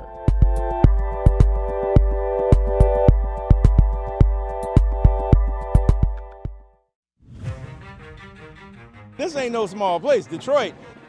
If you can do it in Detroit, then you can withstand all kinds of critique.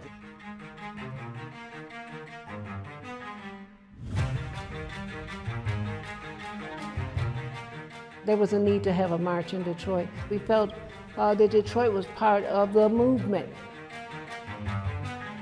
The church was at the center of this whole process. They decided to make Martin Luther King the figurehead come lead the march. In order to understand the process, I think it is important for people to attend things like this. At what point would I be seen for who I am today opposed to the kid that committed my crime? One Detroit is on Mackinac Island for the Detroit Regional Chamber's 2023 Policy Conference. It is our 13th year bringing you coverage of this event. Good evening, I'm Jeff Bennett. And I'm Amna Nawaz. Welcome to the News Hour.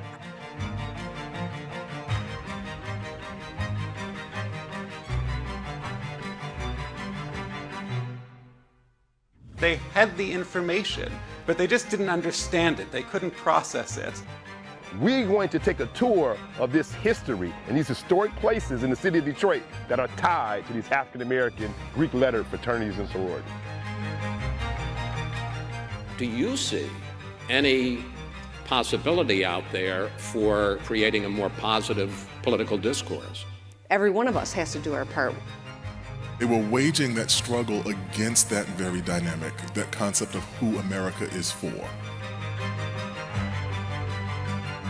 They're willing to move to the place that offers the best and brightest future. The question is Michigan that place? You are demonstrating new pathways for journalists and news organizations to be radically helpful to their communities. The new PBS documentary series Gospel by Henry Louis Gates Jr. examines the rich history of gospel music and its impact on the Black church. You can see the conclusion of the series tonight at 9 p.m. Meanwhile, we are exploring Detroit's gospel connection right here on American Black Journal. Let's start with a look at the evolution of gospel music with WMXD gospel radio host and historian, Dr. Deborah Smith Pollard. It reflects the message that the church is about, which is God loves us, Jesus Christ died for us, salvation is for all of us, and His mercy and grace is what gets us through even when we've not been so good, okay, and even when we're facing tough times. Now, the other part of it is that the music reflects the creativity of our community. Lord, I thank you. I thank you for all this. Lord, I thank you. I thank you for all that. Right about now, 2 o'clock. Chicago is, of course, called the birthplace of it because that's where Thomas Dorsey, Mahalia Jackson, and so many others came together or were situated there. All these years, but you know my soul. But when the convention, the National Convention of Gospel Choirs and Choruses, started in the 1930s, the third year after they were formed, they were here in Detroit, and Detroit embraced it. It goes back to even as early as the 1800s. The 19th century is where we had basically a split in the Black church. To this day, there are churches that are like, whoa, okay, this is kind of a lot. We can have the softer kind, the more, the quieter kind, but not that kind where people are clapping and playing tambourines and moving a lot. They don't want that kind. So, this idea that every Black church does everything the same way, no, that's not true. Oh, happy day. Happy day.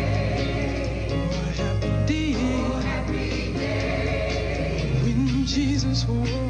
When Edwin Hawkins brought in Oh Happy Day, oh my goodness, he had an interview in a book with Dr. Bobby Jones, and he talks about how people came from the church and said, people are dancing to your song in clubs. How dare you? That's not sacred. And of course, again, today, it seems to be quite traditional. So then we move on to Kirk Franklin, and trust me, in a minute, there's going to be somebody else, because we have trap, gospel, oh no, they can't go together. Well, because the music comes from the community. Okay, it's not born in church. Let's just even say, when we think about Twinkie Clark and You Brought the Sunshine, she wasn't supposed to be listening to secular music, but she loved Stevie Wonder. She heard reggae, she included reggae with that one. That song just to this day is one of the most beloved songs we have. So it reflects the gospel. She says, won't He open doors for you? I'm talking about Jesus. I mean, that part of the lyrics in there still reflects the message, but the sound, the instrumentation changes over time. Let's party.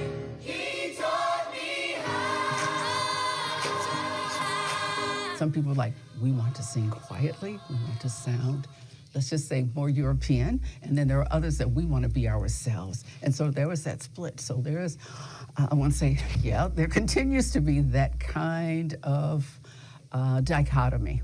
Mm-hmm. And then even layers within the dichotomy, just because some people think that a quieter sound is what we should reflect to show that we have, to them, evolved.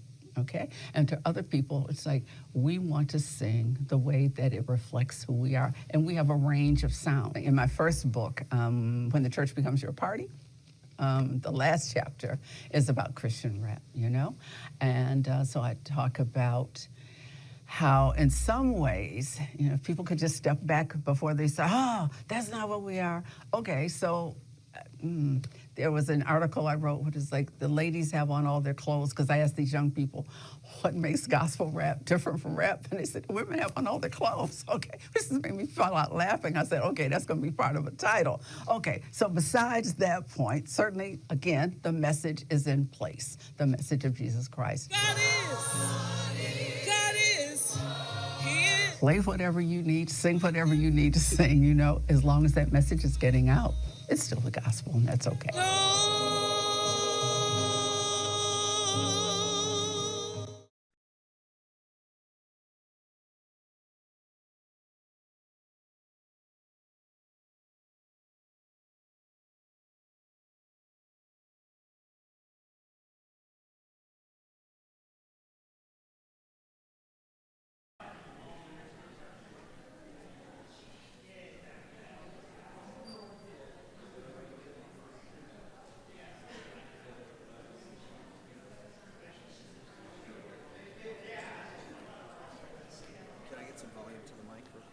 At the podium. Don't throw the broadcast up yet, though. Okay, folks, let's settle in. Time for our final session in the auditorium.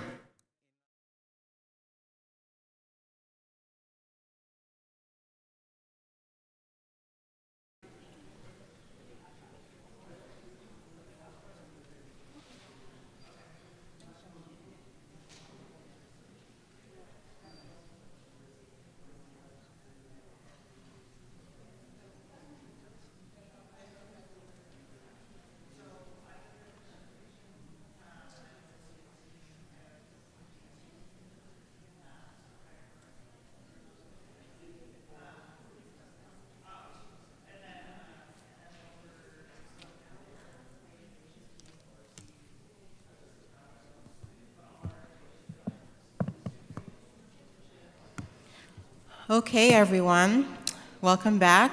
Hope you enjoyed your lunch. As Joe said, this is our last session here in the auditorium today. Before I hand it over to Dr. Haig Oshagan, just a few reminders. The live stream will end today at 2 p.m., so thanks to everyone who is joining us virtually. After that, we'll have concurrent sessions in McGregor for the rest of the afternoon. And once we wrap between 4 and 4:30, I hope everyone has safe travels home. But we still have one more amazing panel for you all this afternoon. At this point, I'd like to welcome Dr. Haig Oshagan and fellow panelists to the stage.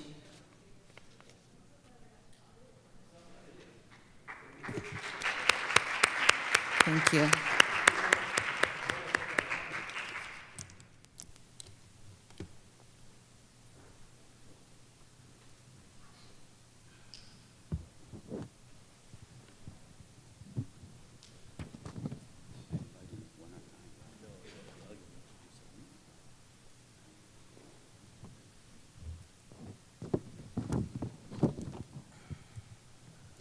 Hello, everyone.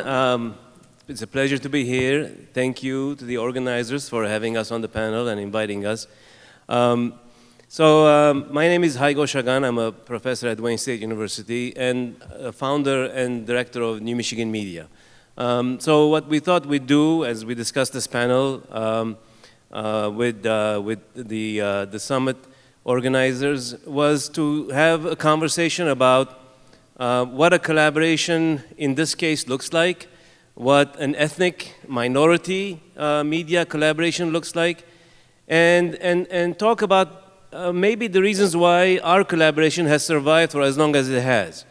We've been together it's been almost 15 years now.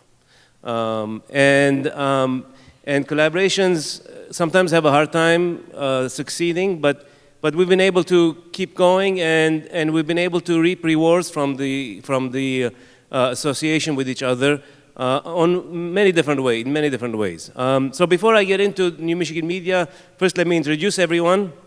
So from my left is Osama Siblani, publisher of the Arab American News, the largest Arabic newspaper not only in Michigan, but in the diaspora, Arab diaspora, I think, right, Osama? Next to Osama is Iqbal Hussain, who publishes the Bangla Shangbat, the only Bangladeshi paper in this region.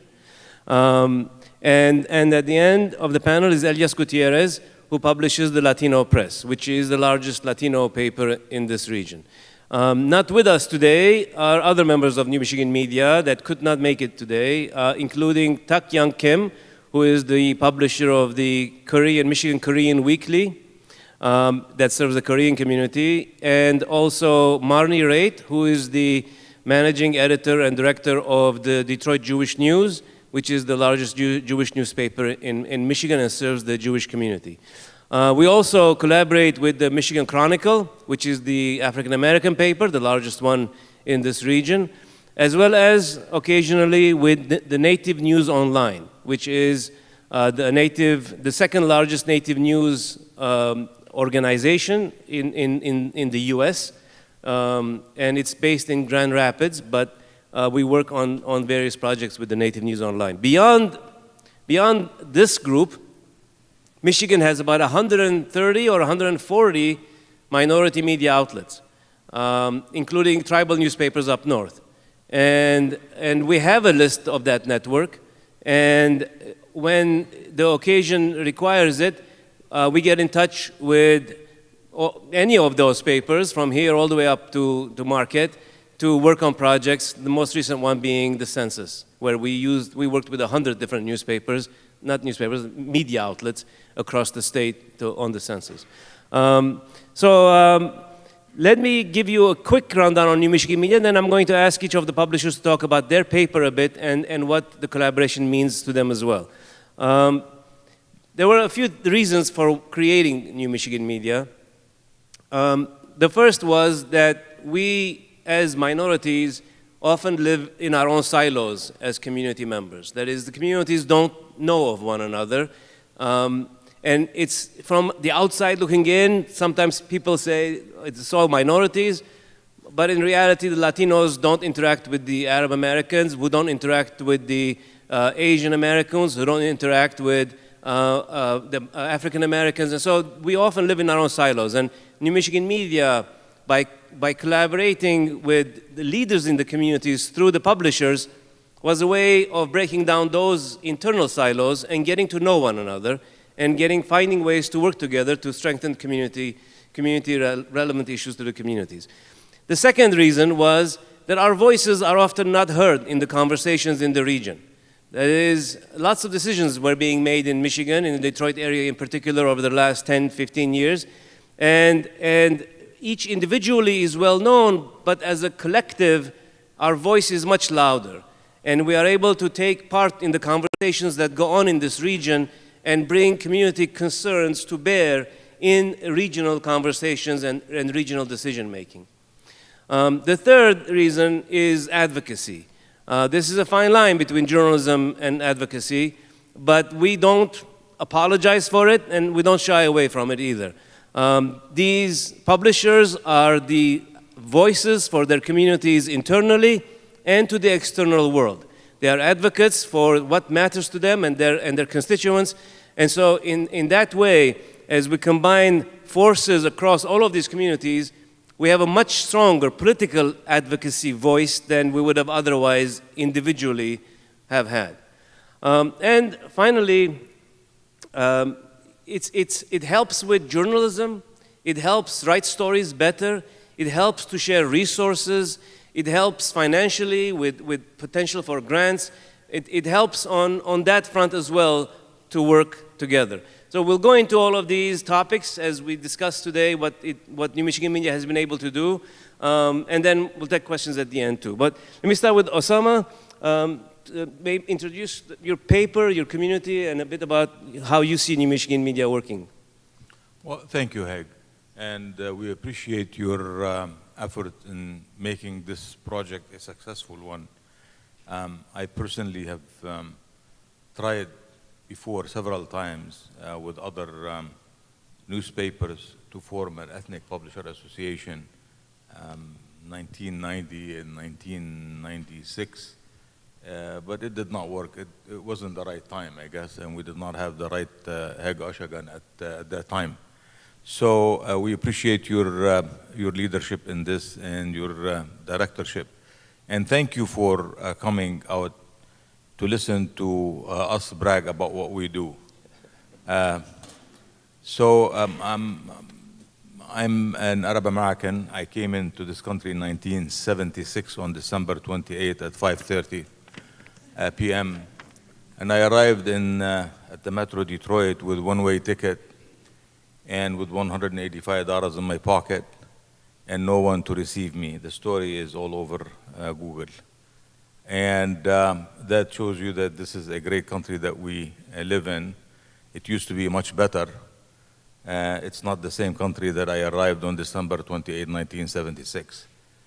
But we have to work together in order to make it a better country.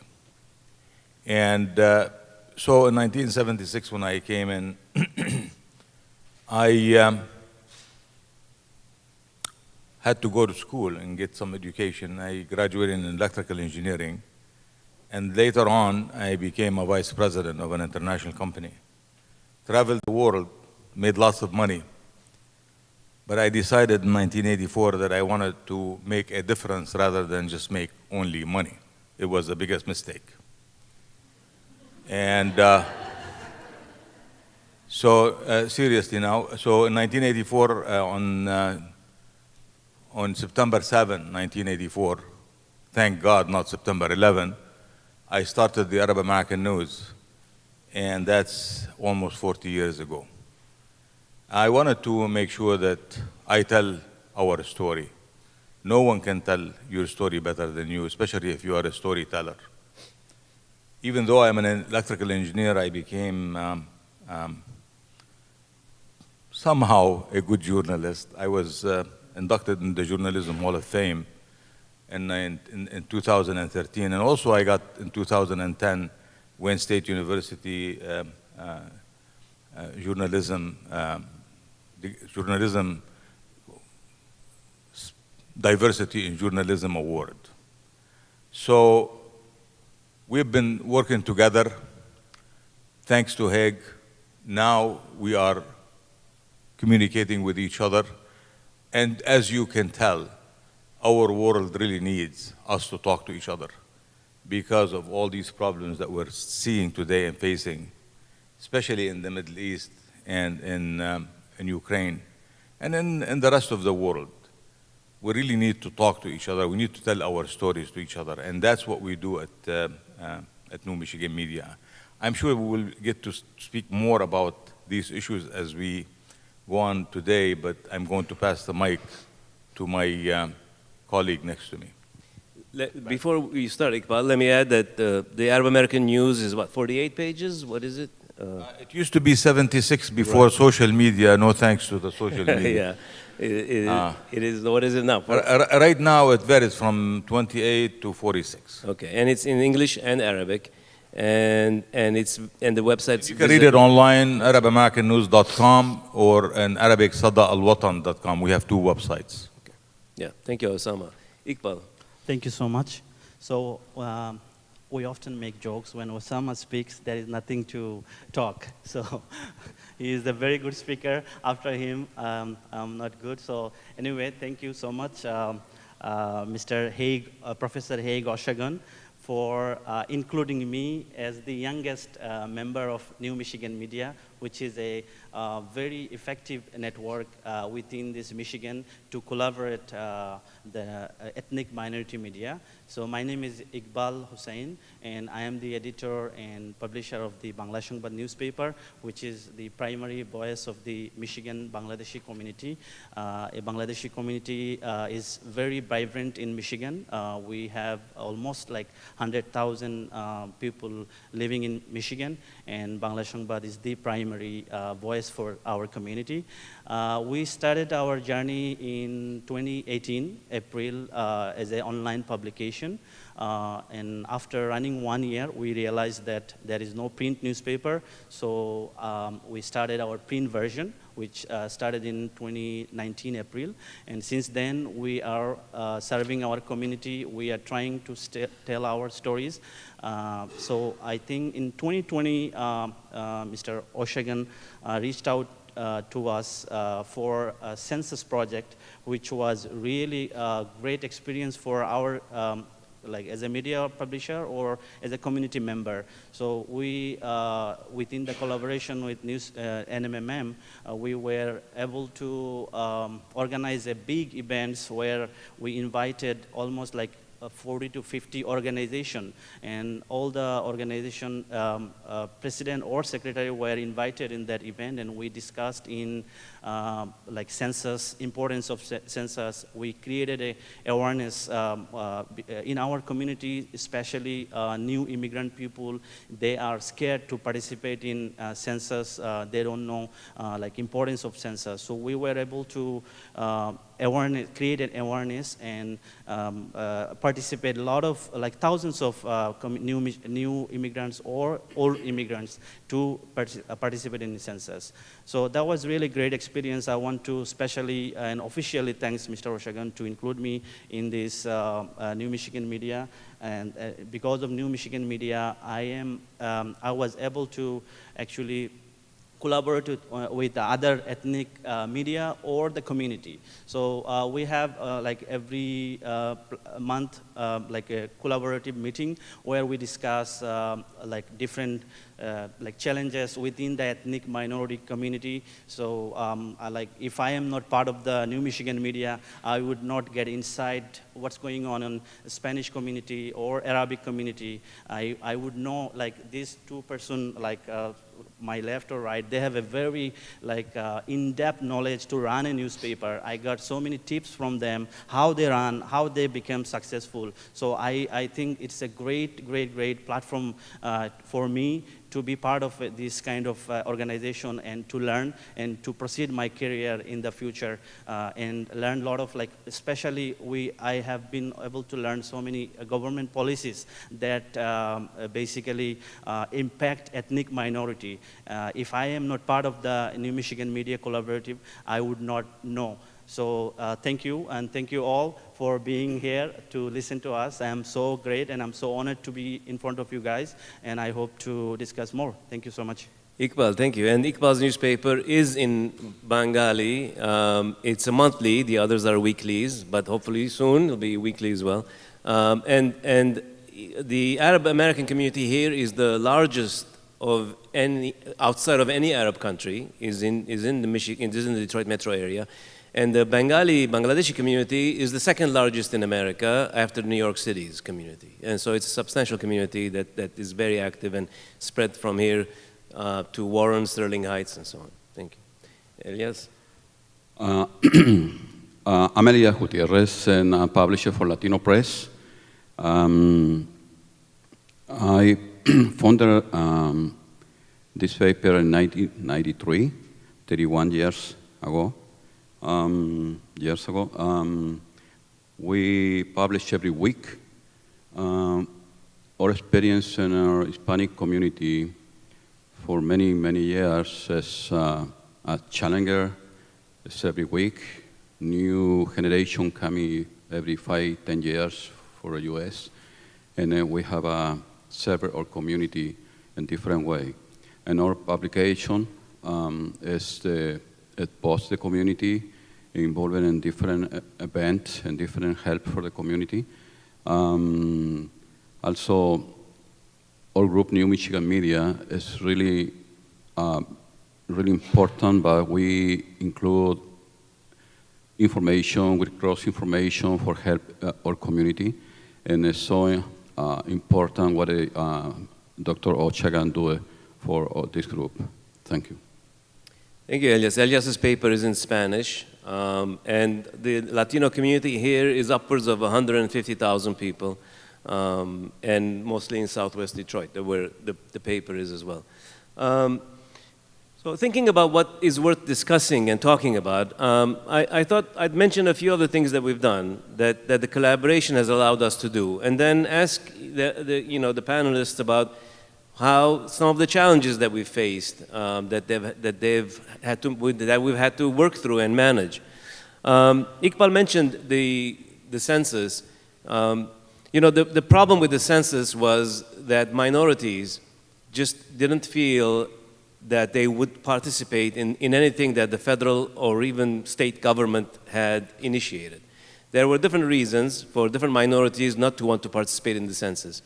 And soon the state of Michigan realized that the way to reach and convince people is not for the governor or the mayor to say you should do the census, but for trusted voices in the communities to give that message. And the trusted voices are very often the ethnic media that serve these communities that have for 40 years or 30 years where they've had a consistent line of advocacy and trust built up among community members. And so they came to us and said, look, can you organize statewide outreach for the census?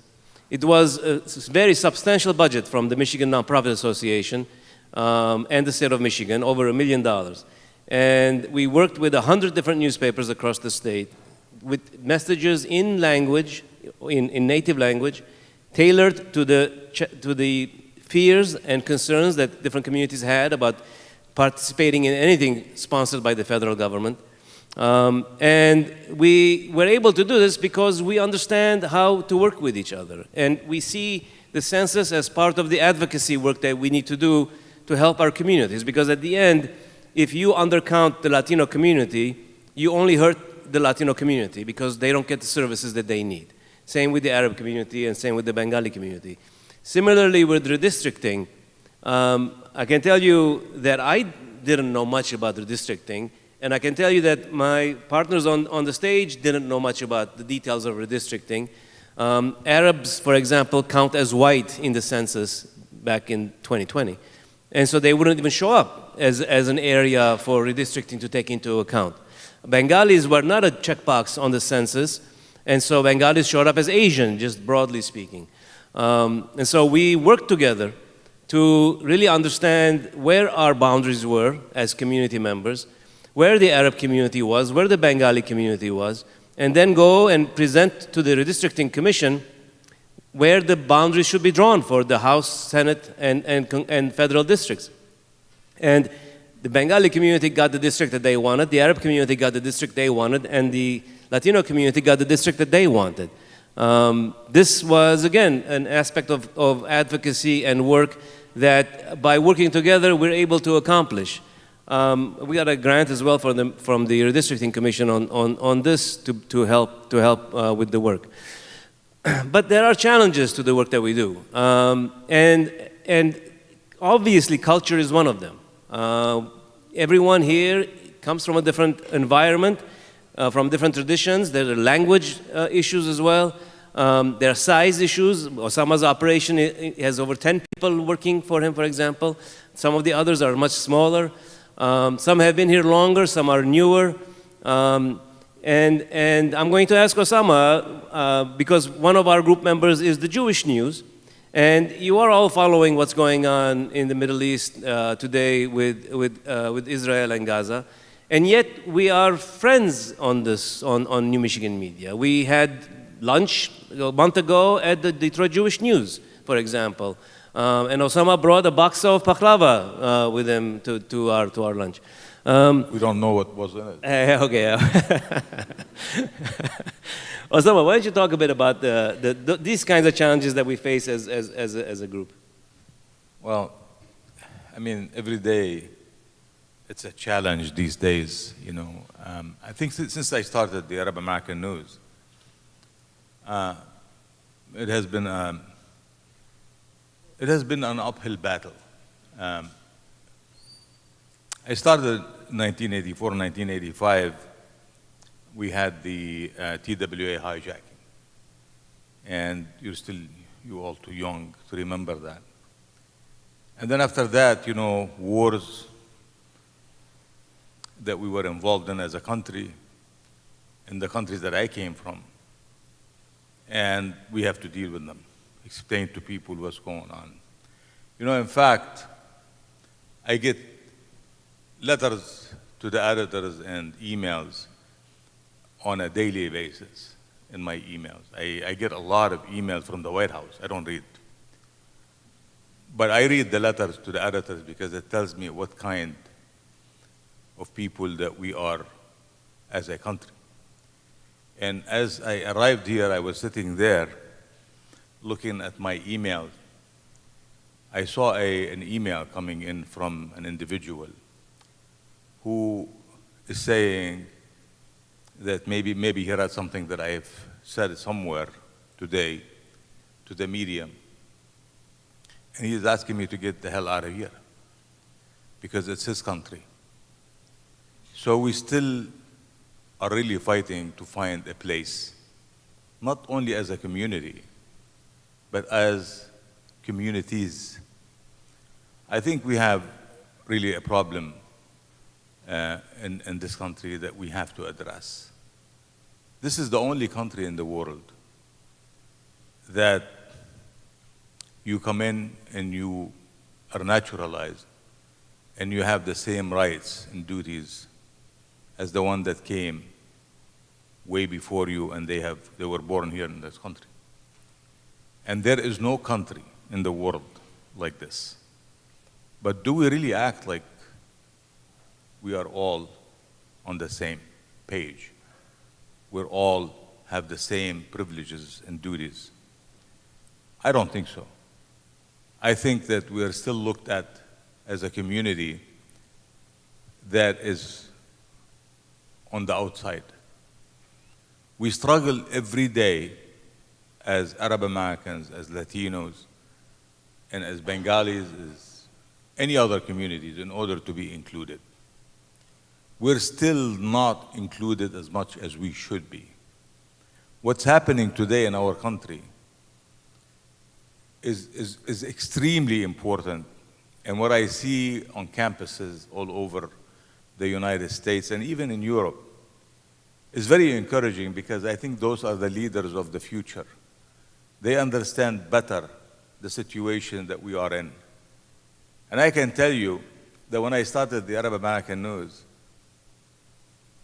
it wasn't like this. We were not as diverse as we are today. But diversity is really a very important thing to understand because it's an asset, it's not a liability. This country became a great country because it's a diverse nation. And I think what we're doing here at New Michigan Media, we're trying to open a discussion among each other.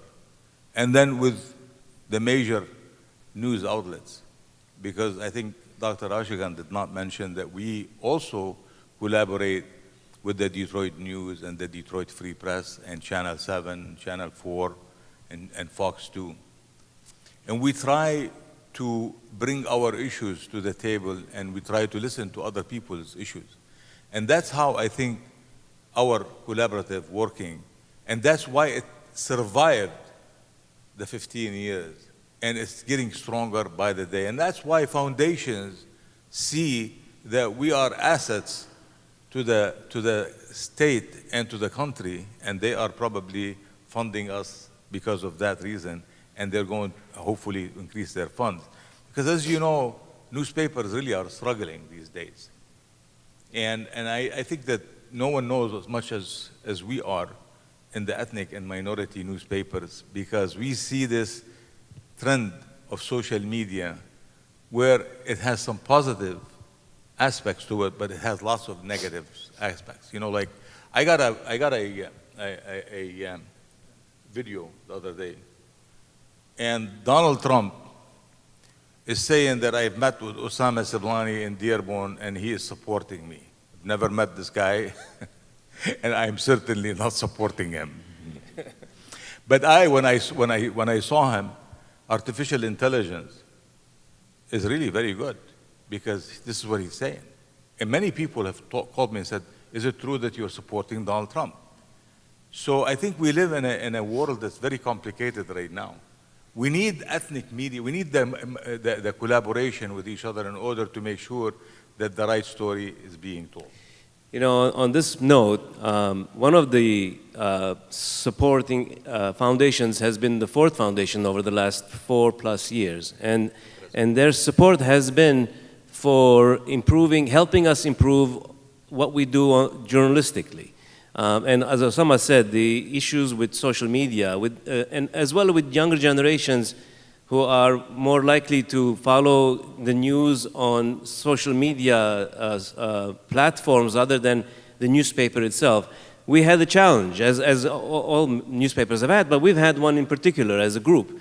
That is, there was a technology gap in being able to reach out and create the kind of engagement strategy that would let the younger generation of Bengalis and Arab Americans and Latinos check in with these newspapers and what's going on in their communities. And so through that grant, and I'd like Elias to talk a bit about the impact of that, we were able to work together to end with the Ford Foundation to be able to create an engagement, social media engagement strategy to be able to reach out to younger generations of media consumers, news consumers.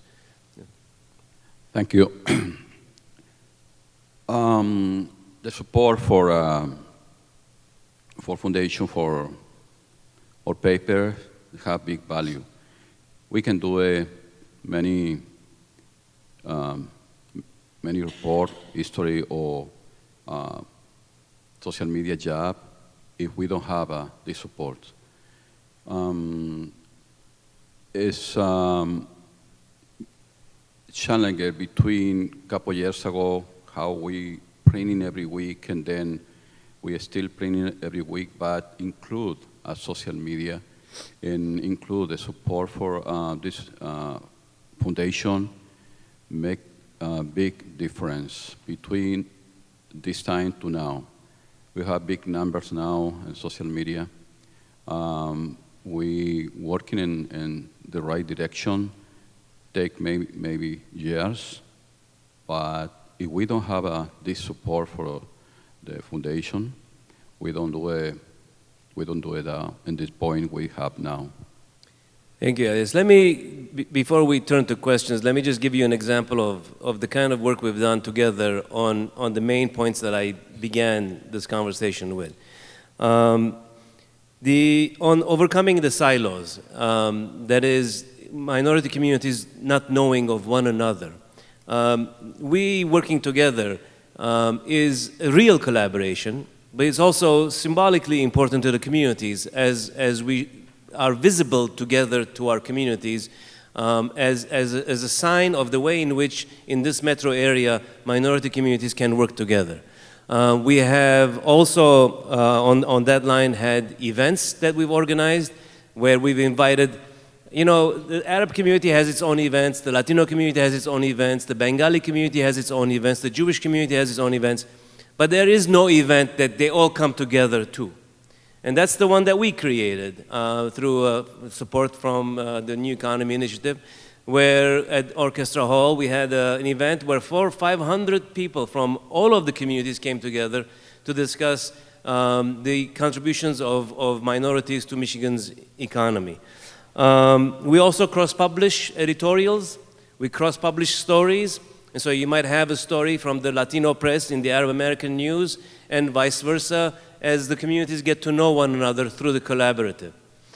In terms of overcoming, in terms of being part of the conversation in this region, as someone mentioned, we do collaborations with other groups as well. So we've done the DJC, the Detroit Journalism Collaborative, during the bankruptcy, as we worked with the other nonprofits, WDET, Michigan Radio, Detroit Public Television, Bridge Magazine, as we work together to get the stories of what's happening to our communities to be seen, to be visible, to be heard by a population that doesn't generally see minority lives on their news feed unless something terrible happens, unless it's some tragedy that deserves some kind of a news space. And so telling stories of the bankruptcy together from our perspective was one way in which we broadened the conversation of this region to include the stories of minority communities. And we've also worked with WXYZ. We are today in the collaboration with New York and Michigan Solutions Journalism Collaborative. All of these are efforts to get stories out. Currently, we're working with Kresge Foundation on telling stories of resilient neighborhoods to a broad audience of Michigan-wide audience, that there are very positive stories from immigrant and minority communities on how to make life successful in the Detroit region. I've already mentioned the advocacy part with the census and redistricting. There's COVID, and there are many examples of how we've worked to create advocacy for our communities. And in terms of resources and sharing and logistics, all these grants that we have been fortunate to receive have helped financially.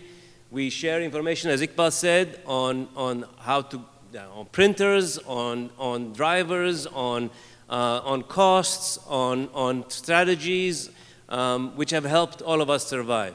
Newspapers, news media across the board have issues, and minority media have their own particular issues.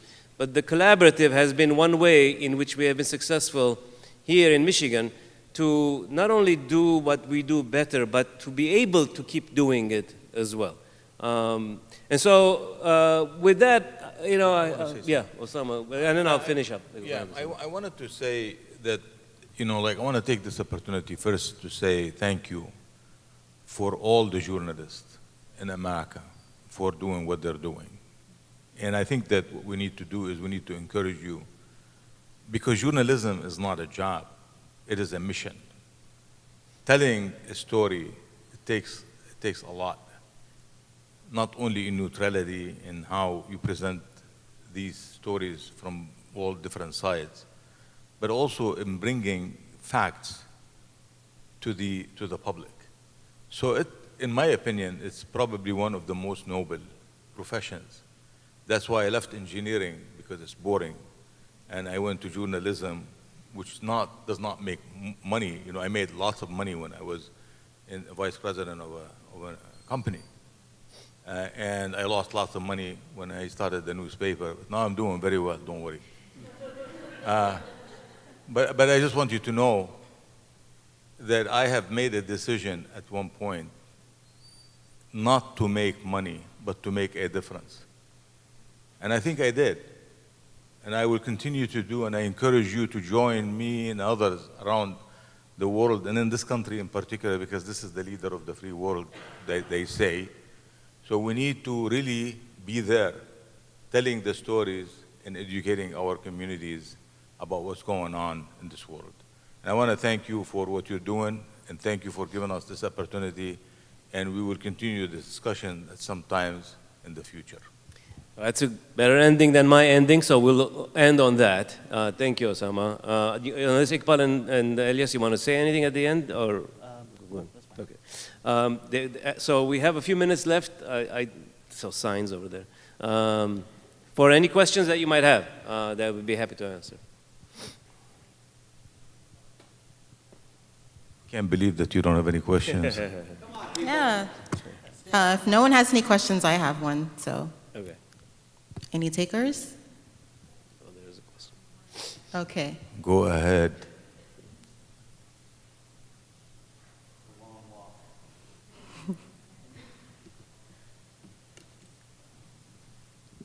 Hi, thank you so much for sharing what you're doing with us. And I was curious, you said that you also collaborate with the Detroit News, and I'm wondering how did that happen? How did that come about? What were some of the challenges? Do they run your content? Like, how does that work? I mean, this whole conference has been on collaborations, and collaborations, to me, and we are one, and we've been part of two other ones, and others as well. They break down to me when eventually you have to figure out the money part of it. As long as the foundation is giving the funds, collaborations seem to function. But the trick in figuring out how to really work with, like, the Detroit News in such a way that we're sharing stories, for example, and somehow we're sharing advertising revenue, somehow we're both getting something financially out of the bargain, that part, I don't think anyone has really figured out how to do this. I was talking to Kevin just yesterday, the managing editor of the Detroit News, and as well with WXYZ, which is the ABC local station here. We can collaborate in terms of sharing stories. We can collaborate in terms of sending two reporters, one from our group, one from theirs, to do a story together, which we've done in the past. But at some point, money gets in it, and resolving that has been a challenge, I think. And I don't have an answer to it. But in terms of simply working together on getting exposure of each other's stories on each other's websites, or working together to write something together, that part we can do. But the other part is I think, to be sustainable, the other part is critical, and we have not been able to figure out on any of these collaborations the sharing of the, what is at the end essential to survive, the money part of it. So I just want to add on these notes, just like New Michigan Media is like one-stop solution for anybody to reach out. So anyone, any organization who wants to reach out to ethnic minority, it is very difficult for them to reach out to Bangladeshi newspaper or Arabic newspaper or Spanish newspaper. So the New Michigan Media gave the opportunity for all the organization that they can reach out to New Michigan Media, and within a day, New Michigan Media can reach out to all the hundreds outlets, like ethnic minority outlets, and we can collaboratively, spread the word within all Michigans. So that is a great opportunity. There is something in here that you really need to notice and take a note of. New Michigan Media has the Arab American news and the Jewish news cooperating and collaborating. So that is something that that should be noted, because to the outside world that we're in a war, but in fact we're not. We are not, and we are working together, and that is something that should be noted really. And I commend the people in the Detroit Jewish News for coming to Dearborn and meeting with us without being scared. And vice versa. Yeah. Well, I'm never scared to go anywhere. Here's a question. Yeah. Hi, thanks for being here. Appreciate it. There's been a healthy mistrust in media as of late, the greater media landscape as a whole. Is this something that you're finding with your own readers, or is the fact that you're hyper-local and hyper-focused within your own communities, are you able to avoid a lot of that and maintain the trust of your readership and your audience? I mean, trust is you can answer the question. I mean, how is trust between the paper and your audiences, given the general sense of mistrust, as you mentioned, the fake news kind of narrative that's affected people's trust in media? I think it's very difficult to really have the approval of the people all the time. Even in the Arab American community, people should be looking at this community as a diverse community. It's not a monolithic community. We're not a community that have one issue or two issues and we're unified on them. We have so many differences in our community. We have so many diverse opinions in our community on many of the issues that we're tackling and facing. And therefore, when the newspaper writes an opinion, or when we write a story, not necessarily we're going to get the stamp of approval for everybody. But what we do? We try to tell the truth. We try to tell the story the way we see it and the way we investigate it. Now, do we listen to the people who are opposing? Yes, we do. Do we give them a space to respond? Yes, we do. So we try as much as we can to communicate with our community and make sure that when we write a story, we try to write it to reflect the opinion of the people that we're writing the story about. But with limited time and deadlines, and so sometimes it's difficult, as you all know, you're in the same business. So what we have to do is we have to publish the stories and then get the backlash. I mean, I think the more connected you are to your community, the more trust there is as well. And so these papers and the publishers themselves as individuals are tightly interconnected into their communities. They're well known in their communities. And being hyper-local and focused on local issues, I think are factors that breed greater trust. It doesn't automatically create that, but I think it helps create greater trust than otherwise. I don't mind, the community criticizing the journalist, but I take an offense when they attack me as a publisher, because most of the time I don't even read, the articles. I am too busy trying to answer questions in the community, and so sometimes they attack the publisher, they attack the paper without, trying to explain why they're angry about what's going on. It's very, very difficult. I mean, God couldn't please people. sent them 3 prophets, still 75% of the people don't believe in God. So I'm not going to be a God in the Arab American community, and I refuse to be classified as such. And you know, the New Michigan Media is in one other way different than most collaborations, in that we're not collaborating on a specific issue. Most collaborations are topic specific.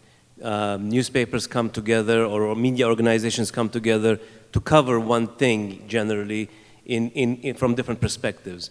We're not that kind of collaboration. We are together on a broad number of issues, and what brings us together is that we're all minority news organizations that face similar challenges on issues broadly speaking about civil rights, broadly speaking about small businesses, broadly speaking about immigration.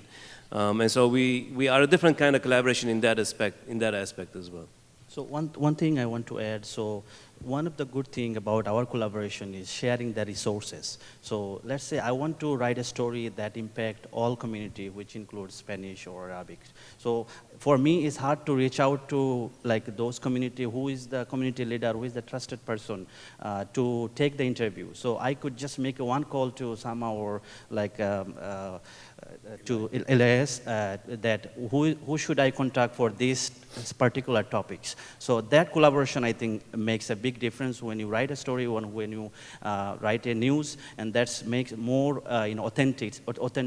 So if I don't know anybody, I could ask a wrong person, and I could take a wrong interview for a wrong person. So with this collaboration, I would be more authentic, and I would take the right person and right interview.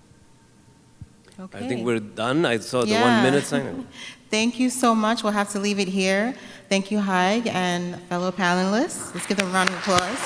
Thank you. Okay. All right. Thank you, everybody. So now please join us over at McGregor for the remaining sessions.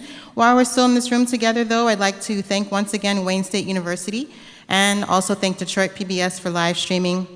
On behalf of my co-host, Liza Gross, and the entire Center for Cooperative Media team, thank you all for joining us for these 2 days of CJS 2024. All right, everyone. Take care. See you soon. Safe travels home. All right. One last note, we do have to clear out this auditorium so that the